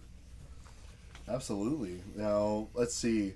Looks like Rosie drew a Scathing Seminary, and it's a little hard to tell exactly what her other cards are in there. She has those really shimmery... Oh, excellent. Okay. And once they're done with this game, we'll have another exhibition match just for you guys at home to be able to watch. We'll have another one of our players here from here at Curio Cavern, and we'll face someone else. But it looks like Rose is paying 3 for Gildas, and she's balanced. We are balanced at that odd number of... It's like she gets that +3 attack because 2 in hand, 2 in memory. Fractal Sparks saving her there. Oh, yeah. Oh. 2 down, Scathing Seminary. No, this is a Ashwick Cremator, I believe. Yep, Yeah, Ashwick Cremator. Very good. So 2 damage coming into Goose at the beginning of the end phase. If there are no cards in her hand, deal 2 more damage. So Tricky. just more pings, just more ways to push damage during the end phase.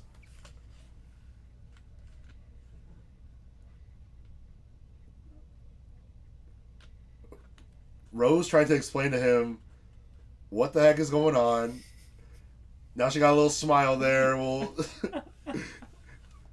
it's all fun and games. Fun and games here. Yeah, we well know this is this matchup is over, but we are still trying to get one over on each other here. All right, Goose. What will you do? You gotta get through that Wraith card. You gotta do 17 more damage. Quick Step Treads. Interesting. This is one of the new RDO cards that if you are distant, on your turn only, your opponent has to pay 2 more to play any cards. Which, I don't think that really helps here against Rosie. Rosie's hand is down. Can't play cards when you have none to play. You're right. All right. Looks like Cheshire Cat coming in for 1. Oh, so it's a Viridian Trinket on choose. Yes, it is. Yeah, I see. But it draws you a card. The Viridian Trinket doesn't do that. No. Totally balanced. We're good. We're good. But RDO did introduce a lot of cards for a lot of different strategies. Just one of the best sets in the game, honestly. Really, I think they just took a pre-existing card and draw a card to it. Hey, Strictly better. Always better, you know? Especially if you got float +1. We're good. All right, Goose. What will you do? Pay 2. Do nothing. Pick up the 2. Drop 1 down. Drop 2 down. Okay, he's going to play backstep. He's going to go distant. Draw a card. Ooh, and he drew the Mana Flare Barrage. The barrage is in hand, ready to go. Keenan, that is going to clear Rosie's board and be the third. Keenan, he might have a game here. Depending on what Rosie has in memory, the Mana Flare Barrage will deal 3 damage to the board, clear her allies, clear the Wraith Guard, deal 3 damage to her, put her at 14 health. Trivaria Dreams gets plus 3 damage with 3 Aether Charges loaded. Oh, wow. That's another 9 damage there. Interesting that he's cracking these right now. Does he not have enough to pay for Mana Flare? That has to be the case. It looks like he has 3 cards in hand. He did all that damage to the Wraith Guard. Oh! And, okay, it seems like he only had 3 cards in hand, so could not play that Mana Flare Barrage, which would have been an insane amount of damage. Yep, just safe by 1 card, it looks like. The Quick Step Treads drawing a card wasn't quite enough. It was not enough. Didn't have the floating memory to make it free. Now let's see Rosie materializing a first edition GCR. In those shiny sleeves. Yeah. Make it a little hard to tell what the cards are, but I think we're fine. Oh. Fire Bloom, ping 1. Draw for turn, and I think she drew another Fire Bloom Flourish. It looks like it. She's got to end the turn with no cards in hand. All right. Let's see. What will you do, Rosie? Thinking about paying those 3. Think again. Thinking again. Paying 2 for Fractal Sparks. Okay. Okay. Yeah. Doing the math here. We have 2 fractals to tap now. No. Pay 2. 1. Okay. She's paying 1. What exactly is she contemplating here? I see she has the Sparkle Light in hand. Ooh, maybe trying to get the Gildas balanced. I think we're working around a balance here. I think you're right. Crunching the numbers, is it possible to play down the hand and also get Gildas balanced for the extra swing? I reckon that is what's happening. I don't believe that she is able to. Unfortunately, because she cracked the GCR, she was not able to do so. Right, now she's asking, do I need to? Is it even necessary? I mean, she only needs with 5 more damage. 5 damage to go. Plenty of cards and 2 fractals to tap. I mean, looking at her hand right here, she has 5 damage. She has Fractal Ping, Gildas 1, and she has a Sparkle Light for unpreventable damage. 3 cards in hand, though, from Josh here, so can he interact with that? I guess maybe that's what's the pondering here. I think Rosie's just going to go for the kill with a Flowering Conflagration, and yep, Goose says, yeah, you got it. Going for the... Oh, no. BM, not... I think he was going for a handshake there. I don't think she registered that. That was no. He was just rainbowing over the board. Okay. Surely that's what it was. Yeah. There's no way, right? No BM here. Yeah. No BM. Not between these two. No. All right. Well, unfortunately for Rosie, she did receive that game loss, which made it so that Goose is going to continue on. Maybe to the top. His tournament very well may not end here. I think you're right. But since we have so much time, we're going to put on a exhibition match for you guys after we show you a couple of products here in the room right now that we have made by Rosie herself. Excellent. So I guess I will hand this to you. Yeah. Take a look at that and this there. And then we will fan out a couple for other things as well. Where's the Gojira stickers? I have no clue. That's what I want to get. It's one of those.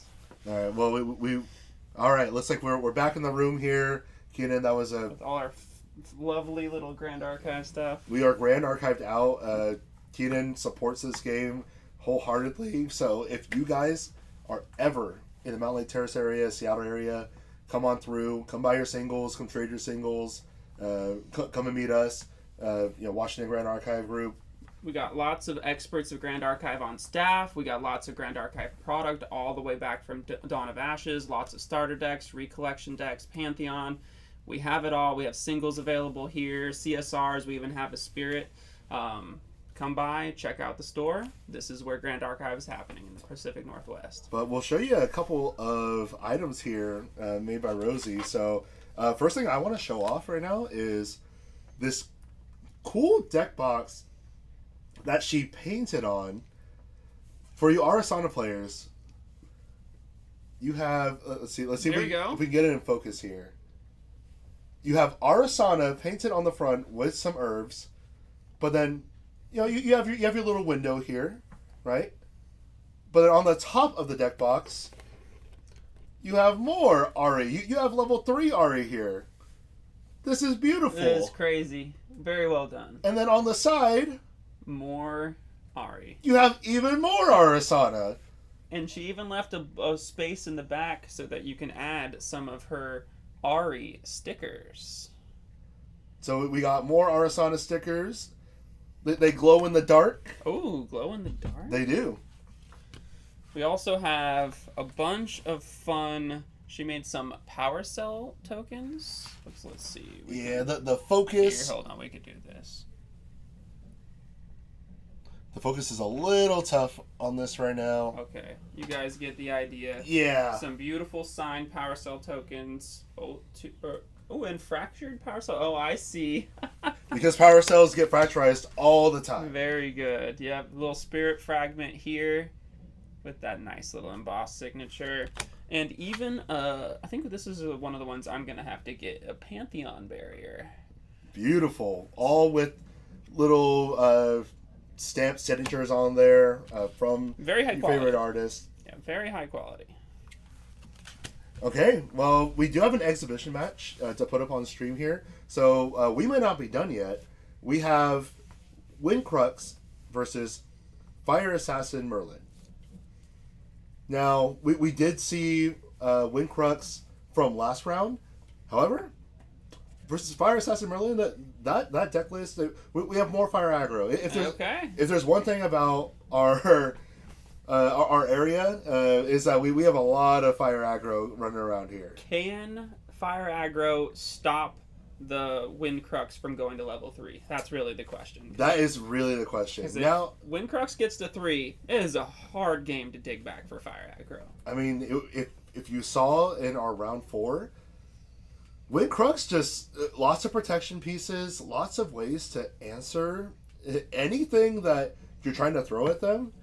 And once they hit level 3, it's pretty much game over. It's really hard to keep up with the pace and just the amount of card advantage that Windcrux is going to be getting, especially when fire aggro is, all gas, do everything early. If you don't have it, you don't have it.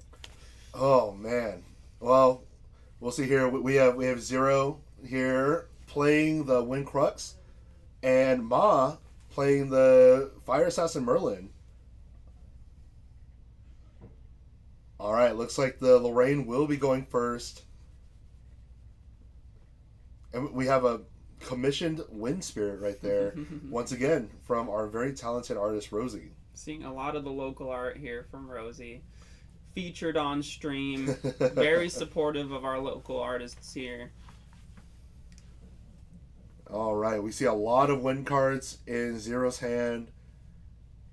We see a Reclaim, and he's just saying, alright, I'm going to pass. He got Dungeon Guide, Hurricane Sweep.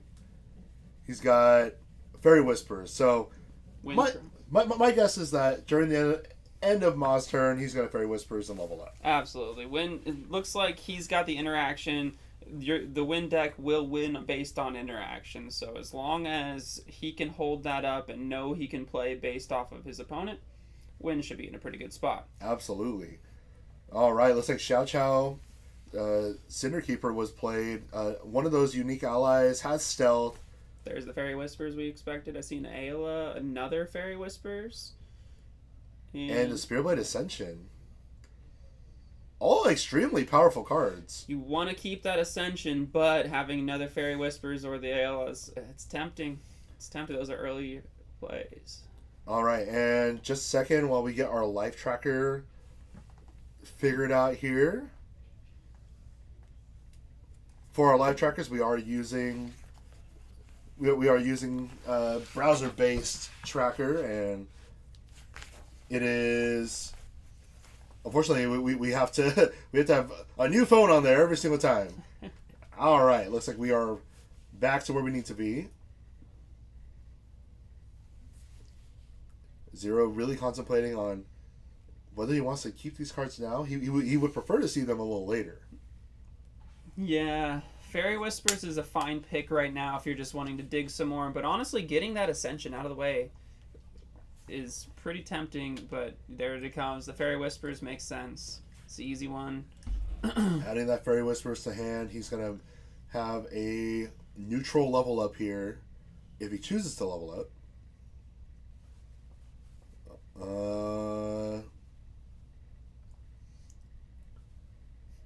Okay, never mind. I thought he would level up, surely, but... Knowing what's on top of the deck being Ascension and Aela, you would think so.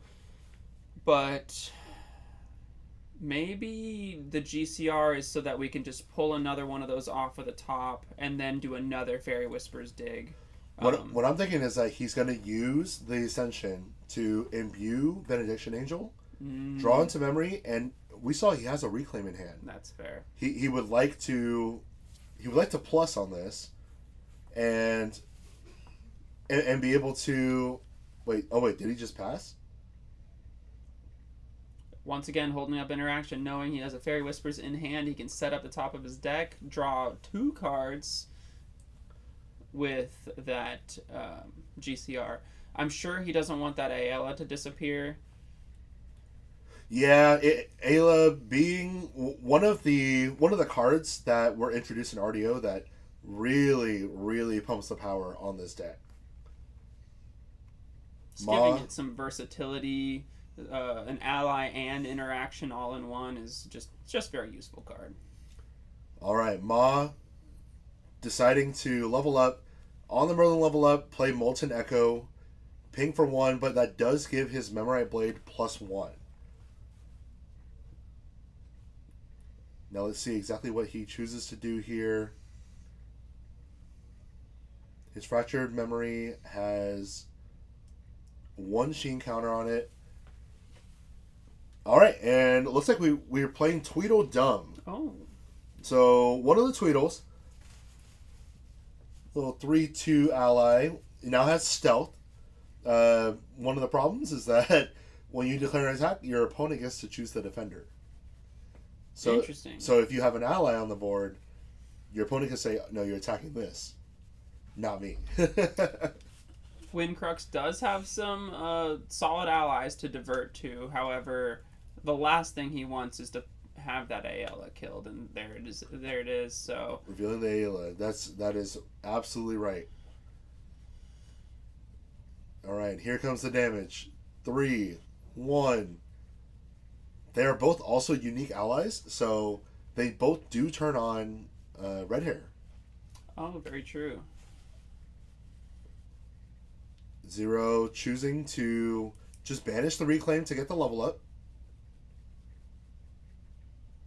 Okay, and he chooses to bring out the Sword of Seeking right now. Helps deal with those pesky allies that have Stealth. Yep. We see the Stealth ally already. Sword of Seeking is a classic draw from Lorraine 1. Coming right back out. And it looks like we draw into a Dungeon Guide. Ooh, very, very nice. We drew into a Dungeon Guide. We know that he has the Hurricane Sweep in hand.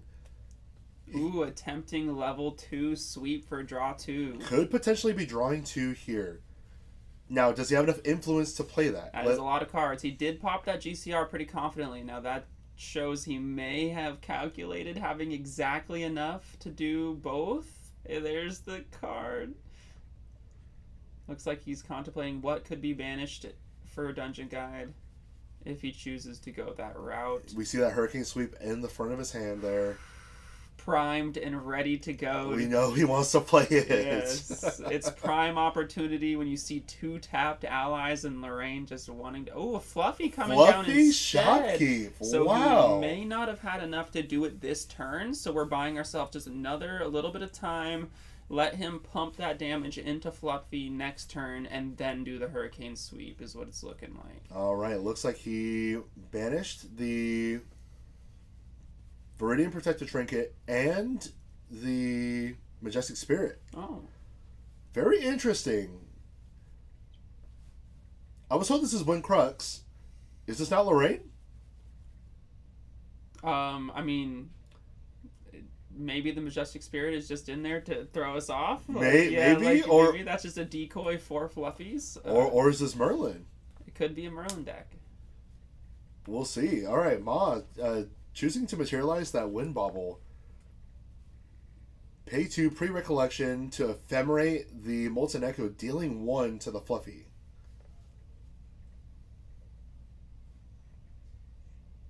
Now let's see exactly what Ma chooses to do here. He's going to recollect and draw. Pop. There we go. Drawing an initial card. He's looking to clear that Fluffy.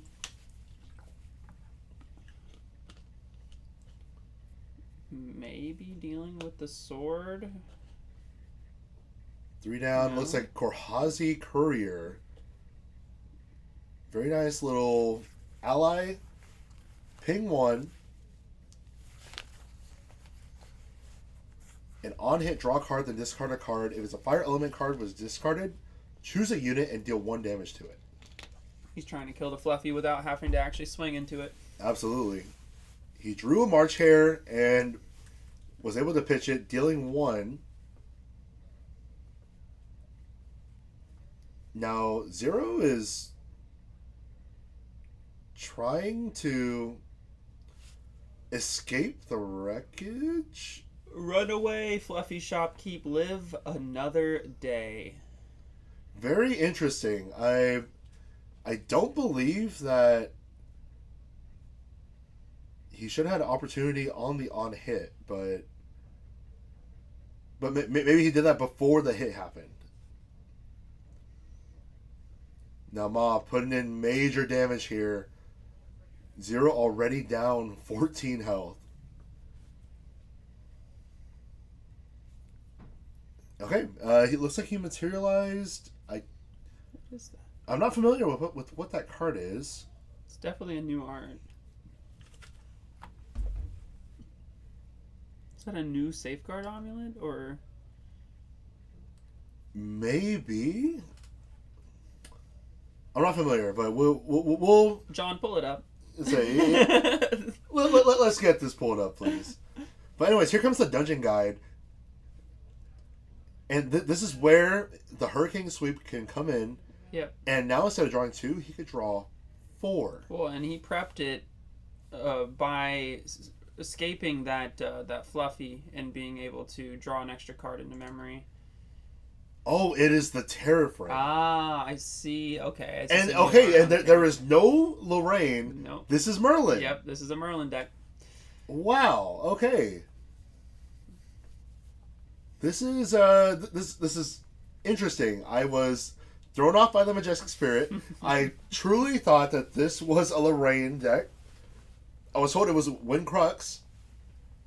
I was not told that it was technically still Wind It Crux. is still Wind Crux. It's just not what we were expecting here. Absolutely. Alrighty. Now that we have Merlin on the board, what can we do? What can we do to deal with this board here? Besides Hurricane Sweep, but without the power of Lorraine's level 2, you can't clear this board. It also is just not as worth doing. The card draw would be why you would want to even do that to begin with. We're playing a more a more safe. Ooh, is that another dungeon guide? Another dungeon guide? 3? Impatient are we, Merlin?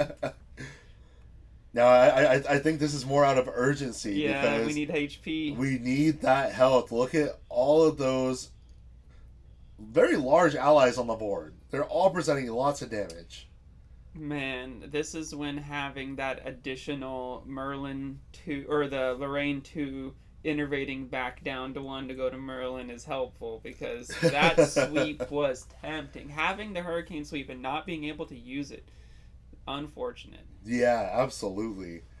All right, now we have Merlin. Level 3, entering the field. Looks like we banished like a Ravaging Tempest. Yeah, Ravaging Tempest, huh? Very interesting. Zero has 2 Dungeon Guys who are awake. Can't swing on the Stealth Allies, unfortunately.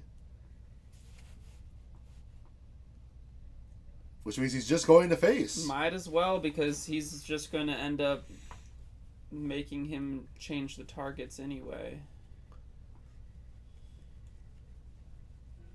GCR materialized. Let's see what Ma is going to choose to do. I believe Ma only has 3 cards in hand. Draw for turn, but the Terrafring is popped. GCR popped. He's going to be able to draw a card. All right. Now, what will Ma choose to do? Will he choose to put cards down, try and put some damage in, paying the tariff tax? Or will he just choose to pass turn? I'm going to hold up a little bit of interaction. I don't know. I think it might honestly be worth, because like cards putting down to pay for tariff tax is just cards to play next turn. You're not going down on influence. It might be worth just popping those down, putting the pressure on Merlin, and forcing either an all-in-one turn from Merlin, or they just simply lose the next clapback. Well, let's see. Ma has a long ways to go. Merlin Kingslayer having 28 health, and which means 14 health left to go while paying attacks. There we go. So it looks like he's going to brute force those attacks in. This makes sense, because we have represented on the board right now, was this 8 damage already for Ma? 6, 7, 8. Technically 9 damage okay. presented, plus the Memory Blade, which is another damage, so 10 damage. So not quite lethal, but leaving him with 2 HP is not a lot to work with. So, or 4 rather, but yeah, not a lot to work with. So that might still be the play, but it looks like he's just going to do a little bit of it. He's pushing, making it a little easier to get through, maybe holding up something. Very interesting that he also chose not to use Red Hair's on attack ability. Ooh, I do see Rococo in hand. Maybe Ma's just going to be playing towards a low influence kill on the next turn. I don't know. I'm surprised he didn't just swing out with 2 more swings. Purifying Thurible, be materialized, paying 3, banish the graveyard. There's no graveyard existing at the moment. So maybe I guess it was a good thing that Ma did not use the Red Hair on attack. Okay, he puts a counter on Dungeon Guide. Very interesting. I don't know exactly what that counter is for,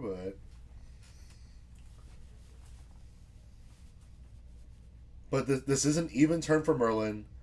As far as level counters go, or actually no, I believe this is an odd turn. Yeah, this is an odd turn. Mm-hmm. Since there was no float for Merlin level 2 to eat, was not able to gain a level counter the previous turns. So Zero, we know he has a Hurricane Sweep. That's true. But maybe he's waiting to use it on one of the even turns where Merlin gets +2 attack. It's kind of similar to the Lorraine 2, except for just no card draw on kill. Nope, absolutely not. Getting that +2 is quite nice for Hurricane Sweep. All right, Zero, what will you do to make sure that you survive the next turn? Time Ma is presenting a lot of damage, and here comes the Hurricane Sweep coming in. So we're just doing it. We're going for it. We need to take 2 or 3 of those allies out. I assume... reduce to ash. No sword for you. No sword. This is only coming in for 2 damage to the board. Not quite enough, unless Justin has a way to stop this. And here comes Ascension. He said, you know what? You're destroying my sword. Let's just flip it around, change it for a drawn blade, and still do the same thing. Actually, prismatic edge. Oh, this is dangerous. This is not only more damage, but now, yeah, he's gonna add a couple to it from the fire in memory. All right. Well, it looks like he revealed a win card, so he is able to draw a card. And he's looking at the fire in Ma's memory. He's able to deal 3 damage either to the champion or to one of the allies on board. Yeah, get rid of the dumb. The only one I think he couldn't have killed with the sweep. This sweep is still only coming in for 2, correct? Or that is correct. Yeah. Since it was in the intent already, but it got destroyed while in the intent, that damage does not go through. And unfortunately, and I was actually mistaken. Instead of drawing a card, Zero was able to banish a card at random from Ma's memory. So the hurricane sweep damage never came through at all? Or is it just the additional damage from the sword? Just the additional damage. Okay, so technically everything still took 2. Got it, yes. But not enough to kill. But nothing on the board died. The Xiao Chao should have died. That's what I thought, yeah. Maybe we're missing something here, but game state should have been because we got the prismatic trigger, but we never went back to the hurricane. That's correct. We never resolved the hurricane. We kind of just skipped it. Yeah. Which is also 2 damage to champion, so Ma should have taken the 2 as well. You are absolutely correct. Xiao Chao should not be on the board. I believe Curio Courier is a 3 health ally as well. Huh. Well, it's a good thing this is not an official match. Right, and the dungeon guides could have cleaned up too, so that's potentially a big deal. Yeah, you're right. He also did forget to pay or to swing with the dungeon guides, putting in more damage into Ma. Well, at the very least, if the 2 damage goes through, you use those dungeon guides to just clear up the surviving allies. But we are... Looks like they're moving Sheen counters around, dealing damage based on Sheen counters removed. But in response, Zero is going to Veiling Breeze to try and chip that down just a little bit. Does Maul have something in response to that Veiling Breeze?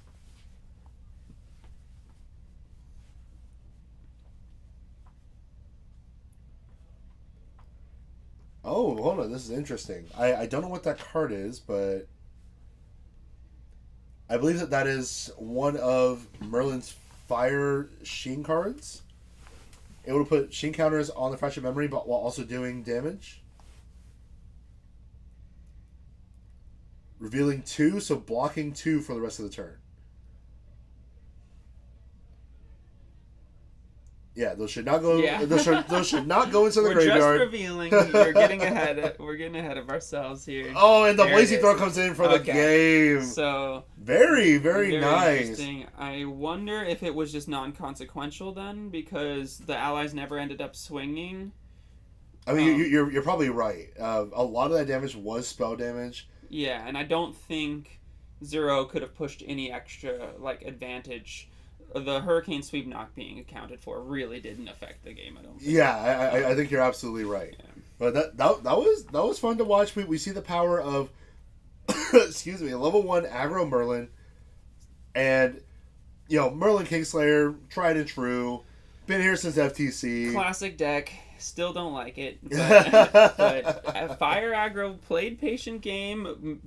Merlin made it to 3 and still ended up getting damaged out. Now, granted, Merlin made it to 3 with 4 HP, I think it was. Yeah, it was not a lot. Very low HP. Or, no, I guess it was 14. It was 14. We did not press the damage too deep, but...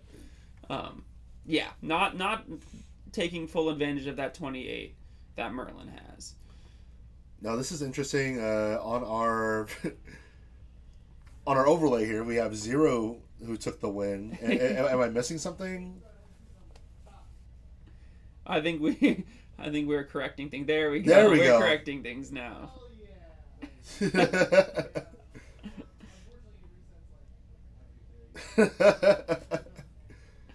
All right, all Looks right. like we're figuring things out, potentially setting up for top cut. The round should be nearing over. I bet we have about 20 minutes left is what my guess is on the round timer. Well, from what we saw with these fire aggro decks, these games don't last very long. No, they do not. Well, one person is dying very quickly, and it's usually the opponent. Even a deck like Merlin, who likes to stick around longer than they should, didn't see any ghosts, we didn't see the Fluffy coming back. Now, after that Escape the Wreckage, I really expected seeing the Fluffy Shop keep coming back out to protect a little bit from all that allies, but the Hurricane Sweep play was really what was being chased at that time, and there wasn't a line to make it work. There really was not. Unfortunately, Fluffy Shopkeep may have been the better play there, but... Putting a little front line down. Yeah, but when you see 4 allies on the board, Hurricane Sweep feels... You want to sweep them. You really want to sweep. All right, here comes the Fluffy Shopkeep. Just right on cue. Speak of Fluffy, there it is. There's the Majestic Spirit, and there's the Prismatic Edge, the two things that you want in your banishment. We'll go card neutral here, and now we have a little bit of defense.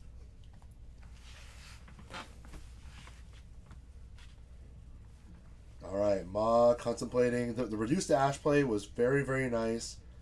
Was not expecting that. It is a mage spell, so it also does give the Memorite Blade plus attack. 4 down. Here comes... Oh, Arthur. Tried and true. Arthur. Can we see the Arthur red hair play? I don't believe so, because I think we would have seen it by now. If he doesn't have it, that's fine. All right, no Arthur red hair, but it looks like Zero maybe sensing a little bit of urgency after seeing Arthur come onto the field. It'll instill the danger in you. Now, Zero is holding on to a Veiling Breeze. We saw that in hand earlier, so he has some protection. Just draws into Windmill there. He's going to be able to gain a lot of cards. Oh, Passing. Decides, you know what? We will see what you do. I have lots in hand. We can protect with the Veiling if I need to. Playing a more patient game. Very interesting. I know whenever I do this on stream, I get punished very, very heavily. But I'm also not playing Wind. Wind having access to a lot of that protection, I think you're right. Like that Veiling Breeze being down there, like maybe he has a lot of cards to be able to do stuff in response. Yeah, I wonder if he's almost baiting Fire player, play a bunch of cards, let me stop some, get some value, and then hopefully pull ahead here. Seeing the Fairy Whispers again, setting up the top of the deck, revealing an Ace and Protector. Ace and Protector, going into the hand, cracking the GCR, he's going to draw that Dungeon Guide that he glimpsed. Yes. And Ma can recollect and draw for turn. We are now in Ma's main phase. Now, what will he choose to do here? The Fluffy Shopkeep just being a little too large for Arthur to get through. By himself, for sure. I think almost any ally paired with Arthur, though, should be able to take care of Fluffy. We are going to try it. Yeah, looks like we're going 2 damage into the Fluffy, marking for 2. And here comes that Merlin card, dealing damage to a unit and putting Sheen counters on your Fractured Memory. There, Molten Echo. Never mind. This is my apologies. They both look the same to me. It does at least from this angle. And put a Sheen counter, so it does do what you said. All right. It looks like Zero is going to try something to try and protect this Fluffy Shopkeep from dying. And the card that I'm referring to is Moat Seer. And here comes Escape the Wreckage again to protect that Fluffy Shopkeep. That Shopkeep is not getting burned today. Not today, absolutely. Run Coming away, back in. live to fight another day. And All we see right. the Tweedledum once again. Coming in for 4 damage.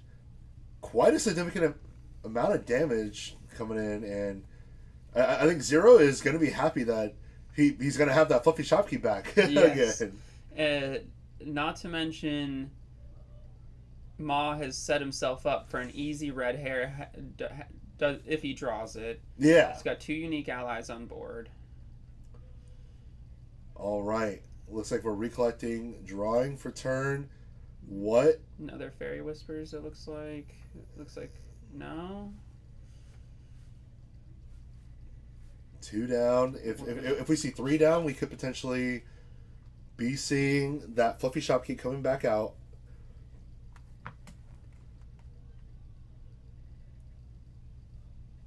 Oh, Dungeon Guy. Never mind. We're going to Merlin once again, I reckon. We're leveling up. He may want to go to Merlin and be able to eat up that Molten Echo, forcing Ma to activate it. That way he does not get to activate it when he prefers to. There we go. We're now at Merlin 2. What will you do, Zero? What will you do?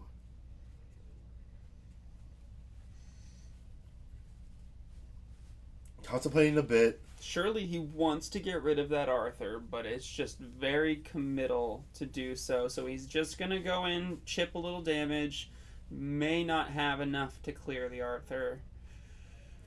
Yeah, I think you're absolutely right here. Zero paying 2 for displace on the Dungeon Guide. Wow. Very, very nice to get to Merlin level 3 very quickly, putting him out of kill range very, very efficiently. That is a much better setup this game. He has much more life to work with. And we still have the the Veiling Breeze available. Yes, we do. We have a Veiling Breeze. We have a Ghost of Pendragon and an Ayla in hand. Oh boy, we're eating good. Even though we only have 4 influence, we have all of our best cards. There we go. We did only have 4 influence. Now we're drawing more cards than we should. We should. It's 2 draw from the Ghost of Pendragon, and that'll be enough. There we go. Arthur goes down. Arthur being on the field is just presenting a lot of damage on his own.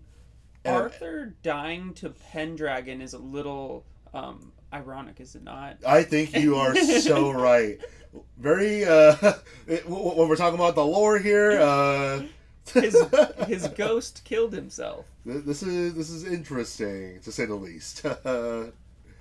All right, Ma, you're now very far away from killing Zero.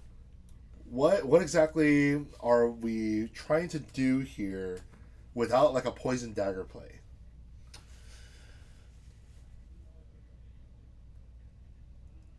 Okay, this is I don't know if this is the Moat Seer that we were shown earlier, but it looks like 4 more damage was done. And we got 1 more down for a Blazing Throw. Oh, wow. But we're targeting the Pendragon. He's like, get rid of the Pendragon. Get him out of here. We don't need to be targeting that and drawing more cards. All right. He said it's on site with Pendragon. All right, Tweedledum, unfortunately, Ma not getting to choose the attack target. So there goes the Dungeon Guide. She served her purpose, and now Zero will be looking to level up, or not level up, but he will gain a level counter here during the recollection phase, but what will he materialize? It's like he was thinking about bringing out the Sword of Seeking, but Thurible. The Purifying Thurible, just as good. 1 level counter, not enough for the Thurible to really matter at the moment.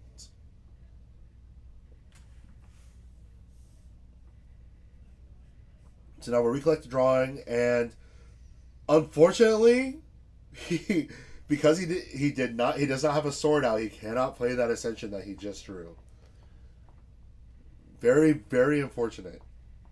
Yeah, this is another just pass and do your stuff on the next turn, it looks like.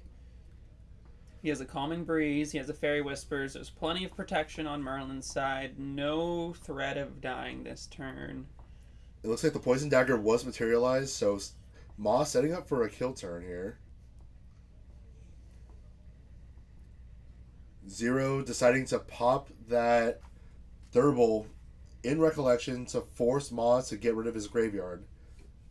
He'll draw into memory, and I'm willing to bet that he still is holding up that Calming Breeze. That and the Veiling. Wow, okay. So, just like you said, he is not scared at all.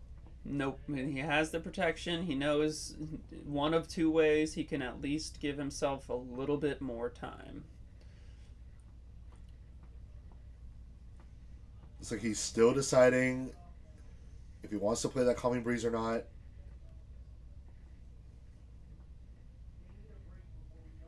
But it looks like we might be getting rushed here. I think the round is coming to an end. We're going to have Top Cut. I'm sure we're going to have Deck Check before Top Cut as well, so we will have a little bit of extra time. But it looks like I did hear timer. Ah, I see. Excellent, excellent. So it looks like we're going to wrap this up just a little bit early, as entertaining as this has been, to prepare for Top Cut. Absolutely. Well, Keenan, thank you for joining me on the stream here, commentating. Once again, if any of you are in the Seattle area, come on down to Curio Cavern, where we are hosting this Story Championship. We were very Grand Archive centric. We have tons of stuff, including a valuable community, and as you saw, a bunch of very talented artists around here as well. Talented players. Grand Archive is where it's at right now. This is one of the hot new TCGs that I believe is going to grow going to the future. And the community is a blast to join. So come on by, check it out. We play Tuesday nights casually with Pantheon, and then Thursday nights for competitive locals.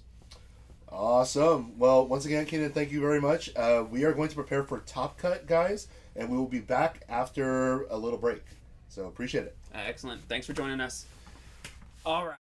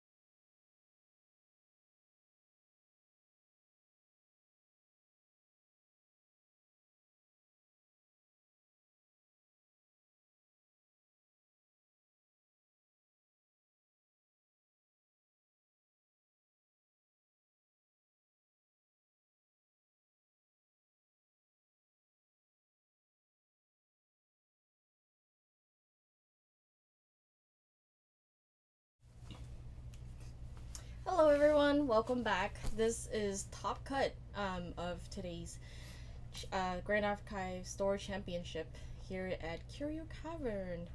I'm Angel. I was on earlier. This is Aya. Yeah, I got beat by one of the top 4 earlier. Oh, yeah, she also competed today. Yeah, you guys saw her on stream actually versus Jessie, who picked out her Ranger Strides from the Mad Hatter. So It was a pretty very bad game. unfortunate. Yeah, how were your other games? I would say pretty good. I think, unfortunately, I bubbled out, but now I'm just kind of chilling here. Yeah. At least, at the very least, I'm hopeful Yeah. that Mafia wins his game and get to go see that. Yeah. And other than that, everything's pretty good. It's been a great event. Really happy to be here. Yeah. Okay, so right now on stream we have Viperius versus Vitz Kyver how do I say that? Chivalry. Wait, sorry, ESL, I don't know how to say that word. So Viperius, earlier we saw that he is playing Wind Crux. He did that really head of play, displacing that token dummy trainer to get rid of that third unit, so the opponent couldn't do 2 more damage and he survived and won that game. And then Fitz, on the other hand, is playing Fire, I believe CL? Yeah, Fire CL. Yeah. This, I think, is gonna be a scary matchup for Viperius. So we'll see, because I think previously he practiced against another CL player at locals, and he did not do very well. It didn't turn out very well for Viperius. So we'll see, yeah, if he's learned anything new and knows how to deal with Vit's deck. Yeah, so Vip has a lot of consistent burn damage he could do throughout, but unfortunately Fitz is going to be prepared with 36 health by the time he's level 3 with his spirit. And it's a bit scary too because Vip's deck is taking advantage of new hot card Ayla.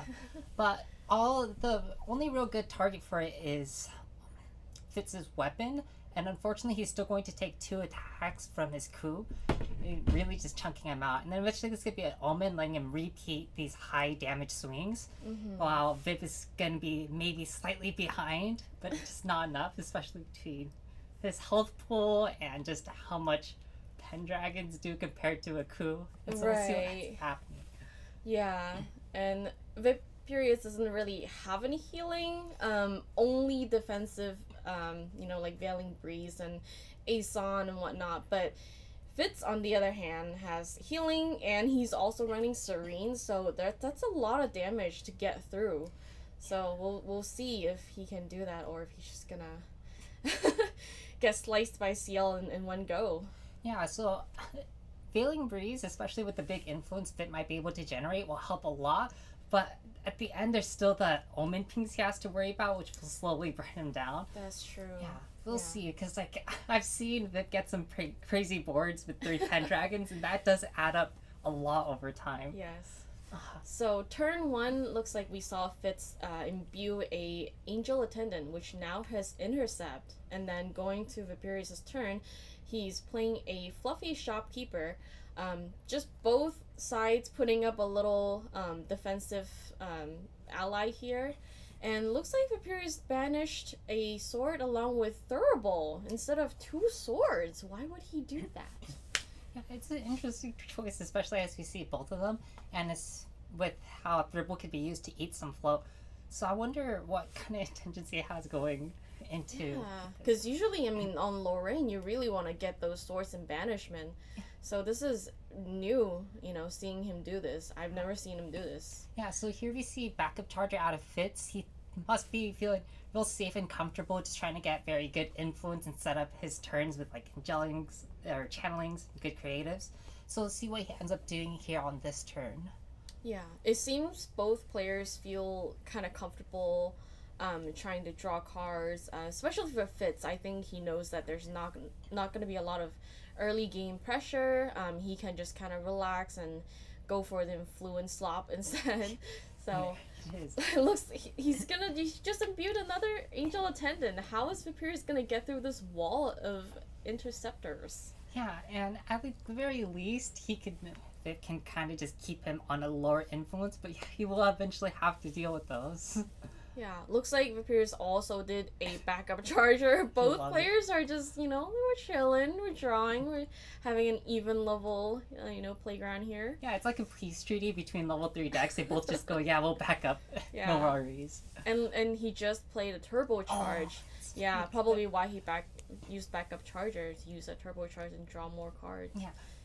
He's been very consistent, I think, to drawing that turbocharge. I believe he runs 2 copies, so higher chance to see it than, most decks running 1 copy of turbocharge. Here we go, continuing on our neutral plays. Viewing 2 for that Windmill Engineer. Yeah, I'm trying to peek if he has a reclaim. I'm not too sure. But if he can just keep doing that, we're going to get to some ridiculous influence. Yes. I think one thing he might have to be concerned about is the Regal, as where Fitz is very much so on it. Yes.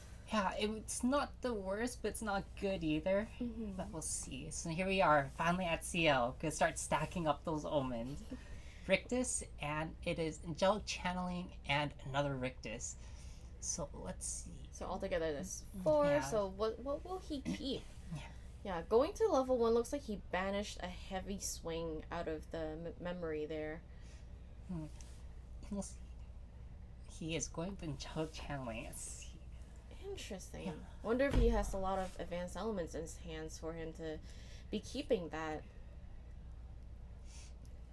He has at least 1 from the views that he's been showing. And draw for turn. So all that was pre-rec.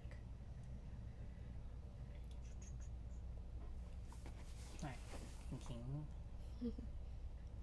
Taking a little turn here. I've never played against Fitz myself, so I'm not really familiar with how the Fire CL, plays. But I would assume it's just lots of damage and foe awakening. Yeah. I would say it's very similar to other Fire level 3 decks, only it kind of pushes the idea to the extreme because CL's level 2 lets you pitch cards based on or cycle cards based on Omen. So you can really set up a really efficient level 3 and go from there. It's a bit slower, but it will just get to really out of control with how much influence it gets to when it hits level 3. Then, Looks like Vaporeus went ahead and leveled up. They had banished a Windmill Engineer to get there. it's not Let's too bad. see. And pre-rec, he's playing a Fairy Whispers, the Glimpse 3. Let's see if we can see, find what he needs. Seems like it was top 1, bottom 2, reclaim. There's the reclaim you talked about. Yeah. Yeah. Let's see if he plays it now or he'll decide to hold on it. Probably want to hold on it to save the ally in case, Fitz decide to take him out. I know instead of, saving Windmill, he could be saving some other bigger allies like the Tempestuous Seraphim. He played that a lot earlier, and that's a really good ally, fast activation for spell damage. Super strong, so probably want to go in to save that. That's right, it is DG. Wow, DG going to 2. He knows that he has to get to level 3 as soon as possible to survive and get those Crux cards out there. Yeah, fortunately for Fitz, he won't have to worry about Hurricane Sweep, but still being behind in levels is a little concerning, so we'll see how Fitz chooses to respond to this. He'll go ahead and let it die, draw a card. Yeah, clear 1 attendant. And yes, Vaporeus does not run any cleave. I think he came into the store champ not really expecting much ally plays, so he didn't put in any Hurricane Sweep in the deck. Fortunately, it was a very good call. There was a big lack of aggro and a surprisingly large amount of level 3 here today. Yeah. So here we go, going for the displays, going straight up to level 3. Yeah, really just rushing to that, and that was really good, saving those cards, displacing the dungeon guides.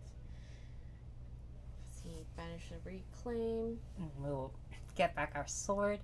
Lowering on enter, get back drawn blade, and then on enter he gets to draw one card, upping that influence once more. We do see that he has a Veiling Breeze in hand, so probably going to save that for that life and death situation. So here we go. Here's that Pendragon that Fitz has to be so worried about. Now we'll see if we can if more get dropped down, and especially as he's only level 1, this is a really scary time to be seeing this much damage. Yes. Fitz could respond by going level 2 DG and try to clear out the board slowly and maybe play an Abnegation to stabilize a bit harder. And so for now he will just draw his card off his Angel Attendant or Benediction Angel? Angel Attendant, Angel Attendant. On death, draw a card. So yeah, that's going straight to level 3, bringing out that first Pendragon, just really trying to apply that pressure and bringing the health up as soon as possible. Really scary going into CL. Yeah, so it seems like they're both just deciding, or Fitz is deciding whether or not he should put more pressure, while Fitz is trying to put down some memory to level up. And here we go, 1. I believe this is still end phase, right? This is still on Viperius' turn. I don't believe Fitz had materialized or anything. Yes, and Okay. we do see a Resolute that's going to help a lot, especially as these allies cap out at 3. And he even do it, if things get bad, he could try to do it in a more controlled way to take advantage of Chalice of Blood. And he will choose not to play a card. Mm-hmm. And then Bringing out the Armoire, which is you can bring an Omen back and then banish another card as Omen. Yeah, so if Fitz really wanted to, he could go ahead and stall quite for at least 2 turns by playing that Resolute, omening it and bringing it back into his hand. And that could actually end up being a problem for Vip as his board thins out. Mm-hmm. And here it is. Going to impue 1. Might be seeing another Angel Attendant. Yeah. Probably want to put up another Interceptor, some kind of wall, because we do see 4 allies on Viperius' board, so we want to be able to protect ourselves as much as possible. So yeah, looks like they imbued another Angel Attendant. That's the 3rd one.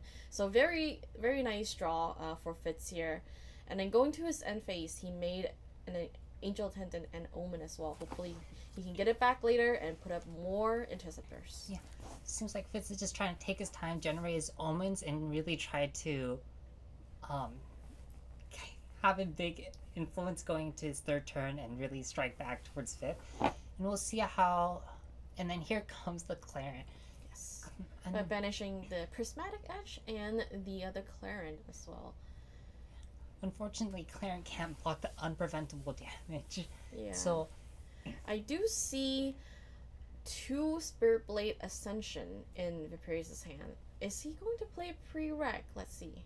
Nope, 1 down for the Very Whispers, going for the safer route, glimpsing and trying to dig for what he needs. Yeah. And if it can manage to resolve 2, he could rip both of the cards in Fitz's memory, forcing him to just play another card if he wants to level up. That's right. I think he might want to go for it just to set him back a little bit. Debating. Thinking on the dice which sword to move out. Alright, yeah. So here it is, the Spirit Spirit Blade. Blade Ascension. Put back the Sword of Seeking and bringing out the Prismatic Edge. Yeah, so we'll go ahead and reveal memories, and unfortunately Vip's not getting any new information, but getting to rip that card is going to be a very big deal, especially as Fitz is just trying to take things slow and trying to conserve his influence as high as he can. And it goes, takes 3 ping from the Fire Reveal and the Random Vanish.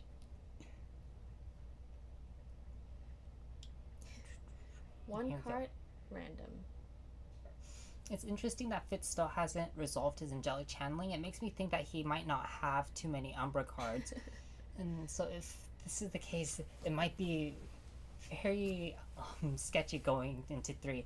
At the very least, let's see if we recall. Yes. He has a couple omens, so it could be possible that he has other flow, and so maybe he will draw into it after resolving the level 2 effect.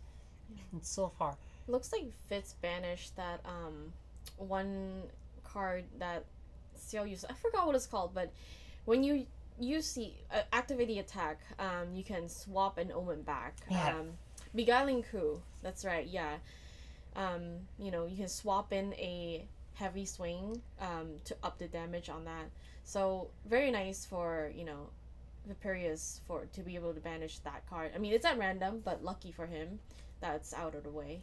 Yeah, you can play a bit more confidently knowing he at least banished one of them, and maybe Vip's also realizing that channeling hasn't resolved and is thinking that Vip's hand might not be too good here in this situation. So here we go, 1, 2 for a reclaim. Might be looking to generate way more influence. Wanting to cycle that Pendragon back and save it and play it again probably. Here it is, classic Crux Blaze. 2 down Pendragon, and it's good. They're gonna put away Drawn Blade, and then draw 2 more. Yeah, and it's also burning for another 3. It's just a bit closer.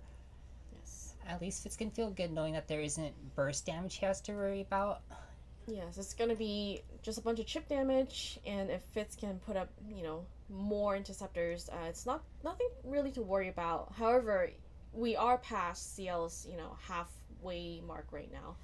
With only 9 health left, 1 card in memory.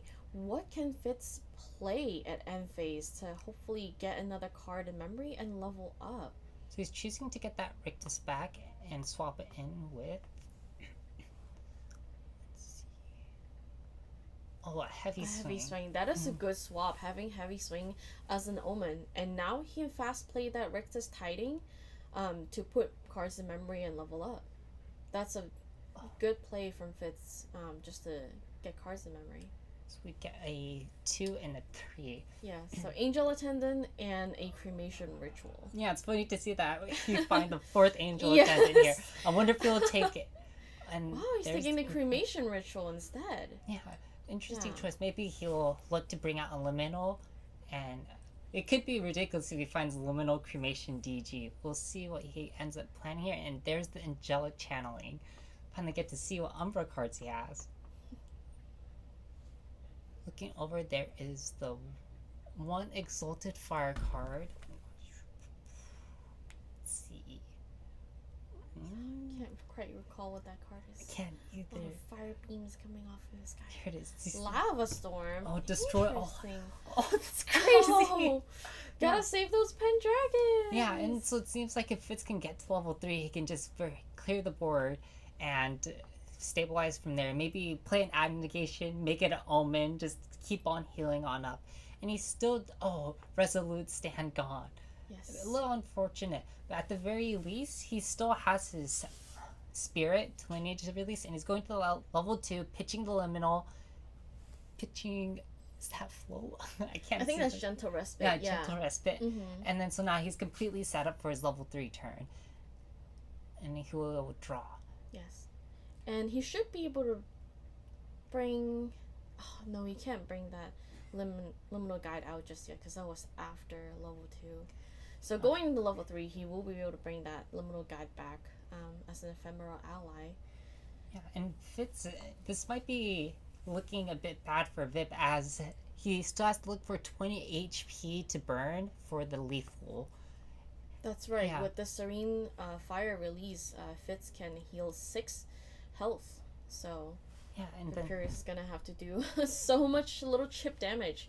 Can he play any more allies? so at least he knows that there's no abnegation, or at least that it's not tucked under channeling. Alright, And here so we go. at end phase, looks like Fitz made Rictus Tiding and Omen once again, and hopefully to get it back later. Just- And bringing out Drawn Blade on for Pearson, using a float, and on enter, draw a card. Trying to get all that influence, trying to get more cards to be able to play. So there's the Fairy Whisper. Yeah. Hopefully we'll find Ayla, Pendragon, some more Here's the card. interaction. I think I did see him. Yeah. I think I did see an Ayla and a Pendragon. Ayla Let's could see. be... Oh, there There it it is, yeah. Yeah. And I'm pretty sure I saw another Pendragon in that glimpse, which I'm sure he topped deck as well. So there's Crux Sight. He can possibly grab back the Spirit Blade Ascension. So this lets him Go ahead and draw a card. Pendragon secured. And then will he play it pre-reg? There is no cards in Fit's memory. However, there could be cards in Viperius' memory. Yeah, No, so looks like he recollected and drew. Pierce has a huge chance to turn this around, especially as Ayla makes the Lava Storm extremely awkward, as Vip can just suppress out all his allies. And then we'll just get the Pendragon coming back in to draw him 2 more cards. And we'll see how Fitz will navigate the situation. So he'll go ahead and just take the burn from the allies. Yeah. Looks like Viperius just really want to apply all that pressure and may not have to kill here, but definitely want to push those damage, forcing Fitz to do something. And there's another Pendragon, yeah. And then putting back the Prismatic Edge, drawing 2. 3 more. Yeah, and this puts Vip in a very good spot because we know he has the Veiled Breeze. So if Fitz does try to do some larger swing, and he should be able to blank it out with the large influence. So between the attack and Lava Storm, I think Vip is pretty safe going into these next couple of turns. Now, does Fitz have anything to do with it face it with 3 costs? He does. Creative Shock. Now he does have 2 float in great. Oh, he has 1 float in Elemental. So let's see if he can find another. And it looks like a red card. Oh, reduced to ash. Unfortunate. At the very least, he does have Liminal and the 1 float, so it's not all too bad. He could just get the influence back up pretty quickly. It's very scary because Vip can threaten just the fast play Ayla, dropping all his influence to protect his board. And especially with 2 Pendragons out, he could resolve both of them with the 2 swords he has out. And looks like at his end phase, he is playing a Spirit Blade Ascension after Fitz did, his play at end phase. Now there's cards in memory, and he's going to gamble to see if there's a fire card, dealing 3 more damage to Fitz. Yeah, this is a really scary situation because I think Vip has 1 more Spirit Blade Ascension, and so if he manages to rip 2 memories out, then I don't think Fitz is going to be able to level. And so there it is. And then Fitz from Fitz? Thinking on their response. Yes. This puts him in a very precarious situation.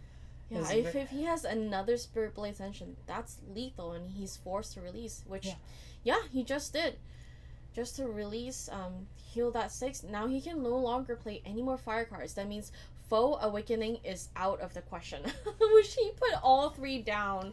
Yeah. He did not care to have them anymore. Very good choice, as he probably saw this line coming, just trying to get rid of the fire cards while he can. And there is 1. He is still able to level. We'll see if the second Ascension comes down. And Vip will just go ahead and pass. Yeah, looks like no more Ascension from his end. Okay. Whew. So we are safe to level up. This is a very big deal. Alright. So pitching the Abnegations. Can't play this card no more. There's the 1 float in the Liminal. And so Viperius' hand influence looks very large. Yes. So let's see. At the very least, 3, 4, 6. I think. Now, has Fitz drawn off the Liminal yet? I didn't see. Or if he's still thinking at the level up. He's resolving the angelic channeling. Ah, right. And then Liminal. Oh, they're seeing the order in which these cards resolved. Okay. So now, since fire is released, that lava storm does it count as fire? Oh, you're very or is it right. exalted? Yeah, it would be fire, so you no longer play this. Vip's actually in such an amazing position right now. So interesting. So I wonder why he decided to put lava storm back just to draw it. Oh, you're very right about that. I wonder about that too. At the very I think. Oh, that's a very good question. But at least he found the abnegation off the Rictus Hags, and this could be a huge deal as he could heal 16 if he could swap the omens out. And we'll see. All that hard work from Viperius could just go away. He does threaten, I think it's 12 damage here, and with such large influence, it shouldn't be too hard to find 2 more for lethal. Although there is all that healing that he has to worry about. It might get a bit rough. I think I'm seeing that 4th full awakening in Fitz hand and he can no longer play. And just taking his time. Yeah, forcing that Yeah. early fire release is rough. Now, I wonder why Fitz released before lethal. Is there any reason for doing that? Because it only came in for 3 damage, and Fitz had 6 left, so... I think he just didn't want any other fast cards to come in and maybe ping him as he's trying to heal, and just want to make sure he secures that healing. Makes sense, yeah. And here he goes, I believe, drawing for turn. Oh! Looks like I Fitz just decided to... Go? Fitz has surrendered the game. Oh, It seems like they are I think going so. on to turn 2. Yeah, maybe he didn't see a line to get out of it. Yeah, forcing that lineage release was a huge deal for Fitz. Not being able to clear out that board, he would just end up seeing 9 damage every turn. Maybe he could clear some of them, but the Pendragons having 4 health requires such a large investment to clear them off. Yes. Oh, and if Ayla came in and suppressed it, that's just complete nightmare situation. Yeah, I think Viperius had complete control that game at that point. He seemed very comfortable despite how anxious he felt about Yes. this matchup. Yeah.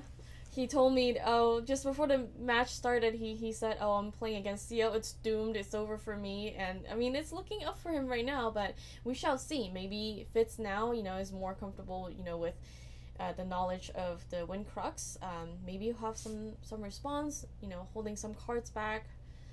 Yeah, gonna be, and especially now Fitz is gonna go first. Yeah. Right? So. And then Vip made a great decision displacing that dungeon guide and bringing out those early Pendragons. Yes. Yeah, it really got out of control, especially between just like the prismatic edge messing with Fitz's influence and drawing him cards. Just a lot of drawing cards. Yeah. Yeah. For sure. And Yeah. both players. Both players just siding out their cards. Now, what would you side in against a CL, Fire CL? What do you want to see if you were playing a wind deck? It's really hard to say because interdiction makes things like so hard to answer. And then I guess as a wake up player, I just have spell shroud. It's like, okay, but if the interdiction it doesn't answer it, so I think Viperius might just be looking to go at a fast pace. Let's see what kind of cards he might have for side. And so we have no spell. Palfish Sword could be a big deal as he banishes out Fitz's influence, because Fitz has to banish a card from grave to make it an omen. So this could really slow down his pace if he could drop it down early enough. Looks like this Brackish Ludus as well. Could mess with the graveyard. Yeah. And then so there's also Orb of Sealing. Orb of Sealing is a very nasty choice, because what's really neat about Orb of Sealing versus CL is that you could kind of turn off omens, because you would flip them over, and so the game can't really see what card it is. Right. And so I would have to check a judge ruling, but I think the omens still exist. It's just that they're not cards. Yeah. But also, I think they can't use. I know some CL runs that version where they have that the 15 cost arcane card. What is it called? I don't remember. Ablation, I think. No. The arcane. Advent. Where they do.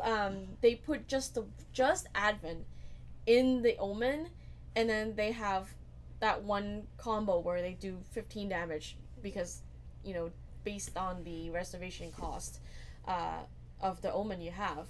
So having like Orb of Sealing can turn that off.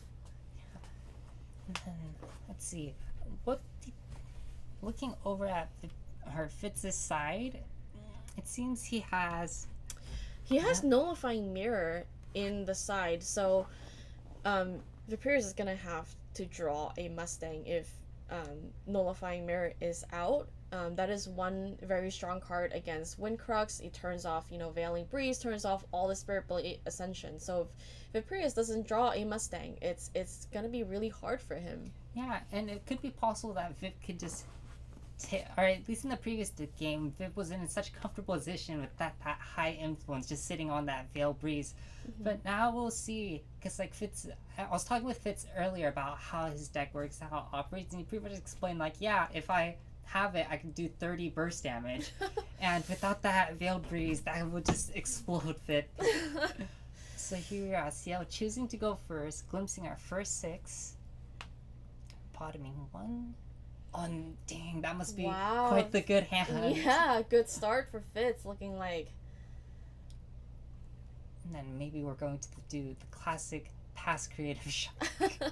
I think I do see a Creative Shock in his hand, so very likely that's what's going to happen.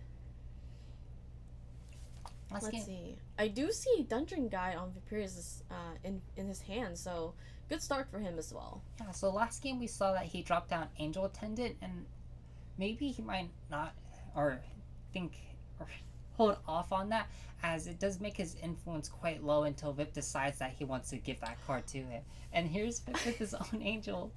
Yeah, showing 2 Aylas to imbue. Oh, it's a Benediction Angel.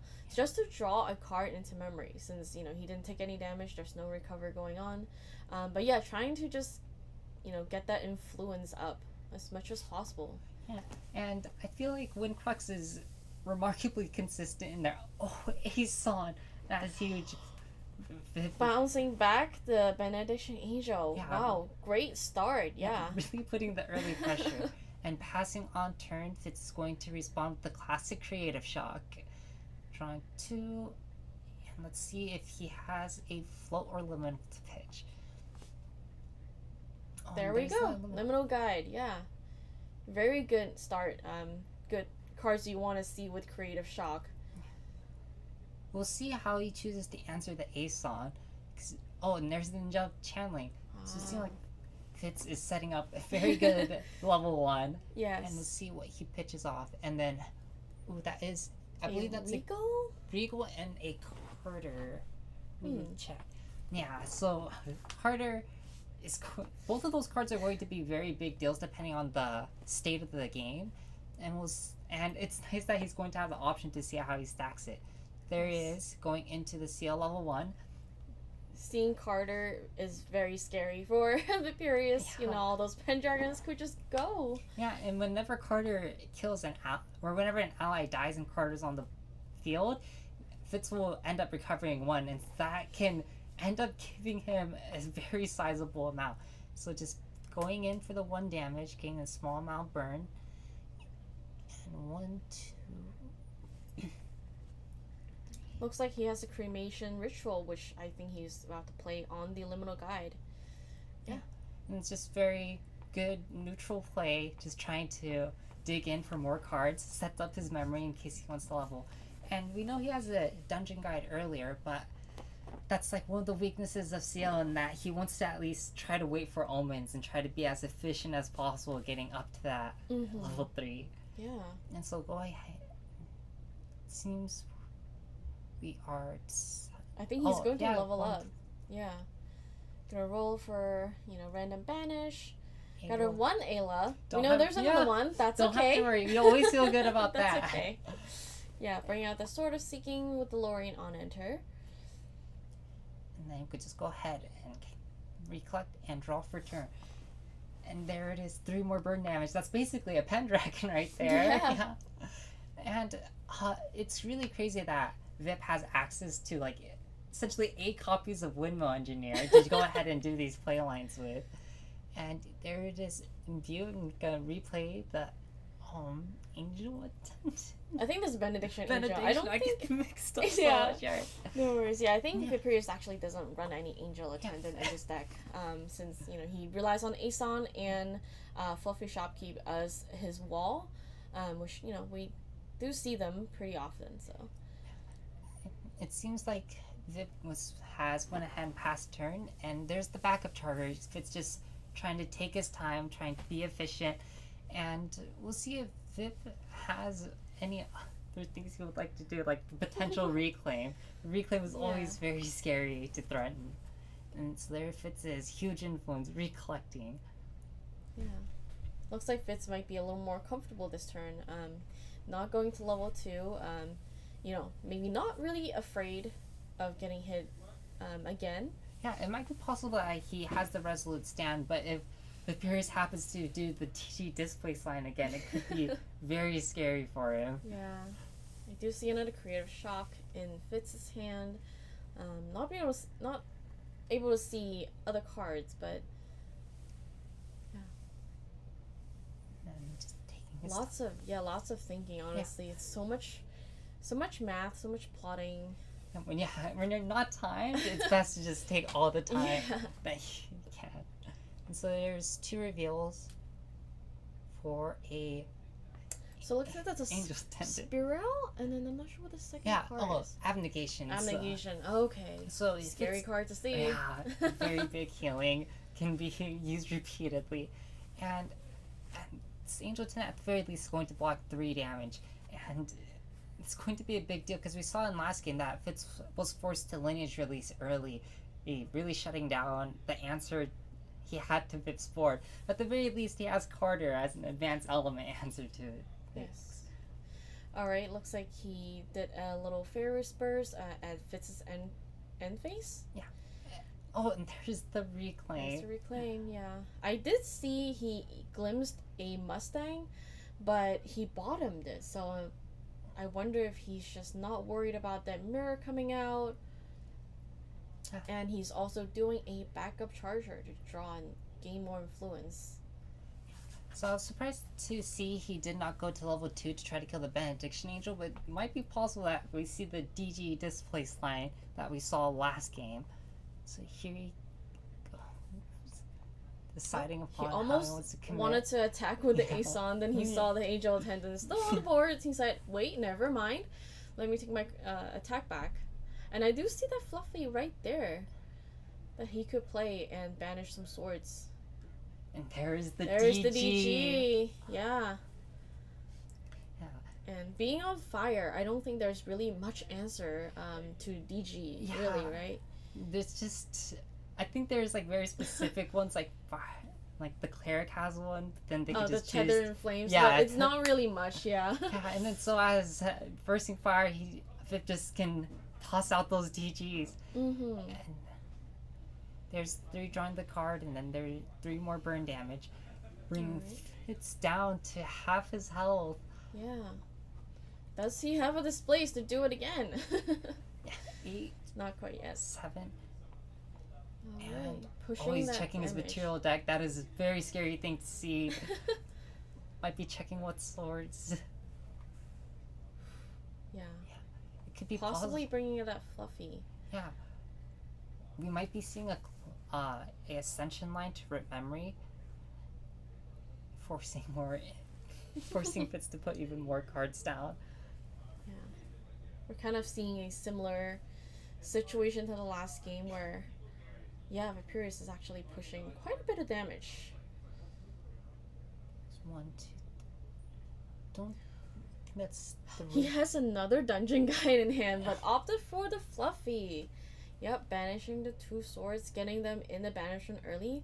So then next turn when he levels up, when he levels up, then he can bring those swords back. Yeah. Will he go for it? Yeah. There are some awkward hands you could draw as Crux where it's you just have so much of your engine cards but none of your advanced elements. So it might be that I think I see a reclaim, but it doesn't see me as a displace. Just Yeah. A DG. DG, Reclaim, and I think a Crux card. I couldn't quite see what it was, but yeah. So Fitz just going ahead, maybe seeing that Rictus come out. Oh, End Phase, Angelic Angelic Channeling, Channeling. Yeah. Might be even better. More? Then there's Right. Those cards that we saw earlier.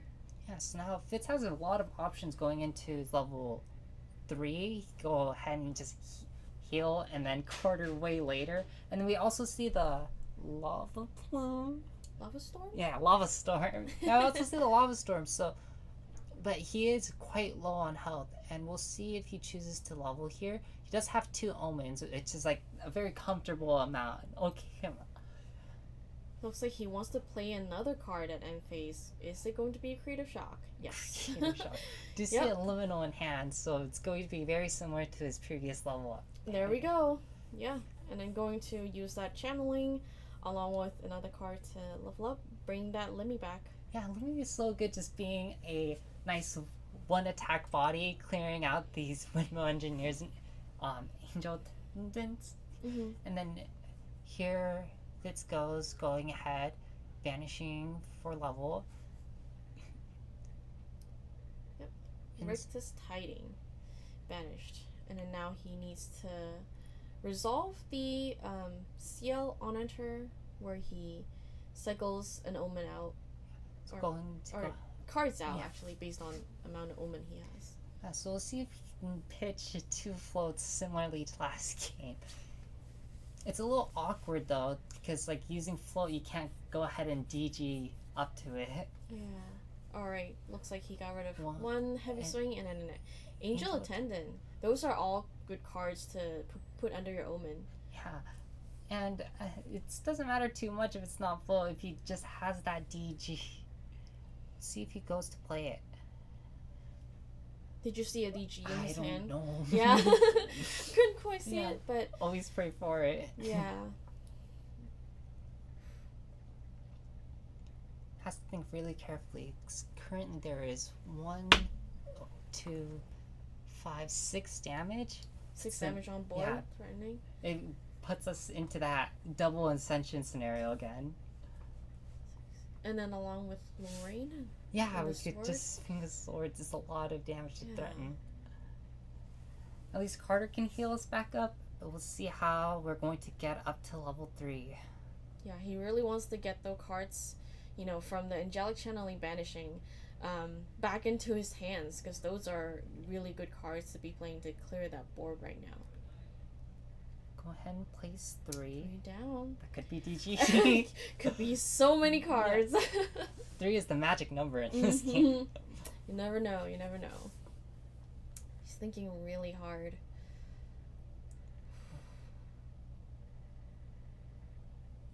That seemed... Oh, look carefully of many...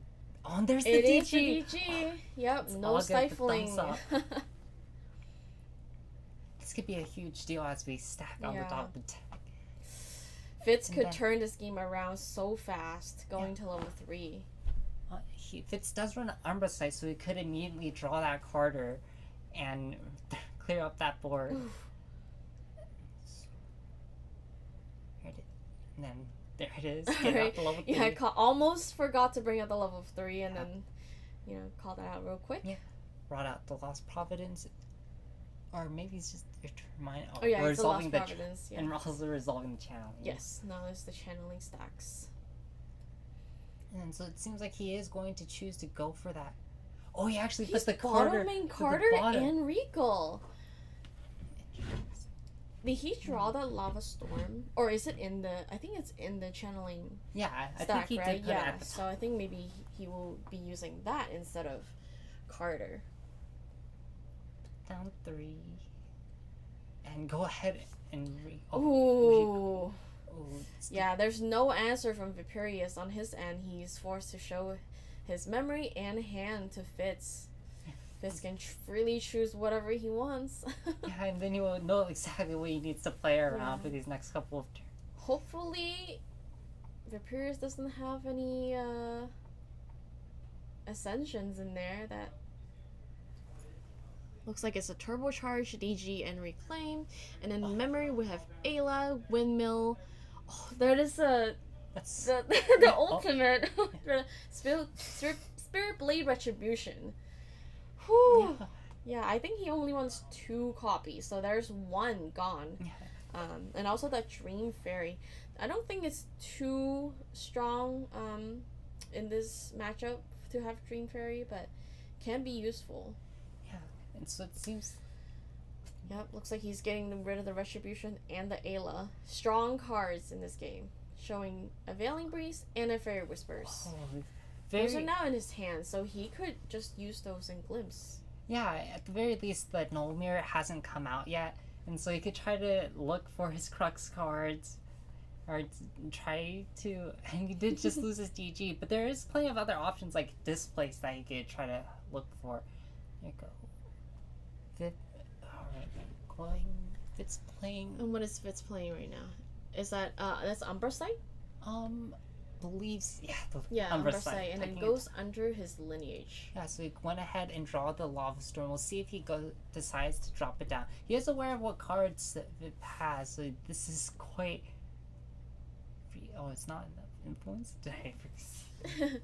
2 down. Oh, he did for- put top. Oh, he had another Carter. It's like he put on He was bottom. Okay, this chilling. makes a lot more sense suddenly. That is. He did not care. And this is Going going clean for ahead 4, and he's going to Fairy Whisper to see if he can draw an out from this. yeah. If Looks he like could, there's another Fairy Whispers.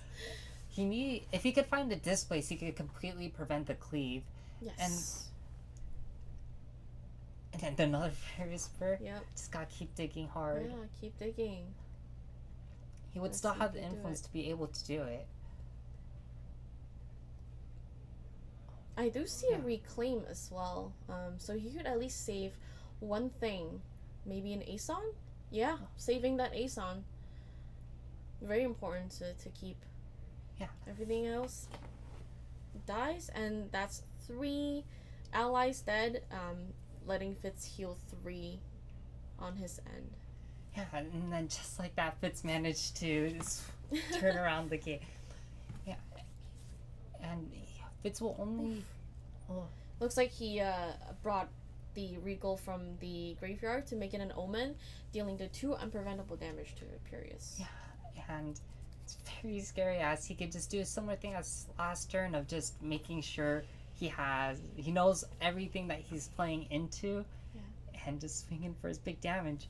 And there's the Orb of Sealing that he just materialized. Then prereq a Fairy Whisper, showing a Displace. Displace. Aw, Oh, just just a a little turn one. late. If he could have had that.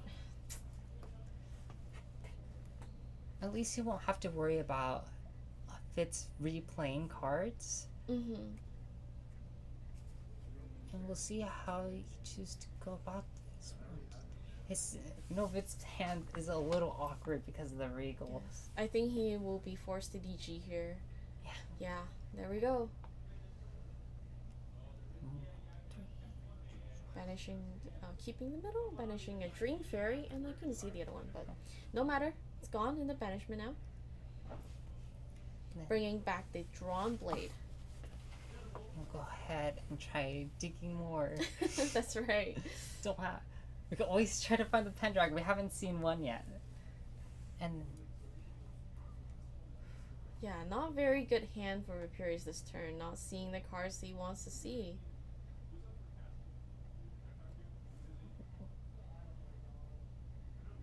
he could play the Ace on and just at least clear the Carter. Seems he. Yeah, he might want to go for that. 4 down. Yeah, not having the Pendragons really slows down Mhm. Imperius. There we go, bouncing that DG on the board to play Ace on. 3 more into Fitz. This is gonna be a very rough game moving forward. I think for Imperius is to do these little chip damage. Yeah, and then here we are passing turn. Fitz getting his Lost Providence awake. We'll see what he decides to materialize out.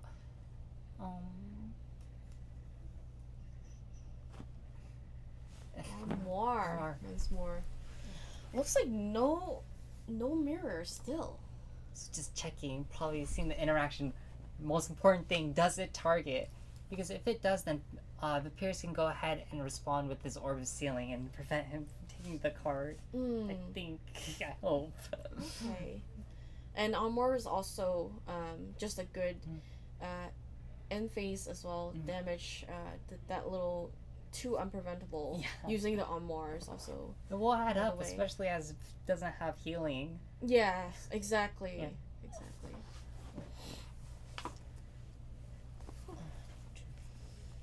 What will Fitz do this turn? Not too many allies on the Cury's side. Not very threatening. So I think Fitz can sort of chill at this point. Wait to see what Viperius does, and then interact from there. I feel like Fitz is pretty comfortable at this point. We also haven't seen a Beguiling Coop in either of those stacks, so you might be banking on just never seeing the card.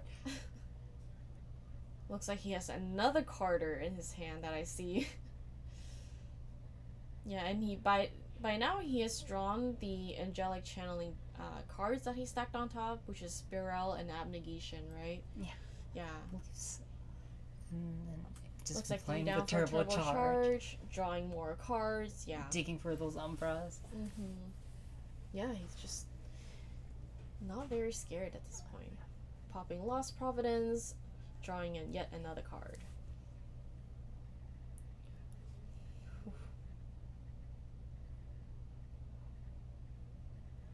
Lots of math, lots of strategy to do. Lots of checking.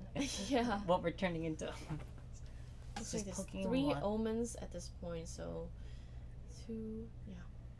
So I believe CL, when he hits 5 omens and he does an attack, he can draw into memory. Is that correct? Oh. I think that's how it works. So here's Carter. He's just Carter clearing out the again. facade. Yeah, just to get rid of Aeson. And is a cleave, so obviously Lorraine also takes damage. Whatever we can to just get him to just the double attack lethal ranges.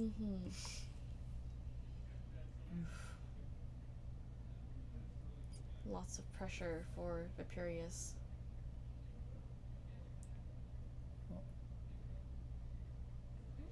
Looks like they're checking and talking, and Fitz is deciding if he wants to end the turn or not. He has, I believe, 2 cards in hand? 3 cards in hand. That would be enough What for an can he do? It would be enough for an abnegation at I least. think I see a Beguiling Coup in his hand, actually. Oh. And So- he decided to make heavy swing and omen, getting ready for next turn. Yeah. This is very scary. It's I think it's Yeah. coming. Yeah. Oh, Let's see, and there it is. Orb ceiling. We gotta Ceiling. eat. Great Yeah. time. I'm furious. Gotta turn off that attack. Mm-hmm. Then here you go. Hoping for the best. Bringing out. I think the that's thurible, but he does not have enough in his hand to put down to get that draw into memory. So not quite yet. Maybe waiting for more cards to take out his entire graveyard. He could prevent an omen from being generated at least. Putting down 3. 3 more for it. This is Turbo own turbo charge. charge. Yeah, all just influence, draw from both players. Yeah, if he could hit into a second Veiled Breeze, that could be a very big deal, as it is a way to get around the Nullifying Mirror. We do see another Aeson in his hand. Just need to find an ally to secure on board. It is also so much influence to do it. Yeah, he's just not seeing those Pendragons, which is really unlucky. Yeah, it's just one of those Yeah. things that happen sometimes. Ugh.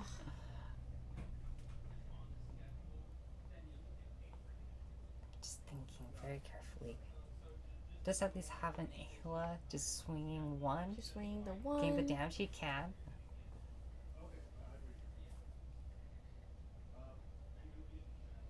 Placing 1, 2. And there's the abnegation. Oh. Covering 6. Oh, All that those that must hurt effort. a lot. Yeah, especially between the cleave, this healing, and it becoming an omen. And how is Viperius gonna come back from And then it? there's and the there's no nullifying. mirror. Yeah. I don't think I see a Mustang. Yeah. And then it would be a bit late. We'll see. Scary situation. He might be regretting bottoming that one Mustang earlier from the Fairy Whispers.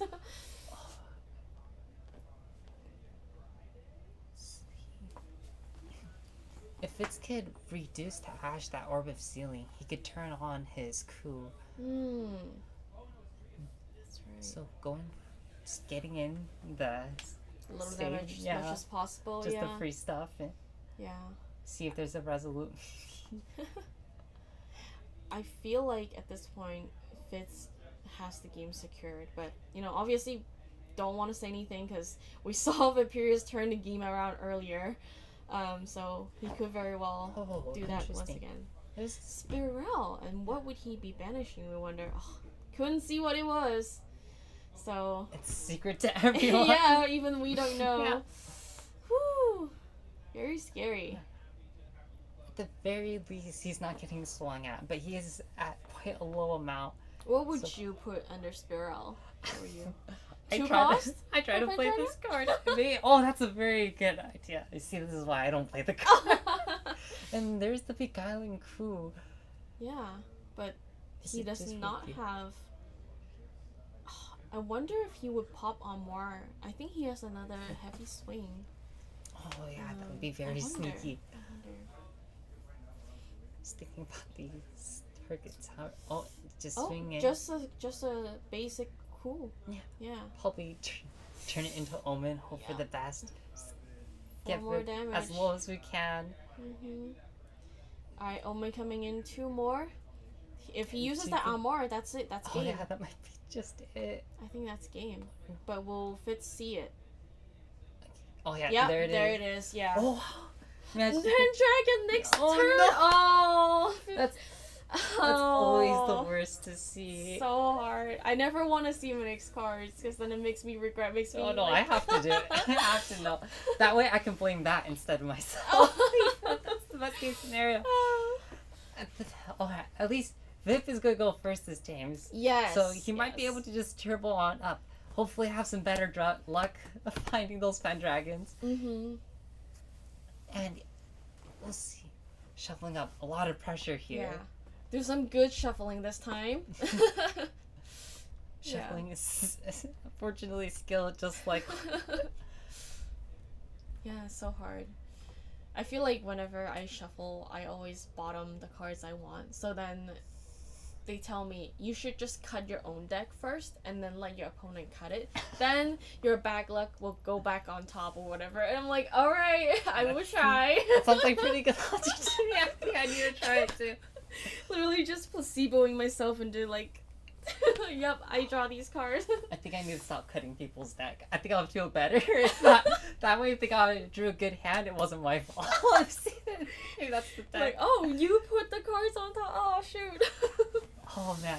I like putting the top card on the bottom and just seeing what it is at the end. Maybe it was good. Hopefully they don't glimpse. Oh my gosh. We're setting up, making some small adjustments. Yeah, I don't even know if Viperius sided in anything. I think he just said, you know what, my deck right now is good as is. Need everything that I have against this CL deck. Yeah. Not gonna bottom the Mustang this time. Hopefully. Hopefully not.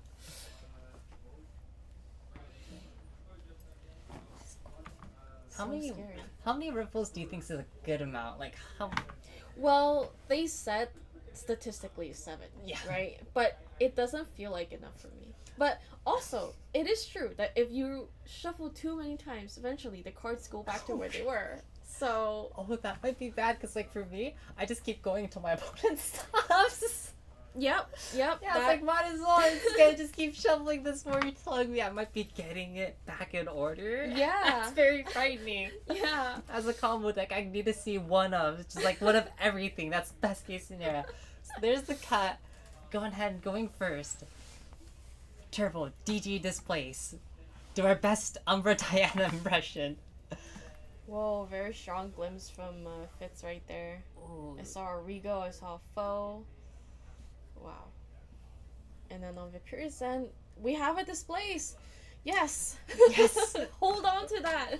We're almost there. Yeah. We just need to find the funny white card. I do see an Aeson, I believe. Yeah, I can't. Yeah, Hope for the best. praying. It's okay. You could say that you have a bias. You look like winning. I mean, yeah.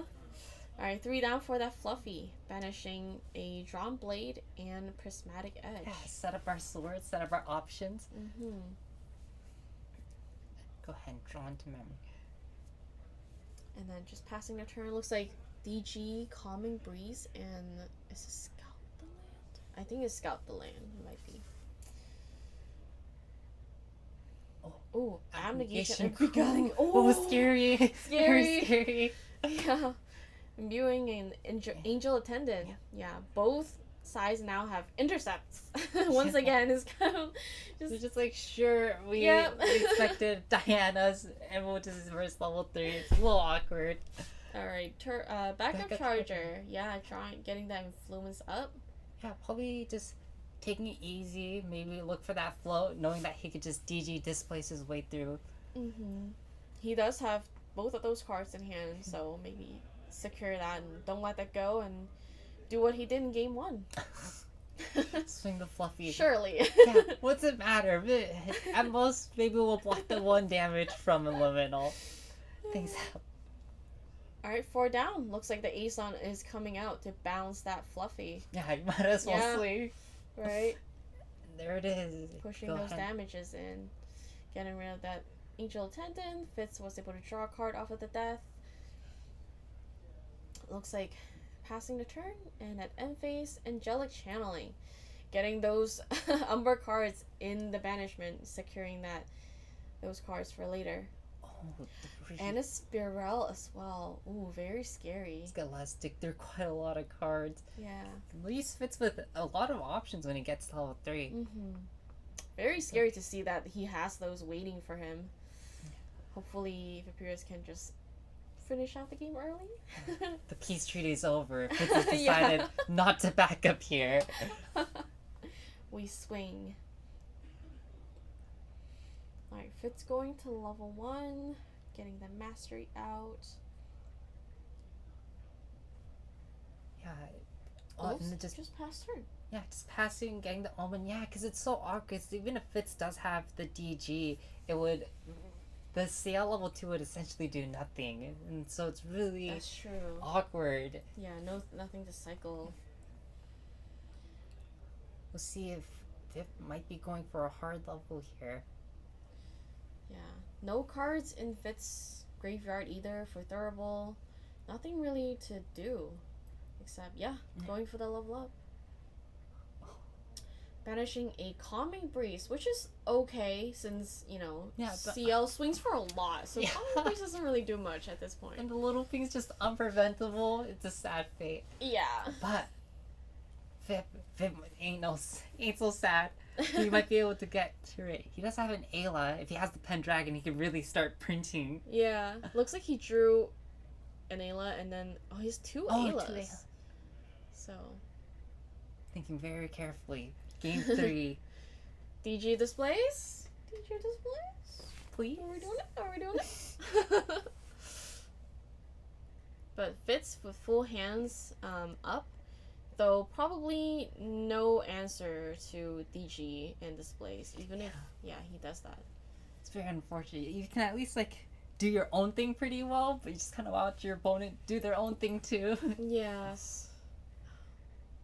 Thinking hard and if he wants to lose those cards or not. Seeing if he wants to really commit to that sort of line. Sometimes I think you just have to go for it. That's the Umber Diana spirit. Yeah. DG displays, don't think too hard. Let's go! Thinking very hard what cards that he can let go if he decides to DG. This is why they are at the top tables for the best. Yeah. I'll just send it. Yeah, I would have said that. Yeah, as a Jin player, I always send it, so. If Pierce is choosing to pass his turn, he might be thinking, CL wants to just make his omens. We'll make him a little comfortable and just maybe suddenly come out there. Mm-hmm. Where it is. Fits with the backup charger. And an Another channeling. All pre-rec too, so very, very good. Getting those cards cycled out. Couldn't see the bottom card, but there's a second abnegation. Whew. Not looking good. Let's go ahead and recollect. Draw.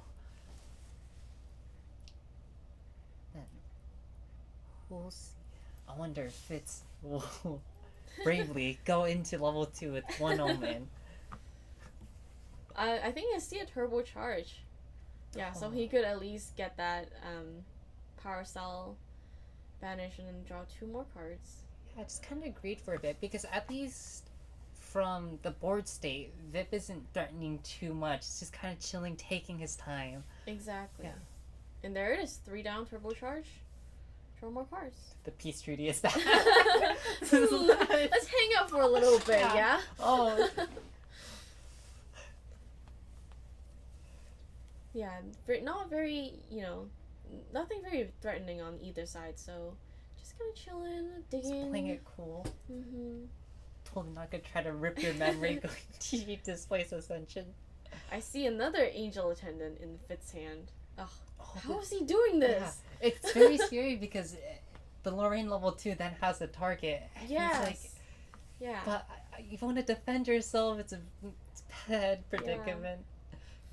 And there you go, just generating that second Omen. We are good to go level 2, but first we have to see what Imperious Scout. Alright, I think I see a turbo charge. 4 calls.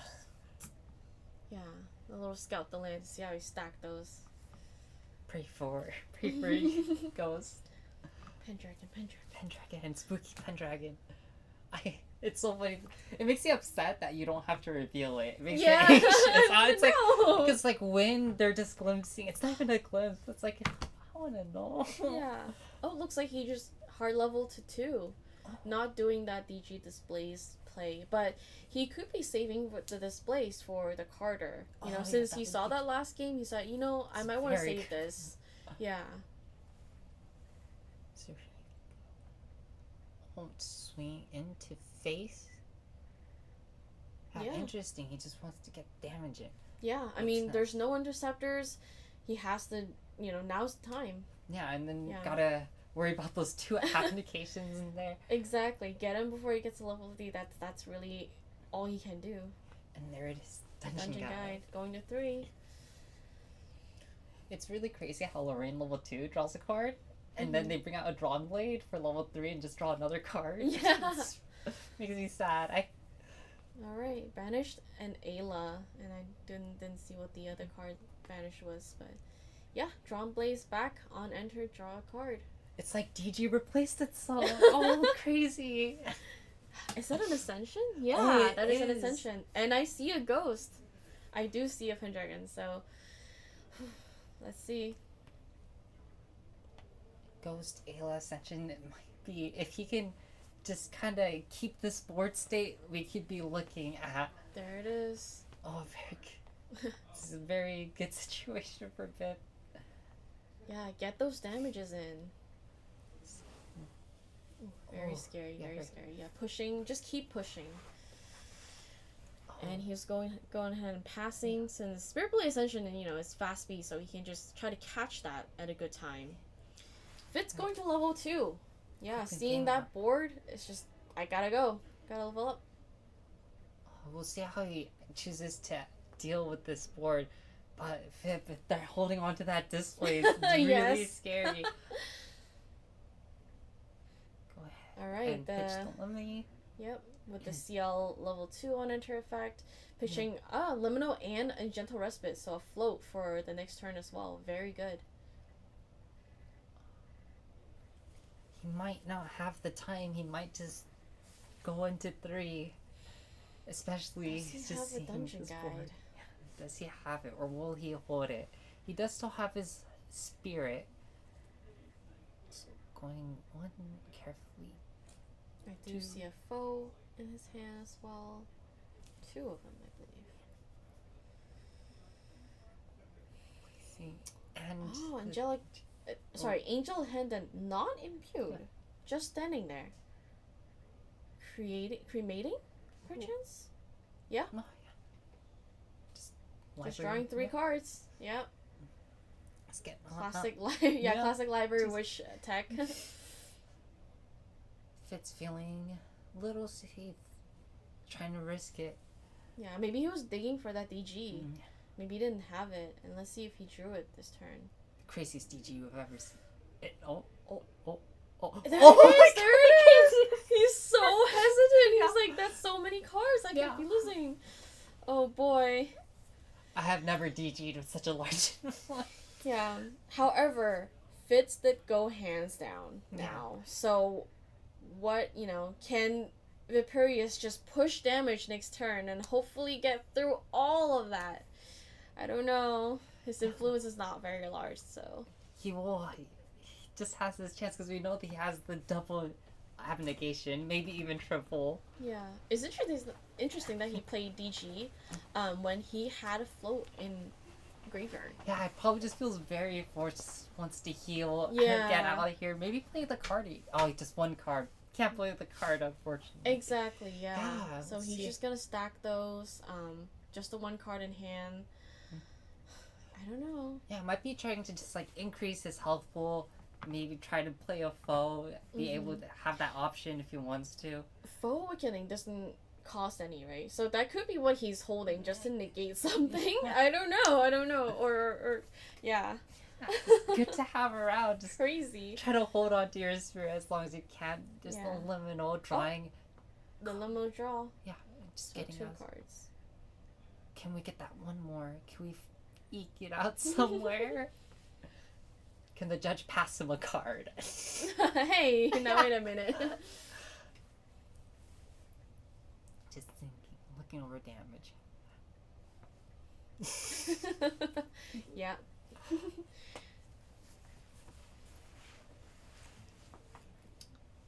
Alright, full hands down. He could do the Spirit Blade Ascension for those damage now, knowing that he should have a fire card in there. Yeah, and he would be able to see basically his whole influence. Exactly. Yeah, knowing knowing what he would do. It's just doing our little poke and tucking in our omen. That is a cremation. Yep. Pretty good choice just having these 1/3 dudes around. 2 unpreventable. Alright, going to Viperius' turn. He knows Chaliceing Thurible. he's trying to get more Wow. cards. Okay, 4 down Thurible, getting rid of the Angel Attendant. Not doing that Ascension just yet. We'll see how crazy Vip decides to be. There's a lot of different ways you can go about this. Just send in everything. Yep. Just trying to see how much he can get before Oh, he's actually clearing the getting board. rid of Trying to avoid burn. Is that a Retribution in his hand that I see? I think so. He drew 1 Retribution, but not quite enough influence to play it. And I believe he will need more cards in Banishment as well for that to really go through. Oh, there's the Displays Pendragon! Let's go. It's very scary. Gotta find more Pendragons, we'll see. Yep. Have you ever seen him have 4 on field? No, I've seen I 3, but not 4. So 4 would be the record to try to get to. Would be very insane. But how many Pendragon on enters has he resolved in one game? What's the record there? That's true. With that, and then displays Ayla, tap Ayla again. Oh, that's so many Pendragons. There it is! Here you Ayla! Suppressing. Yeah, it's Oh, I go. guess Go he could save it, I guess. Yeah. We both had We nine. both have a 9 PM Oh, order. everyone, take your meds. Yeah. Be sure it's 9 o'clock. That's so funny. I think. It's a good time. Yeah. It's a good Yeah, time. it's like you're when we usually wake up. home, you're like, Yeah. yep. Just Doctor says twice a day. Okay, when I wake up at 9, just 9 and so here we are. It seems. I think. did he suppress the Drawn Blade just to draw? Yeah, I Yeah. think so. Yeah, he suppressed the Drawn Blade with the Ayla. We would need to have at least a sword out for our Spirit Blade Ascension. That is true. Now going to Fitz's turn. This is really scary. I wonder if at materialization he would do that. Yeah. And he could just. Thinking.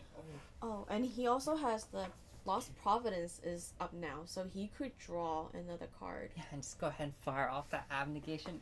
And we know he has at least 2, so that's 6, 12 health. Oh, that's like a full heal, basically. Yeah, I think Vaporeon is thinking if he wants to do anything.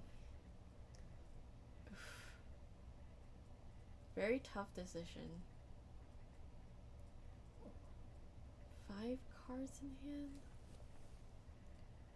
Yeah, because maybe at this point he might just decide, I'm going to just draw more cards if he's going to just heal. I need to resolve this ultimate and slap him.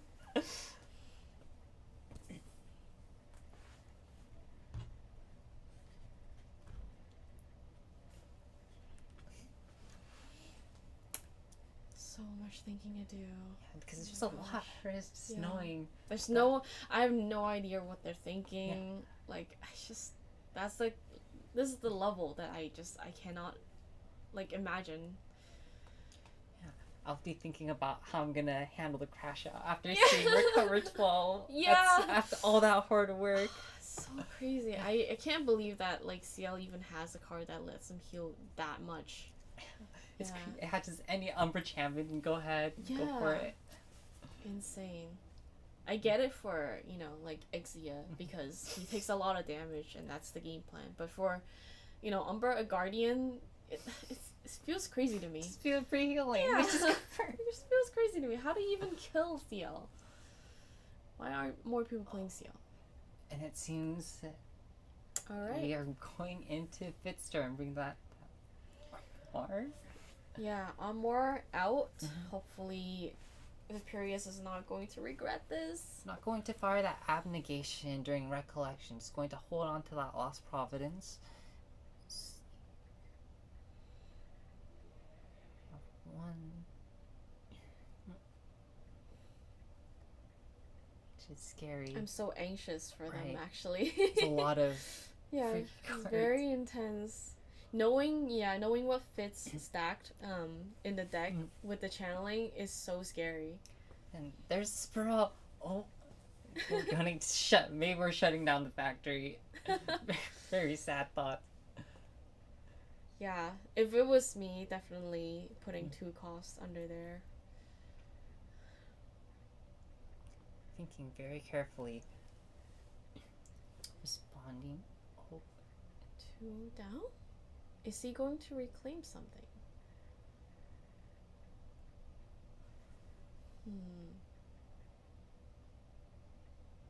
It's going to Calming Breeze. Interesting. So anything under 3 damage will be negated or blocked. Yeah. Yeah, for the rest of the turn. Gets himself afloat. And hopefully bring out that Orb of Sealing next turn. Does Orb of Sealing cost 0? 0. That's Okay, awesome. so no need even for that float, but yeah. Fitz is holding so much influence. That recollection was really big. Looks like he has Displace and Ascension in his hand. And Ayla surprisingly off board. So scary.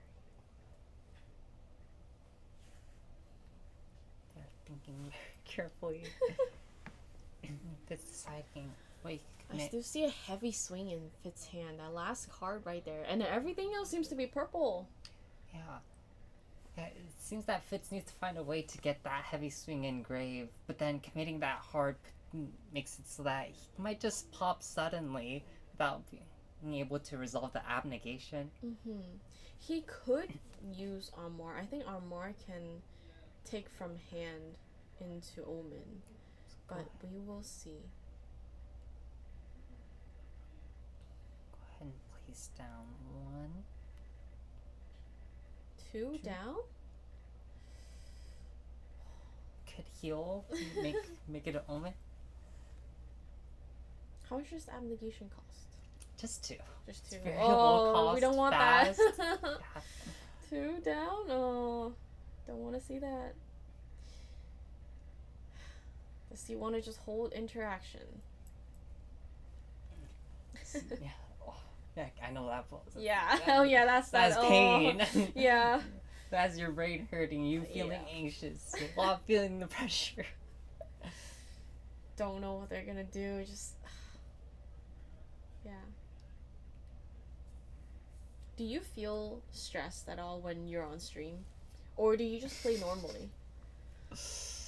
I think it's pretty normal. I guess it's because I was against Mafia. I felt Yeah.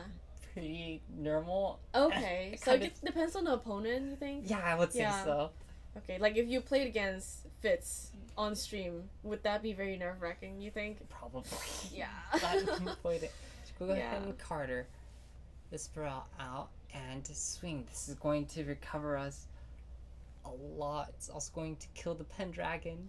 Looks like he's going to play the Spirit Blade Ascension and see if he could kill the Yeah. Carter? Yeah, because he could do 3 to Carter, and odds are quite good. We'll see if it's played around this line. This is going to be a very big reveal. Yeah. Wonder if there's any fire in Fitz's memory. I know that Viperius also runs a Exalted Fire card in his deck, just so he could have fire in his own memory as well. So, yeah, does Fitz have any answer to the Spirit Blade Ascension? Thinking very carefully on here. Mhm. Trying, So maybe- the stack right now is... Oh, I guess the Calming Breeze already resolved because, he was able to play Carter, so...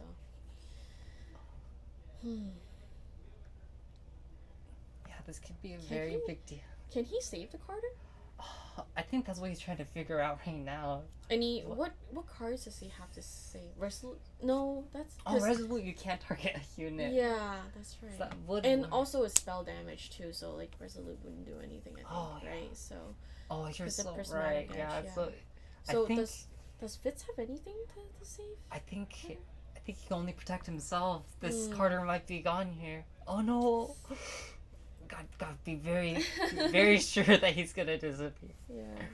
Yeah, I don't think fire has any sort of kind of protection or, claim your ally back or anything like that. So Counting carefully. Oh, place down one.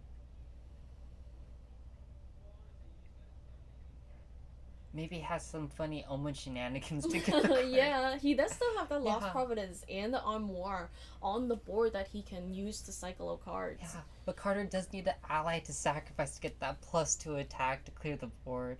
Mhm. See, he's thinking. Wait, who did he? Oh, he sacrificed Birel. Yeah, What was under Birel? Did we see? I don't think I saw that. I don't think we'll ever get to know. Oh, maybe it was the Rictus Tiding because it's in banishment. Could have been. He's doing hard math here. This could be a very determinative turn. Yes. I try my best not to count. What I do is I put my hand under the tables to count my inputs. All right. The Oh, here Spirit it is. Ascension is good to resolve. And we'll see. It's very Yep. fortunate. Fire and wind. Oh, he's got really Got regret the putting down that Carter. fire card. And This then is he's got to banish huge. one at random. Let's see. Does it hit the foe? Oh, that card's Spirit Blade Ascension is such a sneaky card. Yeah. One cost is incredible. And it hits the one fire card. Oh. That's okay. I think he might have another one in hand. I do see that fire in his hand. Which he's putting down now. What is he going to play? Oh, that's scary Fire. attack card. Ooh. He does not He's have a holding a- heavy swing in the Omen, though. Alright, Go popping the Lost Providence. And he must be Draw. very worried about that Orb of Sealing because it really prevented him from doing his full combo last time. Mm-hmm. Oh, going to go ahead and commit to it, trying to make some progress.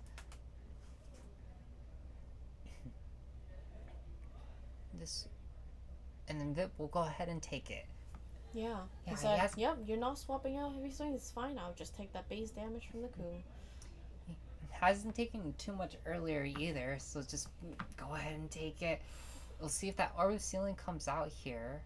Well, yeah, going to Appears' turn. Paying 1. Bring out Drawn Blade. Draw more cards. We love Gotta drawing. have that influence. Gotta resolve that ultimate. I mean, drawing 2 per turn is just so good. It is. You think he could bring out the ultimate? Does he have the influence? Doing hard math now. I think he has 2 retribution in his hand, so. Something on that. Might be going for the healing now. Maybe Resolute. Oh, it's Resolute. Yeah. But that would be a free cast, so he cannot draw next turn. Yeah, and Fitz's influence is quite low. We do know he has the healing, though. He's just trying to really live on the edge here.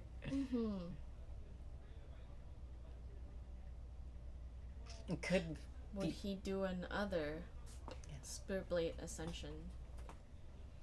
Yeah, 1 card down. I think maybe in response to Resolute, he's going to do another one.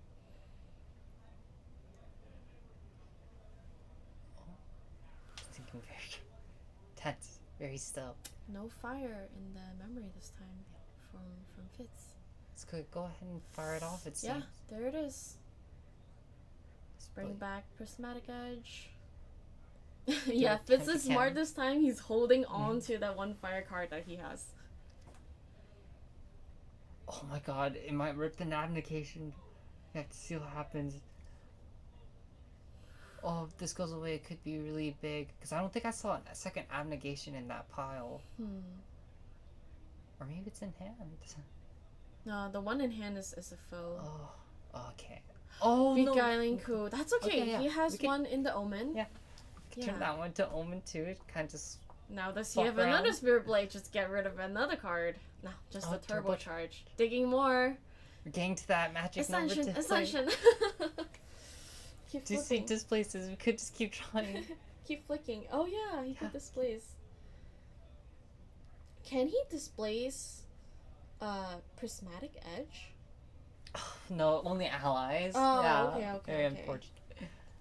Yeah, that would be. They're quite broken. A little silly. Alright, Fairy Whispers. We are digging. We want more cards. Do I see it? Are we seeing it? And Squigga, just I think that's a Seraphim. Yeah. Tempestuous Seraphim. Just try not to fail the Fairy Whisper. As long as it doesn't fail, I guess it's okay. Thinking carefully on here. Resolute does stop a lot of damage. Try to get as much value as you can. There's that displace. Yep. Saying which sword to return. Did he already swing the Pendragon? Because he could have. Oh, there's the Resolute. Oh, yeah. Right. This is a on the stack. I forgot. Cruxite is a very good draw there. Oh, getting back the Ascension. Yeah. Just keep going. Keep ripping influence. Yeah, because Fitz is getting very low. At this point, he really only has singular options. He is bringing out his weapon, though. I think he might be trying to just go for it at this point. Yeah, gonna be losing one of those cards for the Grand Sonnery. Then, so Grand Sonnery is going to have... How much is in his Omen? Let's see. 3, We're counting it. 6, 8. Yeah, he has 10 or more. He's swinging 4. Yeah, and Ciel's Master is also going to give him even more attack for all those omens. Oh, yes, yeah. We have Thelmar. We have the Beguiling Coop and 1 Engrave. We'll see how Fitz finds the line. Oh, but he can't draw because of the Resolute. Yep. So this is very awkward. It's such a 2 low cards influence, in too. hand How he's going to get out of here. Oh, Pre-rec. has a response. Cruxite? Cruxite Ascension.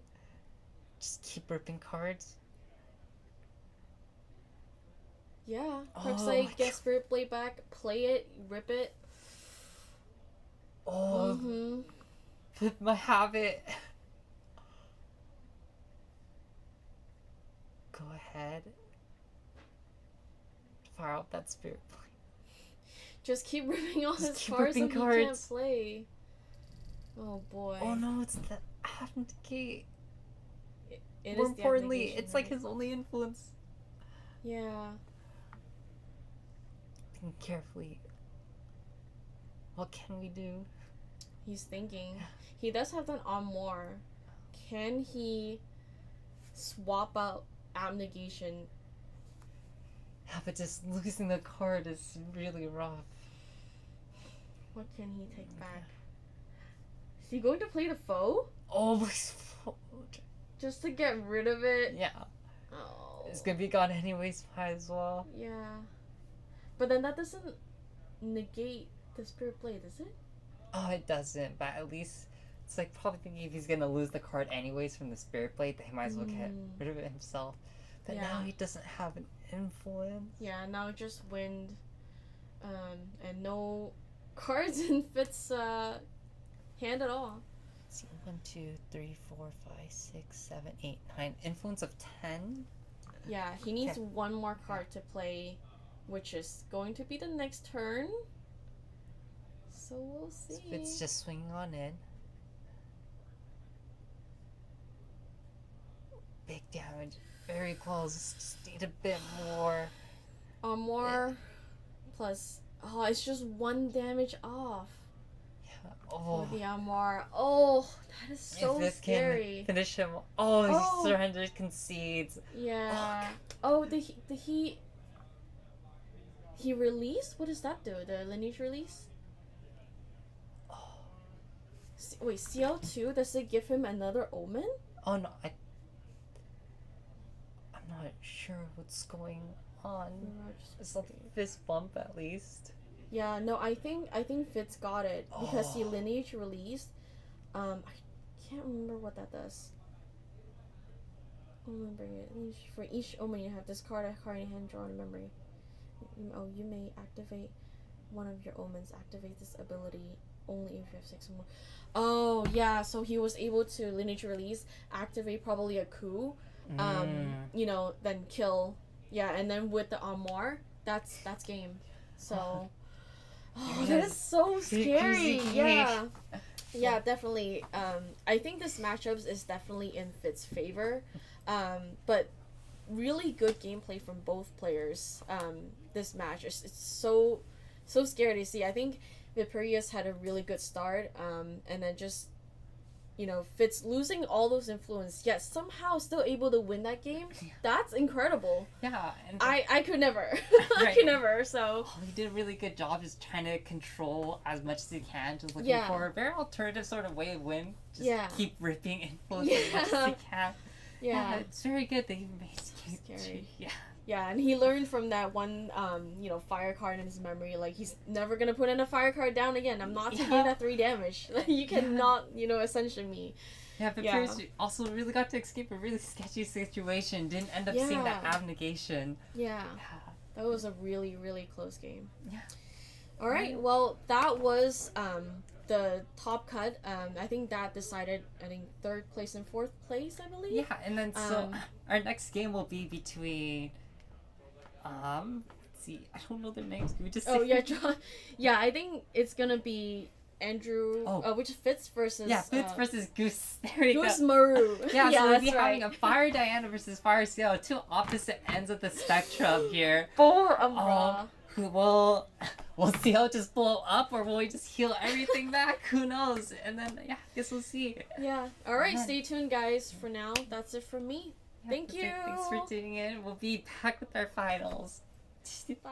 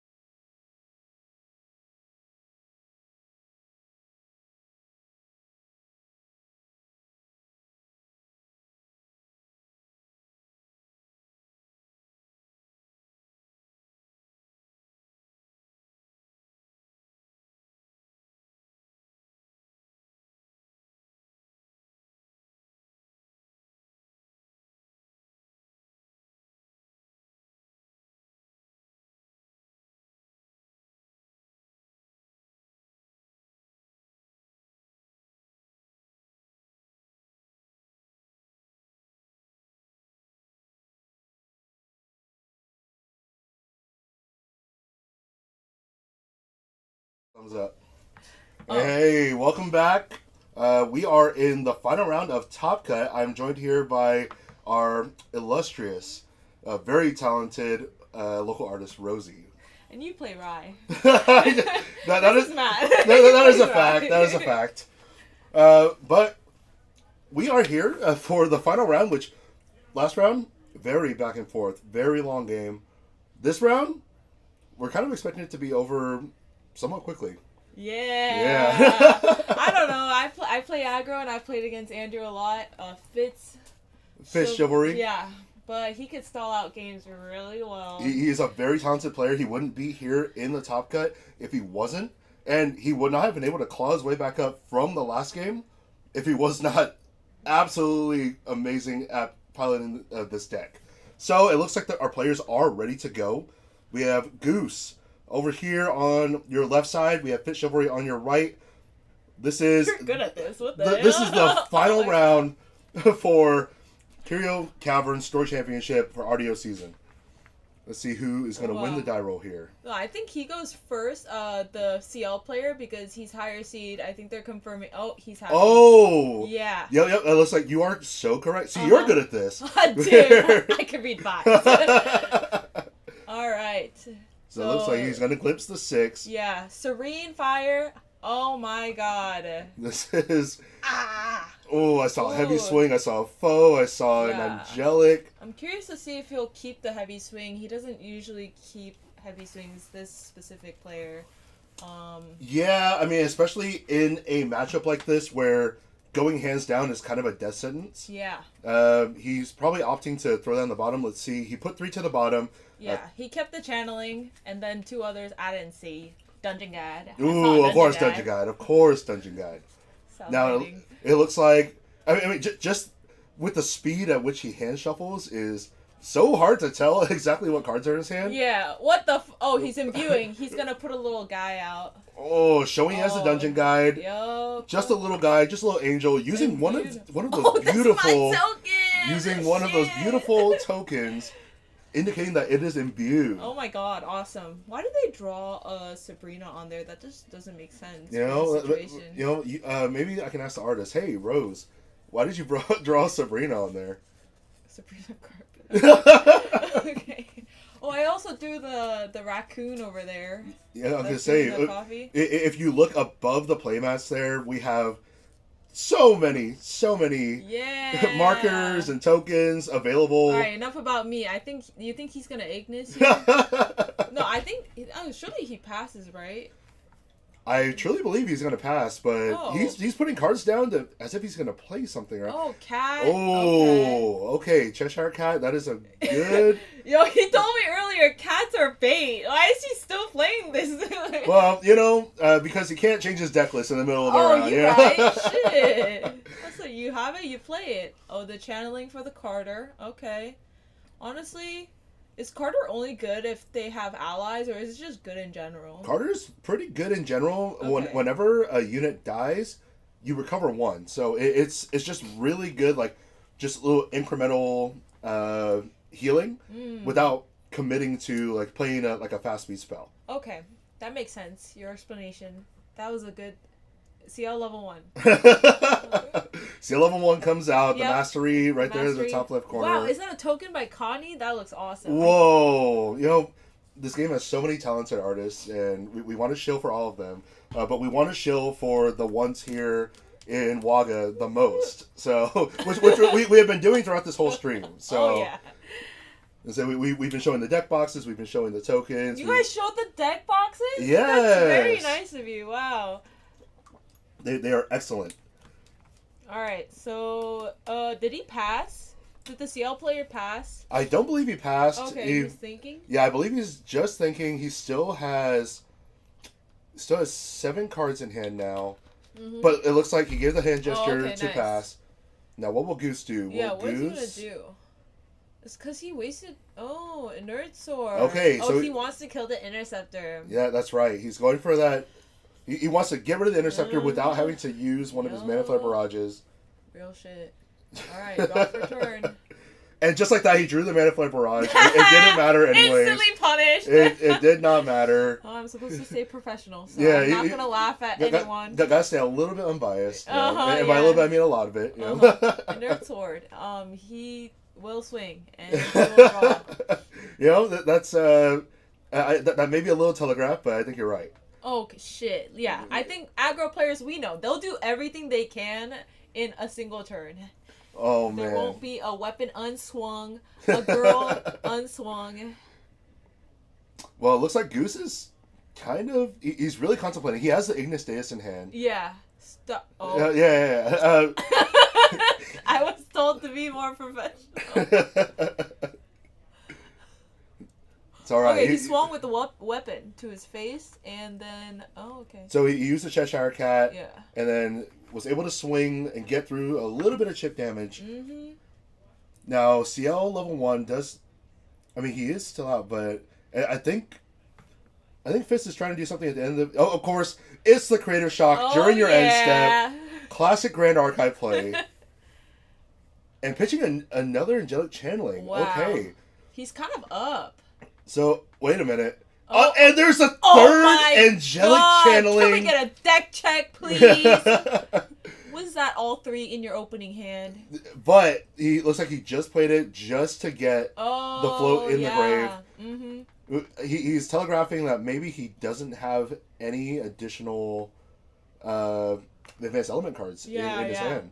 He got the DG though. It's chilling. Oh Honestly. yeah, Like, no, he is in a good spot right now. Yeah. Now, because CL level 2 came out and there were no omens that were creative, he was not able to do any sort of pitch and draw. Yes. True. But here's the dungeon guide that's not really going to matter because now your omens are going to start dealing incremental damage, and they can, I believe they can even target the Cheshire Cat. No, because it's as a spell. Mm-hmm. So not able to do that. But we see the Crystallized Destiny going is not great here, but he's so healthy. He's at 36 health right now. he's at 30 HP at the moment. But you're right with the 6 with from the Serene. Yeah. But it's okay. Goose got the teacup, so surely he'll bring that out. But he'll release. Oh well. Yeah. Well, let's see, because we are in the end phase. We created the Creator Shock as an omen, so I believe Goose is still trying to declare if he's going to do anything. But I think they're pointing out that they missed the Angelic Channeling trigger. Yeah. Oh, that is not good. Yeah, I don't think he gets it because it's too late. I believe you are correct. He already brought the Lost Providence. He's just gonna miss. He's just gonna miss that trigger, and that Carter is just gonna have to stay banished. Unfortunately, that's rough. Just a little misplay. He's just gonna throw it with the rest of the banish. That it does not matter now. Yeah. Honestly, he's been playing for so long last game for hours. So I mean, I could see why he's his brain is probably a little bit fried after this, but still, we've seen him come back from greater depths than this. You know, I didn't see that game. Did he come back from a great death? Yes, he had maybe 2 cards in his entire memory. Oh, he got ripped by Crux Lorraine and was able to come back and secure the win. Crux Lorraine, we let a Crux Lorraine get in here? That's right. It unfortunately is one of the best decks in the meta. Unfortunately for me, because I don't like getting memory ripped. But oh yeah, that makes sense. But let's see, Goose. Just don't put cards down. Oh, I'll think about that next time. Now Goose is really contemplating on what to do here in the end step. Surely we just Ignis and Teacup, right? I mean, that seems to be very likely the best play here. Mm-hmm. But how's he gonna get distant? Does he not have a distant enabler in his hand? Oh, maybe that's the card that's down. Yeah, he's like no cards in memory right now. Yeah, but it looks like he's shuffling through his hand. I mean, when you're a level 1 deck, every single card is a playable card. Mm-hmm. So there's a lot of options to go through here. Yeah. Now, I think the card that he has down is probably an Etheric Calibration. Oh. But interesting. I might be mistaken. Looking through his material deck, he doesn't he doesn't know exactly what he wants to do. But I think you're onto something. I think you are right that because he doesn't have a distant enabler, he doesn't want to miss the trigger on being able to get his Tribarian Dream out. Yeah. He seems to be in a little bit of a rough situation. Just draw it, bro. and as CL gets healthier and healthier, he's gonna draw those abnegations. He's gonna draw those interceptors. He's probably gonna find a heavy swing at some point and beat you in the face. You know. So Etheric Calibration comes out. He's just gonna glimpse. Oh yeah. He's gonna It try and goes go. in his memory, right? It goes into his memory if it is, and he did find another Etheric, so at least he knows it's not a whiff. Yeah. He unfortunately will not get to load the Etheric, but going card neutral is just as good right now. You're so smart. Oh, thank you. What the? Why did you not expect me to say that? Because you don't say nice things to me like that. What the That's messed up. fudge? I would never curse. On the Now stream. he did see a reposition in his glimpse. He can set something up in some way where he gets he gets to be able to draw a card somehow. I'm not exactly sure what he has in his hand at the moment. He should cheat. It's insane for you to say. What? Why are you saying that? You're saying he should cheat? Yes. Oh, okay, Well, yeah. how else will he get distant and level up at the same time? We must greed. Yeah, he should just take one of the tokens, one of the markers up there that says distant, and just say, yeah, I'm distant. yeah. Yeah, That'll fly, I glimpsed. I should be able to be distant, right? Yeah. Yeah. We could yap because he's taking so long. No, this is something that he might be kind of cooked if he doesn't find a way to get distant and not level up. Yep. I mean, Fish Chivalry is in a really good position at the moment. He has the Lost Providence for next turn. If he wants to and he feels safe, he can get a backup charger, use the Lost Providence prereq, backup. He's going to draw 3 cards, and depending on what cards that he draw, he could just end Goose's entire career here. What the heck? Yeah. Hey, we're still going to other store champs. Well, you know, I already used the Goose's cooked. What did he bring out? Earlier here, it looks like that is quick step treads. That is Gosh. That is the Viridian Trinket on legs. Oh, he's gonna on-enter, draw the distant enabler card. Right, he put it at the top, right? It's insane. It's insane. Surely. Why does he look stressed? Surely he drew it, right? Okay, and then yes. So draw. Yes. So what he could do, he could draw the distant enabler, Ignis, and then play the reposition. Yeah. In response to his level up. Yeah. Oh. But he doesn't do anything. He's just gonna recollect and draw. This guy is less greedy than me. Is this really an aggro deck? What's going on? He's playing. I can't tell if he's playing safe or if he's just bricking pretty heavily. But that Cheshire Cat is doing a lot of damage. 3 damage. 3 damage is 3 damage. We're up. Fish and now what? I don't know. The way he's going through his hand is telling me he doesn't have a play right now. Okay, I see. Yeah. All right, let's see what Fitz decides to do. He probably feels very safe, knowing he didn't kill me the second turn. He's he's still level 1. Can I punch him and kill him? So I already forgot what the boots do. So the quick step treads, what they allow you to do is that if your champion is distant, during your turn only, cards your opponent activate cost 2 more. So why do you do that instead of the Ranger Strides? You know, that is a question for him after the game. It's just a question for him after the game. You know what? I respect it a little bit. Just a little bit. Oh my god, he's digging for the abnegations. He wants to feel real safe before he goes for his kill turn. And here's the play that I was talking about. It was telegraphed. He feels safe. Materialize backup charger. Get a power cell. Draw into memory. Wow. Recollect, and then he will draw his 3rd card for the turn. Amazing. So much skill. You can't teach this. You can't teach backup. Yeah, they don't teach you this in school. They really don't. Yeah. They really should, though. They should. This is the essentials. 1 damage going in.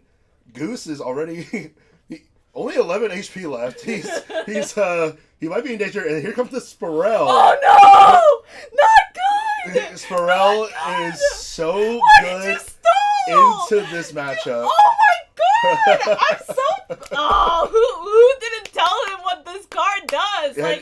Like I feel like it's just perfect for the situation because it's so obvious what Fire Diana uses. He could just put a 2-cost under there. All right, you want to Ignis? No, I'm gonna negate. Yeah. All right, you want to do you want to backstep? No, I'm gonna negate that, and now you don't get your Trivariate, right? Is it a negate? It is a negate. Oh my god! It does spell damage, and if the card that he has tucked underneath it matches the reserve cost of the card on the stack, the activation is negated. You saying this off memory? Yes. Oh my god, you are professional. Whoa, thank you. I guess. Okay. All right. Oh, end step already. 2 damage to him. Well, he wants to hold up cards in order to use the Spirel ability. Oh, yeah. He does have to pay cards into his memory in order to do so. Oh, he has to pay 3? He does have to pay 3. Oh, I see. Now, Goose is thinking in response to the trigger of the Omen. 2, oh, he has to pay 2. 2. Yeah. Even better. Even Absolutely worse. insane. Even worse. You know what? Yeah, just go for it. Could have done that in response to Spiro, by the way. He really could have. Yeah. Yeah, you're absolutely right. Trying his best, and that's okay. Oh, he was thinking about his. Oh, I don't know what they're clicking at. So it looks like he says that is totally fine. Oh, okay. So he didn't guess 2. Maybe it's a 1. Maybe Wait a it's minute. 0? Wait a minute. I might have guessed I guessed the hand motion incorrectly. He's looking at it. Spirel tap, deal 3 damage, revealed the Rictus Tiding. Rictus Tiding.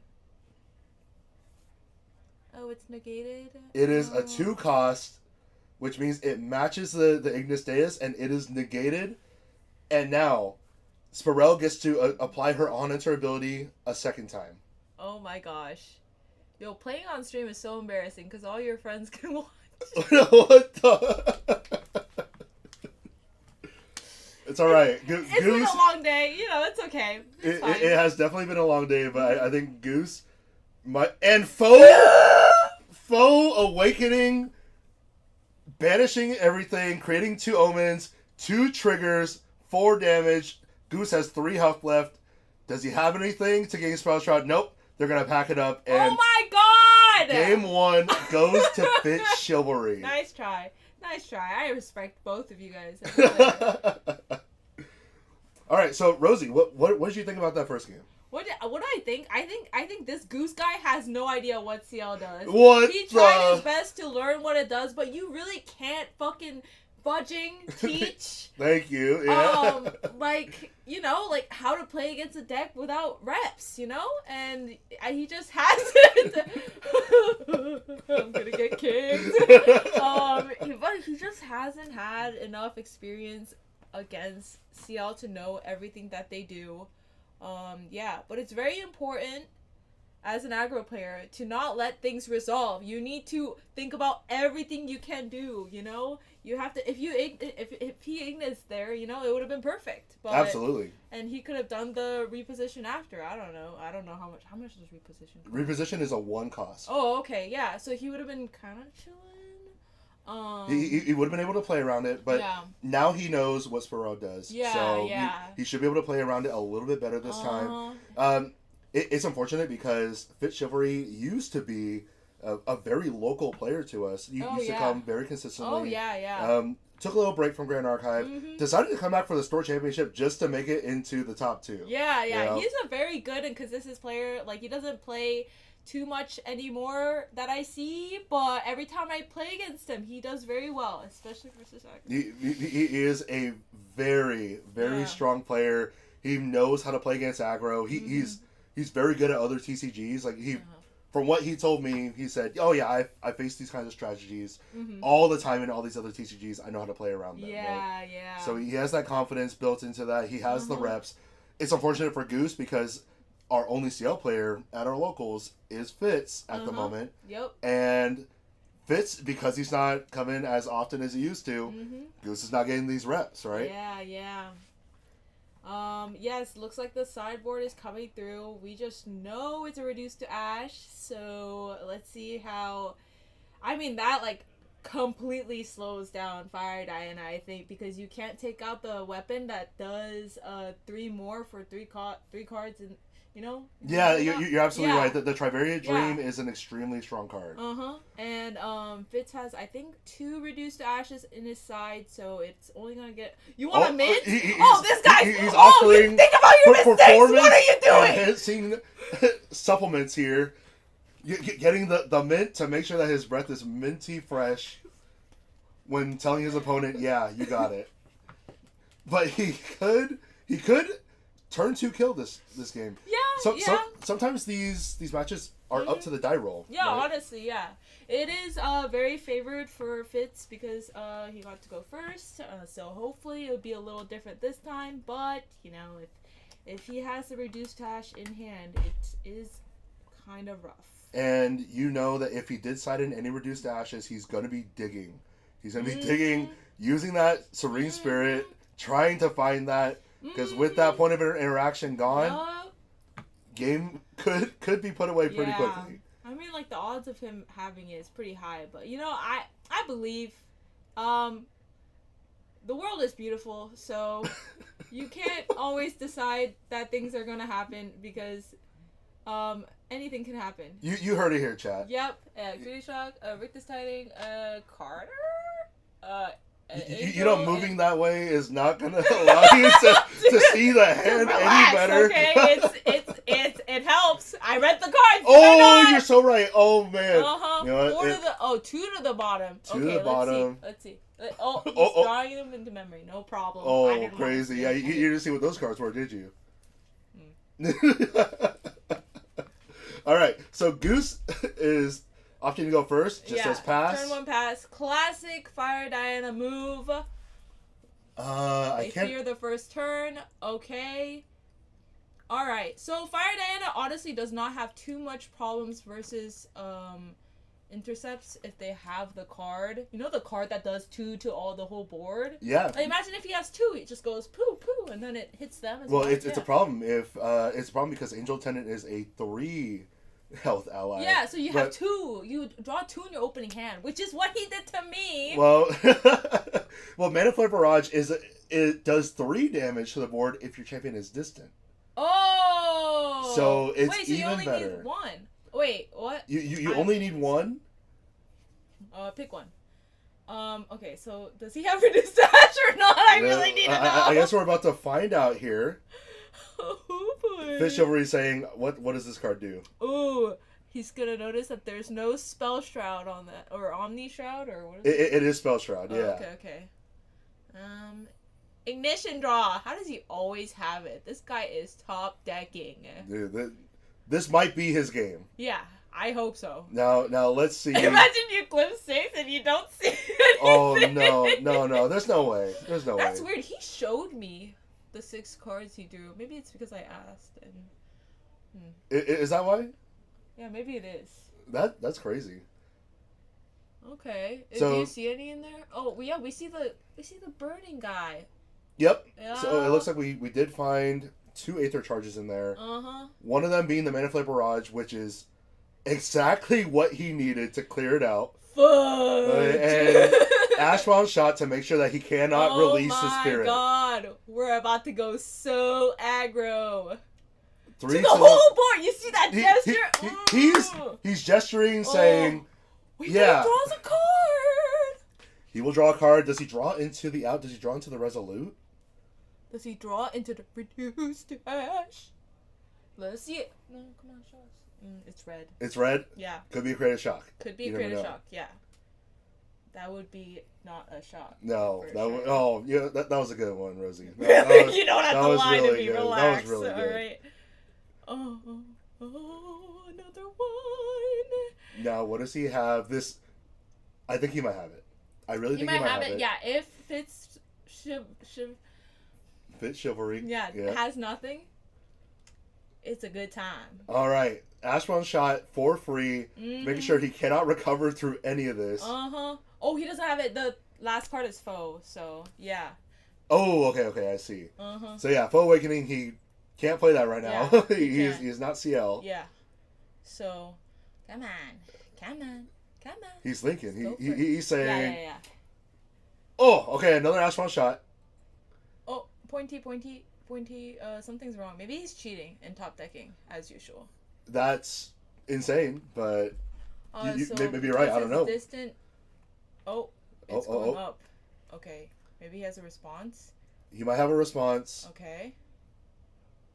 Uno, two, top three. Oh, Create a shot. Okay, but like, are there any 2-cost spells he could use? The heavy swing. Takes the damage. Ooh. Yeah, he might have 1, it. 2, 3, 4, Unless 7, he passes. 8. Yeah, that was only 8 damage. Does he have the blazing throw? And yes, he does. Oh! And there we go, the turn 2 kill that we were talking about. Yup. That was crazy. Wow, a classic Diana high roller. Now, let's see. Once again, we were talking about how these matchups can really just be determined by the die roll. Mm-hmm. Now that Fitz is going first, Yeah. that, Yeah. CL can get out of range very, very quickly. Yup. I mean, we saw in our first game, Fitz being able to level up extremely efficiently with those channelings. Yeah. Being able to find that dungeon guide, glimpsing. Mm-hmm. We'll see exactly what Fitz wants to do here. I didn't see exactly what he sided in, but obviously, if you die turn 2, that's nothing you put in is going to help. Yeah. The unyielding Wraith Guards aren't going to help if the Mana Flare Barrage is there, right? Yeah. Yeah? Well, it slows him down a little. Okay, so it's down a little bit. I mean, But if they got 2 Mana Flare Barrages... that's true. It does not slow them down. Then, no, they're... Wait, whoa. Okay, Goose is re-siding. Okay, interesting. He's choosing to re-side, saying, I didn't think that matchup was easy enough. Okay. I need to put he this... He knows he's going first, and so maybe that's why he's putting the extra effort. Honestly, I can't be bothered. We'll see it when we see it. I hope they're having fun, because it is a game after all. It is. They're both, and both these players are very, very good. They both have been piloting these decks very well, and for a long time. Yeah, for sure. So it's always really fun to watch people who are masters of their craft be able to go back and forth. However, this matchup is a lot less of a back and forth matchup and more of a, all right, do I got it? I got it. So you think aggro players are also masters of their craft? I that's not what I said. Okay, interesting. Interesting. I said it's fun to watch masters of their craft. Okay. Nowhere did I say aggro. Okay. Oh, interesting. So half of these players here, you would say, are masters of their craft. I would say that a lot of people are playing what are considered their pet decks, such as Fitz, such as Goose. You have some people who follow the meta, who swap decks every once in a while, but I think that the players who stick to their deck, no matter the circumstances, I believe that they know how to pilot their deck through those tough matchups. So true. Yeah. So true. Except he's not won a store champs yet. So interesting. Yeah, Rosie, I think, well, you won a store chance before, right? It's not about, come on. Yeah. But here is Goose's... I hope he wins. Yeah, this is his opportunity. First of all, we're supposed to stay non-biased, but... Wait, really? That's what they meant by professional? Yeah, I guess. I don't know, that's what I've been told. Oh, okay. Maybe I'm wrong. Oh, okay. I think both players are equally skilled. And that sounded extremely sincere. I definitely don't know who's gonna win.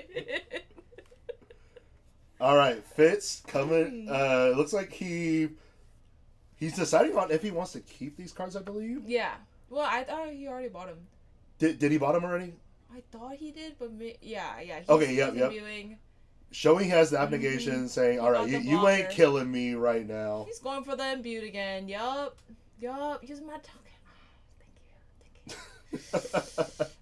Angel Attendant comes out imbued, 0/3 with intercept on death, draw a card. That was a peak of abnegation right there. Yep, so a little bit of a threat.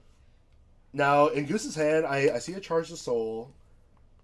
I need him to fan his hand out so that I can tell exactly what his lines could be. If only people had like stands, you know, so you could just kind of see. Oh, yeah. Yeah. Where can they buy these stands?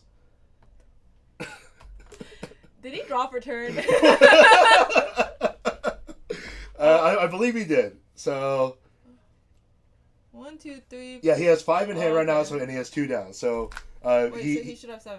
Then he should have 8. wait, hold on. Maybe I miscounted. Okay, yeah, it looks like our judge did verify that they did Okay. draw for turn. All right, 3 down. Here comes the Cheshire Cat. I feel like if you forget to draw for turn, you should not get that draw. Hot take. That is a hot take. Because Wow. like if you're that, that's a mistake. Like you know, like you should I get mean, punished for that. you're definitely right that it is part of skill expression in order Mm-hmm. to, remember what effects have been done, what effects like timing of everything, but I mean, it's just like the angelic triggers, right? Yeah.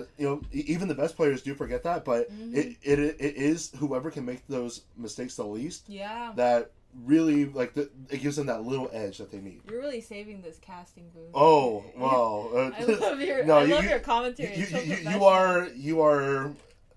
I'm definitely banned after that. But they can't get me now. I think you are contributing just as much. I think you Oh, have thank knowledge you so on Goose's much. deck very, very much. So Yeah, I've played against Fitz Fish Chivalry. a lot of times, so I also know what his deck does. All right, here comes the Gentle Respite. Mhm. Knowing, yep, I started Serene, even though I leveled up efficiently. Mhm. Does not matter. I'm going to be able to draw a card in memory, and now I have a float. Yup. And just like that, CL is now out of range of the turn 2 kill. Potentially. Potentially. Now, what line could Goose play right here that could still keep him within that range? He don't got the Ignis, so I think it's a little rough. Like you need Ignis and you need the boots to be able to do like that much burst damage. I think Fire Diana, they could do like, what is it like? I think 8 damage. Yeah. Yeah, when they're distant, and then they pass. Like that's he's bringing out this North Sword. Yeah. It's I believe it's actually 11 damage with the Trivariate. Oh, okay. Because Trivariate gives +3 if there's exactly 3 Mhm. Aether charges in the intent. Yeah. Now, this is a little bit. I believe he's telegraphing that. Yeah, okay, I'm gonna play a little bit of the long game here because he has not leveled up yet, and Fitz has to feel pretty good about this right now. All right, we have the cat. The cat can swing for 3. The cat can clear the angel attendant at least. Yeah, but you don't want to spend a whole materialize. It is rough out here. Yeah, It is rough this out is here. this is a little bit rough. Mhm. But you know what? Goose wouldn't be here if all he did was cheese kill, it's turn 2 and that's it. you know. Well, since I can't be biased, I won't say anything. I Thank you so much. I am just saying that I believe that both these players Mhm. are able to come out of situations where Yes. you thought that they were dead Mhm. and no, they pull it back. Yeah, Right? I respect their decks and the players here. That was very, very nice of you, Rose. Good And job. I meant it. Yeah, that was for those at home. Just know that is her serious voice. Dungeon Guide! And there's a dungeon guide, and he revealed the abnegation, showing that, hey, just so you know, Yeah, if This you is- hit me, I will heal it all back. this is going on the top of my deck. Oh boy. Oh my god. And He will not remembers. forget this trigger, Uh-huh. so he will level up. Wow, I'm so jealous. There's a. Looks like we're doing the shortcuts here, but as long as it's agreed upon between both players, shortcuts can be taken. Oh, okay. I didn't know that. Yeah, it's You just can't bring it out at the same time. you technically are supposed to do things in sequence. Oh. However, if both players agree Yeah. that there's no problem shortcutting, Mm. then you are able to shortcut. I see. Now, He's I at believe 2 influence. he is at 2 influence. Yeah. But next turn, as you said, like the Lost Providence turn and all, it's looking rough.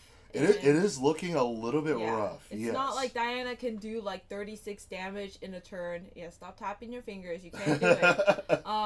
No, and not unless we have Ranger Strides too.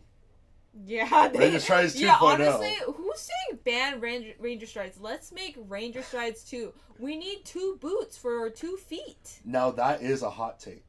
Uh-huh. I will say that. And he does have 2 boots. He has the Quick Step Treads and the Ranger Strides.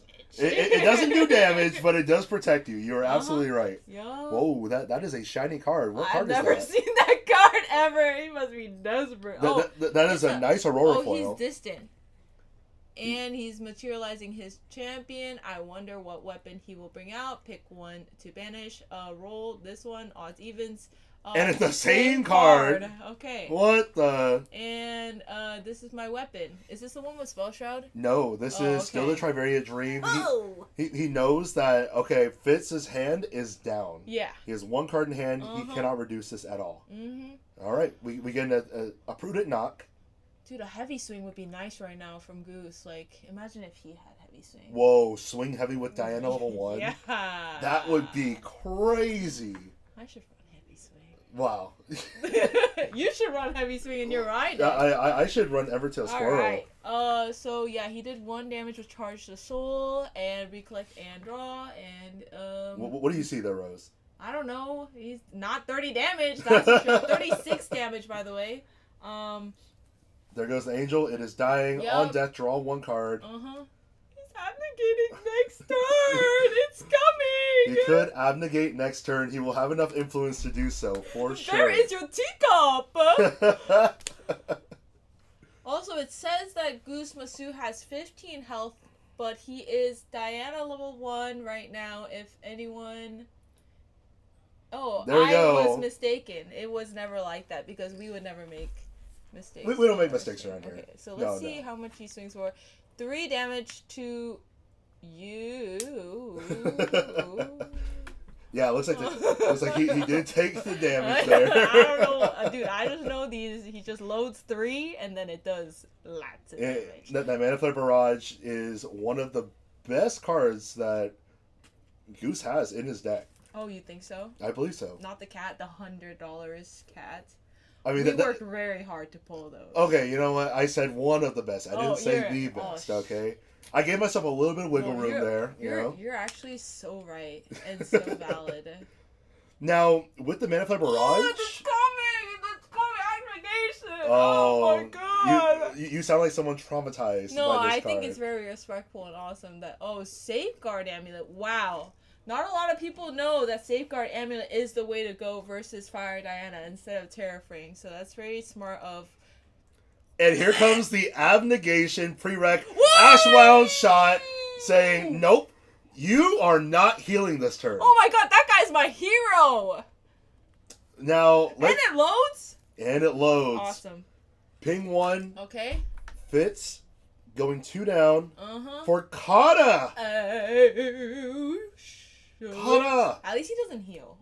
He does. Oh no, you are right. He does not because of Ashwound shot. Yeah, that's exciting. I like it when they don't heal. That's crazy. Now, let's see if he's going to make Abnegation an Omen, and yes, he will. He'll be able to grab that at his leisure using the Manxium Amour. Mention Amour. I just call it the closet. You the know closet. all the hard words. Manxium Amour. I think it's too late to bring out the teacup, or is it not? I don't know. Because it's like, in response, the lineage release and heal all the stuff anyways, but he does have the other Abnegation, and he's up on influence again. So what would you do as an aggro player? As someone who plays aggro all the time. Yes, all the time. Yes. I would just swing at face. Oh shit! I personally would. I would just. Yeah, me personally. I would just try and deal. Yeah. 18 damage. You didn't win. Skill issue. Just kill them. Now, let's see exactly what he chooses to materialize here, because he knows he knows that Fish Chivalry can just grab that Abnegation at leisure. Yup. Oh. And here come the strides. The strides. It's happening without the cat, though. Cat is so gone. Oh, in response, releasing the lineage. Lineage release 6. on the stack. recover 6. And draw. Very heads-up play by him, since he knows that Yeah. that with the cat and the boots, Uh-huh. he very well could be in range of dying. Yo. But I forgot, the cat is dead. Yeah, the cat's dead. Depression. But just in case he had another cat, you Yeah. know, you never know. You never know. Yeah, but once you do the cat, you need 3 cards loaded in your little guy machine. So, like, if you're doing the cat, you just don't have enough influence. I mean, yes. However, he is drawing cards thanks to Ranger's Tries, using the floating memory from the charge of soul that he shot. So, stuff. you know, it's a numbers Testify, game. It's a yep, numbers game. You know, yep. you count 1, 2, 3 until they're dead. Honestly, you really can't go wrong with more cards. Would you rather win the game or draw 2? You know, everyone knows the answer to that. So. Everyone knows the answer. I won't even say it because we know the answer. We know the answer. We know the answer. Oh, yeah. Don't watch my stream match. No, but you were proud of what you did. Oh, I very much was. It was a lot of fun. Mm-hmm. I do love Creative Shock. And Backup Charger. And Turbo Charge. You know, all the draw two. Anyways, back to the game. He's really thinking about the line here, but can he really do... Oh, I can't do math. 24. It's right there. 24 damage nice. is 24 how damage. much he has to do. Yeah, that's rough. That is going to be a lot of damage that he's Yeah. going to have to work around here. Mm-hmm. Now, in Goose's hand, I did see a Blazing Throw. I mean, that's 4 damage. You're still 20 off. Yeah. You have the Ranger Strides. It's an extra 4. We are distant. I think he could do like 50. That is still a lot of damage. It's not enough. Take aim. Is that take aim? That is take aim. Oh wait. Making Are we him up? range 4.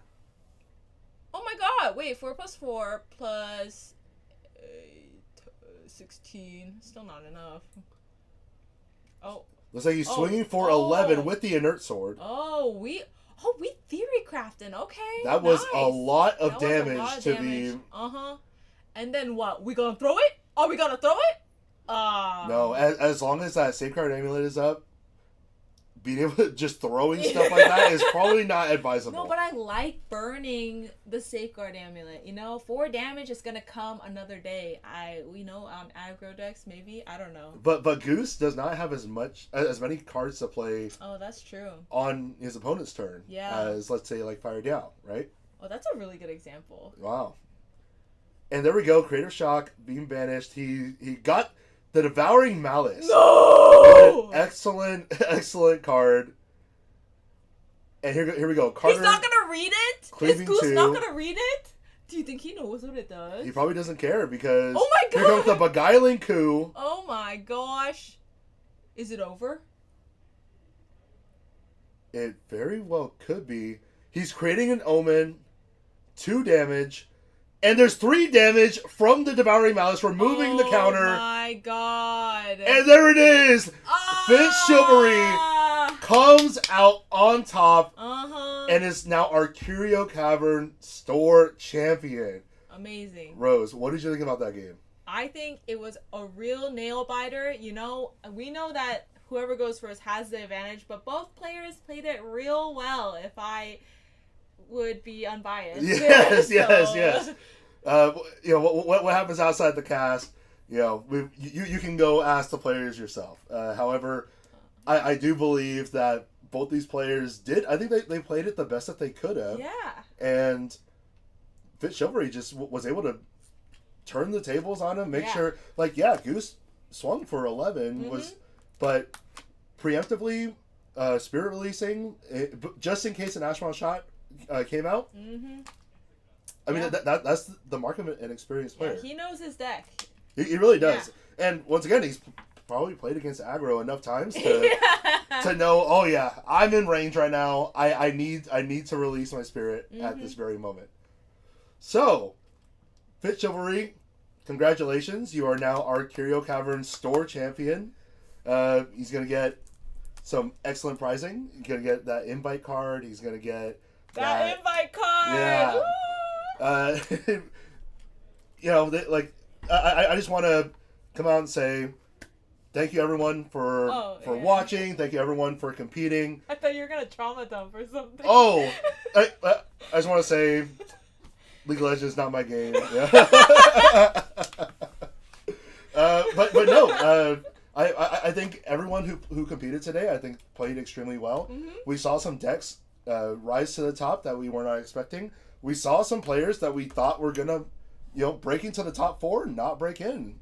We have some extremely strong players that competed today, and they just met their match today. It either wasn't their day or their opponents just had the out. They drew everything that they needed to. Yeah. Honestly, like, everything is matchup lottery. You can't really be like, wow, good job, you're a store champion, because in the end, like, you just got really like. No, I'm just kidding. You're so good. So good. You are very good. All right. Thanks, everyone. Thank you for tuning in to our store championship here. We are going to salute and sign off. Thanks again. We will see you guys next season for the next Curio Cabinet Store Champion. Peace.